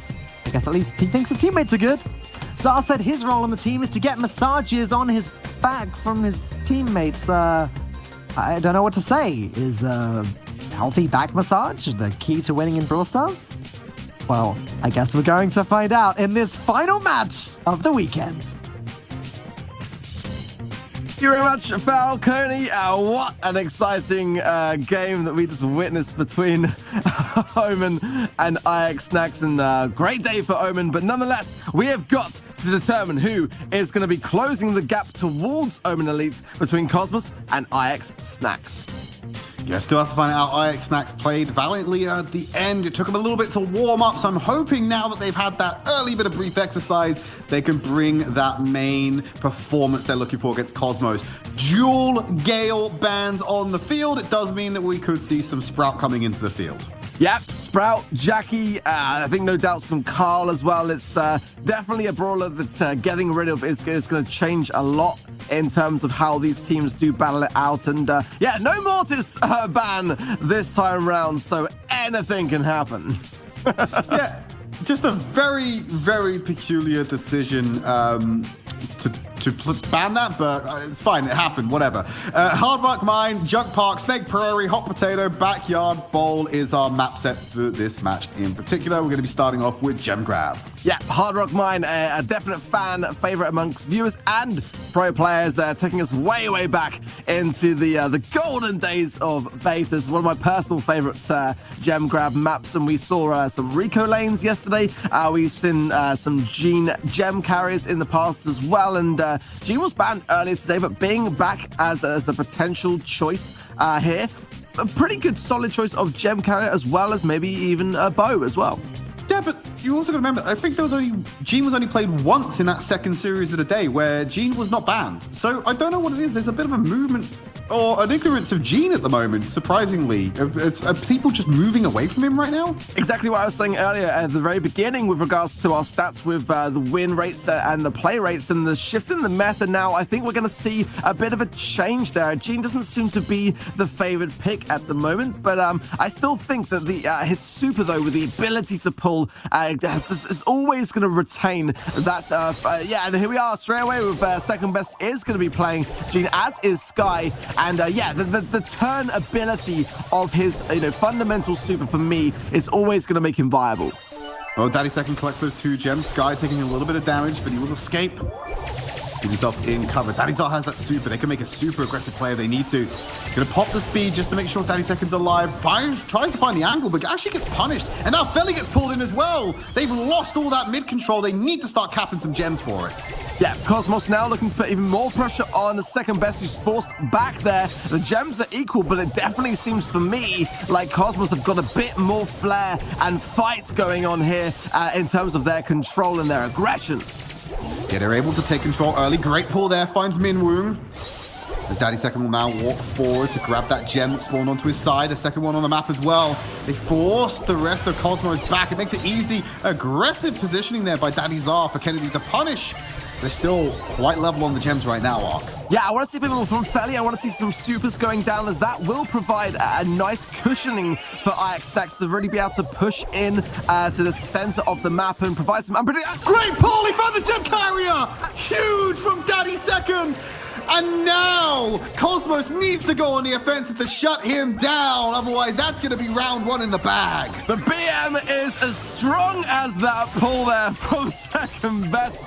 Great accuracy there at maximum range as well. And that's what I was saying about Gene.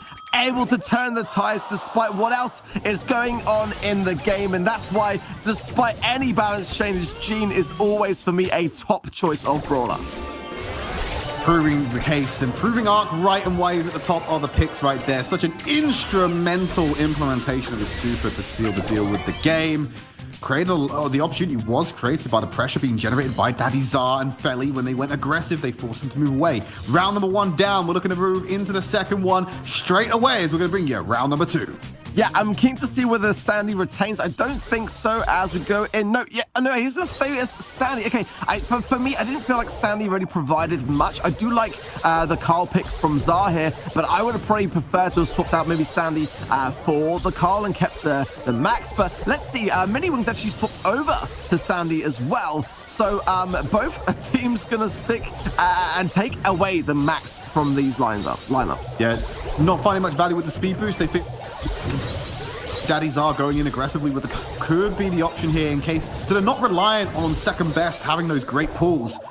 Collects only one gem for himself. It's all about clearing the space and buying a right opportunity for second best to go in. Sky has got that pull, so the second Daddy goes in here. Gonna have some difficulty getting away with it. Pull attempted, immediately deletes Felly. And now Daddyzar is on the back line. They can't get to these gems. Second best looking for the opportunity to pull. He's just very meekly catching these gems, looking for the reinforcements to come in. Yeah, Sky just being a little bit cautious there with the mid. Oh, Felly's popping gadget actually gets value, and the takedown on Miniwing. Miniwing didn't quite capitalize there and shut Felly down when he had the chance, and allowing then this side lane push between Felly and second best, as the pull from Sky is good, but still the gems are in the pocket of Snacks. You're not pulling the gem carrier there, so second best still has 7 gems in his pocket. Sky does have 4, so it's not an insurmountable lead at present. They do need to find a way to get hold of second best on the Gene. He's playing so far back right now, and he has a pull of his own as he walks forward. Sky may want to attempt to go for this one. Second best being very cognizant of that. Pull attempted, not going to find it. And that's disastrous because they now triggered the countdown timer. They're going to have to go aggressive. The spawner will not give them an option. Great pull again from second best. Deletes out Sky. Deja vu. And he will be able to get himself another round win. Snacks take gem grab. Amazing pulls from Daddy Second, consistent again in that second game, and Sky's first attempt was feeble in comparison, dominating early display then from Snacks. You can see the attempt there to at least spin it round onto Sky, popping the super at the end after he was pulled in. Carl trying to find the value, but it's all about those pulls from second best. He's just twisting the knife at this point. So that's going to be the map win coming in for them as we look ready to move on to our second map of the series.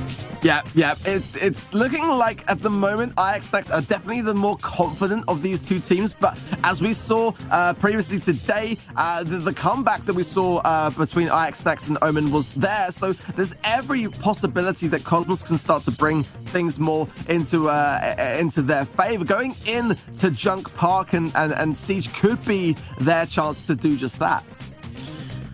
Yeah, moving into a siege map type, and this one's not as defensive as what we saw last time, so hopefully we're going to see a different style of play. We've seen very slow and muted sieges in our previous series. I want to see more aggression, more offensively orientated compositions coming in onto this one, because I'm not a massive fan of the mid-control, win by an inch, not by a mile style of play that we saw earlier.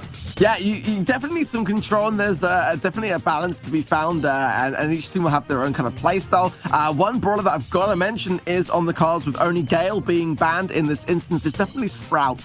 Sprout has got that control abilities in the mid, but also a lot of defensive abilities also. We used to see a lot of Gene being dominating in that defensive region, being able to pull the bot from the side, and that's kind of gone a little bit back behind Sprout being so dominant by doing that. So I would like to see Gene here, but I think also Sprout could be one to look out for. Okay, let's see what they're rolling out with then. So Sprout's into play, as well as a Barley and a Max for Cosmos Esports. The Carl still being committed with the Mr. P and the Sprout. So that's the only common factor right now, is bringing that most often banned Sprout. Yeah, and the double thrower is not something that we tend to see every day. And but again, the photosynthesis star power of Sprout definitely still the favored of the two since these balance changes. So interesting to see how that additional shield will do for both of these two teams. And no siege bot for the first round, a tie in the first round here, Trent. Really important use of the supers right there as well. They've now gotten rid of that brush, so that they're going to be able to have a clearer line of sight as they look at the trade. It's a difficult close engagement for Sprouts to take it one-on-one, so it's a bit of a wet noodle fight. And so they get the reinforcements from Kennedy in to try and tip the balance in the favor of Cosmos Esports, who have exploded their Bolt lead 9-4 right now. Yeah, I was just about to say, despite that draw, 9 bolts in the bag, and this is going to be definitely where Cosmos want to tie it up. If IX Snacks have a good defense, it could be a very, very difficult late round. That third stage round will be very difficult for them to defend. Oh no, this is looking like it could be a tie. In fact, it could go the way of IX Snacks. Cosmos need to go aggressive now. Level 10 Siege bot coming in on Cosmos Esports for the second round. This actually might go in Cosmos Esports' favor because, 9 bolts for the next round if they get just a couple more. But they've got to defend this spot, and the Sprout seems already been used. The slowdown for Barley's there, but look at this damage raining down, Trent. Oh, it's absolutely huge for them. Drop 70% damage. The bolts are already coming in thick and fast for IX Snacks. They may be able to close this gap. Daddy Second taking out Sky off to the side is going to be huge to relieve the pressure. Zar going off to try and find Kennedy and keep him at bay, but no one's touching the bolts. This lead keeps shrinking, Ark. Not a single bolt is being banked by Cosmos, and this will be devastating because look at this. It's gonna be, if this continues, an IX Snack push despite all of that control, everything that was going in the favor of Cosmos, and they've thrown it away, Dread. They don't even need the Siege bot, Ark. This seals the deal. There's no way that Cosmos is going to be able to deal 70% worth of damage to that Ike without a bot in their favor. The game's over. IX Snacks going to take round 1. Wow, Snacks look like to be very much on fire now, and this is not the start that Cosmos really wanted. Not at all. So that's going to be round 1 going the way of IX Snacks. Let's get into round number 2 nice and quickly. Very dominant performance there. Just a huge shutout. Second best. Have Minwoon's number on the Sprout v Sprout matchup in that left lane for the entire round. Minwoon just couldn't find an entry point. Yeah, it was honestly a great turnaround from the Snacks. They're under pressure to do so as well because 9 bolts in the bank for Cosmos was a great place if they just asserted a little bit more dominance in that return from that defense, but just weren't able to do so, and that's got to give a healthy boost of ego to the Snacks for sure. Absolutely. They need to get rid of the brush in the middle as well, so we'll probably see Supers committed first there to deny the photosynthesis. That second best, waiting for the opportunity. So now there's no more brushes. We're not going to see those obnoxious shields come into play to go for the 1v1. Second best going to get it. They answer back though, so it's a 1-for-1 trade, but Cosmos walks away with the level 3 siege bot to kick things off. Yep. The level 3 is not going to do much of a dent, to be honest. Depending upon, of course, how much IX Snacks value this first push. It's all about the control gained in the next instance and how quickly it is gained. And that is going to be the thing that Cosmos is going to have to hold on to. 15%, not much. But again, can IX Snacks come back and bank a few bolts? Because there's already 3 in the bag for Cosmos here. They were looking for a bowling ball size dent. They only really got a tennis ball size one in that last push. 50% taken away from the Ike, as the bolts are still in the favor of Cosmos. They got 6-0 lead right now, and it's struggling for IX to find a way back into this one. They have collected 2 bolts, looking for a third, but Sprout Super denying second best the safe path to it. They're actually going to be able to climb this one back, but not enough. They're going to have to play for the last siege. Yeah, the last siege, and actually that's a great opportunity as well, again, for Cosmos to do a bit of a reverse here. We've seen this in the previous game, but now it definitely Cosmos getting a bit more momentum as the bot goes in and starts to take some of that damage down of the IX Ike. Okay, so they're getting it down to 40%. They can still win this one with a powerful last siege bot. They have a 4-bolt lead, but they have to get mid-control now to make sure that they have a powerful enough bot to close this gap. And at this rate, if Cosmos keep banking bolts here as well, they might even tie the set. But no, Zar with a really great shutdown. 2 bolts then picked up by Zar is surely going to secure at least a push here for Snacks. Yes, they're going to have their final attempt right now. They need to bank the bolts. They've got a 4-bolt lead. Level 9 on the board. It all comes down to this arc. They have to find 60% worth of damage in this push. Yeah, Kennedy goes down. So that anyone's not going to be able to redirect this spot. This is going to be looking to be a really, really good push for IX to capitalize on the They're getting the damage in. Down so quickly. They've got enough. They're going to do it, Arc. They've dropped it down low enough, and IX Snacks will get the defeat against Cosmos Esports, and that means they will take this second round. They are now got a 2-0 scoreline. Despite the pressure, I mean, you gotta hand it to IX Snacks there, and it was definitely for me in that defense moment, a time when Cosmos needs to think through staying alive and obtaining their supers before the bot came in, and it wasn't able to be done. As a result, there was just nothing to tank for the bot, and that's why we saw it go down as quickly as that. You also ended up, I think there was a little bit of a mistake coming in from the Sprout on Cosmos, blocking the right-hand side. Well, that was the path that we saw the opposing Sprout go down. She's a thrower. Well, he's a thrower. It means you can throw it over that wall and still get your damage in. If you would have gone to the left, you might have been able to shut down the Carl that was coming in from that angle as well, instead of reduce some of the damage. Wouldn't have been like an absolute game-changing decision, but it's a small bit of micro that would have helped. Indeed, indeed, and it's going to be Snake Prairie that is going to be up next for Bounty, and I think definitely a very, very different game mode to watch for the viewers, and Bounty does tend to slow the pace a little bit, and even more so with this particular map, and we are going to see that same strategy of the bow totem gadget to supply supers to your team early on for both of these two teams. Zar bringing the Tara, so they're going to have the gadget enabled. I didn't see if Cosmos have a Tara of their own. They do. Sky's on there. They pop the thing, immediately super into gadget. Didn't give Sky a chance to react there to give them the early lead.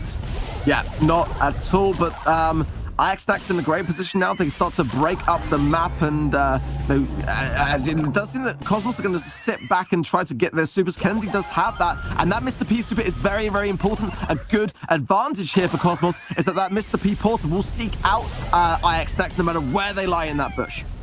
Yeah, they're going to be the pathfinder for Cosmos, know where they need to go. Second best, need to get a super online. Great gravity from Zar, finds themselves 2 kills from IX to increase this lead. They put the traps down, so they go down the left-hand side to try and stay into cover. They will break down the last remaining cover they have to transfer from one side of the map to the other. We're throwing in traps of their own. Super Totem at the back. Sky pops the gravity. Great escape there from second best, and Zar comes in for the defense. They're shutting down everything Cosmos are throwing at them. Yeah, Sky went for the suck on Daddy Second there, and Daddy Second had his super, keen to get away, and the support from Zar was there, and at the moment, Cosmos not the round they needed. Gonna surely put IX on match point with another suck from Zar, and the BM continues to fly around here. Yeah, second best keeps popping out of brushes, popping the emote, and then going back into cover. They know they've got the victory here. It does not matter. 15 stars to 0. IX Snacks looking to close out the series here. Yeah, just a hard-hitting comp, and I think smarter plays from Zar playing Tara. I think Sky was putting himself in a bit of a riskier position without really much team support the majority of the time there. And I think when you got Mr. P on your team, despite that super being a great contribution to finding your opponents, you've got to be a little bit more passive. And when you're on the back foot, you've got to go on the aggressive, and that was the issue there. Well, we're jumping into what could be the final round of the day. So jumping in, no adaptations coming in. This composition is strong for both teams. They want to try and contest this early first star, but not if it's going to cost them on lives. Second best waiting for it, trying to find some kind of information. They know roughly where Sky is. Minwoo on the large flank, playing very dangerously, but they're letting the Taras soak up the super totem and come into the fight with their own supers to kick things off. Yeah, this is the thing now is IX Snacks are very, very close to sealing the deal. Kennedy going in with a sneak. Look at Zar, he's going to clash with Kennedy. He pops it early. He gets his super off first again. Zar getting the victory in that first engagement and giving the early lead as Felly increases it with a bow of his own. Kennedy with the return suck as well and does get that takedown, giving now 3 stars at least to Cosmos, and Minimum actually just narrowly avoiding those mines is a very, very important thing to do. Not always easy when you're in the zone. Sometimes the pressure can get to you and you can actually give away a lot of your HP there, but done so very nicely. And now Cosmos need to push in here. He's going for the break here, using the super. That's it. They can now no longer cross into the enemy side of the map without the knowledge. Gadget popped by Kennedy, so they know where to find all of the members of IX Snacks, but they can hide in the grass. That is by virtue of this map that they can do that. Zar now has his super online. He's waiting for Minwoo to step too far forward with the suck. Gadget pop, they know where they're going, so that gives them the confidence to press forward. Great suck on the Minwoo, instantly deleted. 7 stars to 3. Yeah, second best for that support, just instantly eradicated Minwoo there. So great start here for IX Snacks, and 30 seconds left. They've, Cosmos have got to do a lot. They've got to do it now. Kennedy has to have an amazing gravity here. Finds Felly on the side to bring it down 7-6. They need one more kill, and the clone is in hot pursuit. Gadget popped. Zar doesn't have super online just yet. He needs to find that. We're looking towards Sky. Damage coming on the right-hand side. They've got 9 seconds. Cosmos can do this, Arc. Yeah, but no super from Kennedy means it could be tricky, but here we go. It's all going to go down to this. It's not going to happen for Cosmos. IX Snacks retain it and absolutely dominated over Cosmos today. IX Snacks with the 3-0 clapping to close out the day. They will guarantee themselves second place for this month's final for the North American and North LATAM region. A great day for the Snacks. They weren't able to dominate on Omen Elite, who will definitely extend their lead closer to Temperstorm, but nonetheless victorious today against Cosmos, giving them a healthy amount of points and obviously a nice amount of cash to go along with it. Oh my, that's disgusting. A 60k difference in damage dealt, 9 kills over them as well. That says it all for how dominant IX Snacks was in this final map of the day. We're going to throw it over to Falcone to close things off. We'll see you next month for some more Brawl Stars action. Okay. In this group, there have been some pretty one-sided matches, let's be real. Omen Elite dominated everyone, but now we have seen the Snacks eat up their competition. Let's take a look at our MVP for this final match. It is second best. If you hadn't already guessed that, I'd be a little bit surprised. Second best, we saw play as Gene, Sprout, and Piper. So let's think way back when, which wasn't really that long ago, the first few games of Gem Grab with with Gene. Look at the disgusting pulls that Gene is capable of in Gem Grab. Gene just seems to shine in that mode, and Daddy second best played Gene beautifully. Moving on to Siege with Sprout, especially towards the end of that final game. That was the highlight moment for me, where second best was able to use Sprout to really push control of the center back, and finally in Bounty with Piper. Second best did what second best does. He kept his distance, some beautifully timed escapes with the super, dealing that key damage to the other team and taking them out bit by bit. A well-deserved win for Snacks and for second best in particular. I think it's time we take one last look at the bracket for this group today to see how things finally shaped up, with Omen Elite, of course, as if you'd forgotten, taking their 2-0 match score but then IX Snacks taking down Cosmos Esports and booking their second place spot. The prize money, the healthy amount of points that we're going to be going into in just a few moments, because prize money is what it is about at the end of the day for these players. They're trying to play Brawl Stars for a living. And Omen Elite have done a pretty good job of that. $9,000 going to them, $2,000 for IS Snacks, and $1,250 for Cosmos Esports. Again, we congratulate the players for qualifying, but Omen Elite are taking home the lion's share of the money, and it was very deserved. Here's the leaderboard, though. Let's see how the region is shaping up. And Tempo Storm, despite the fact they didn't qualify this month, and I believe didn't qualify next month either, they're still in the lead at the moment. But if Omen Elite keep this up, they will be overtaking Tempo Storm. Things are really heating up in the North America and LATAM North region. IXL, Cosmos Snacks, and Cosmos all still have some catching up to do, but Omen Elite are very seriously looking to book that first place spot in the region. And I believe after 2 long days of Brawl Stars action, we are finished for the July monthly finals. But don't you worry, hit that subscribe button if you're watching on YouTube, follow on Twitch. However you're watching, we hope you enjoyed the show. From Ark, from Trid, from Woody, from the production team, and from myself, we really hope you've enjoyed, and we will see you again for the next Brawl Stars monthly finals in August.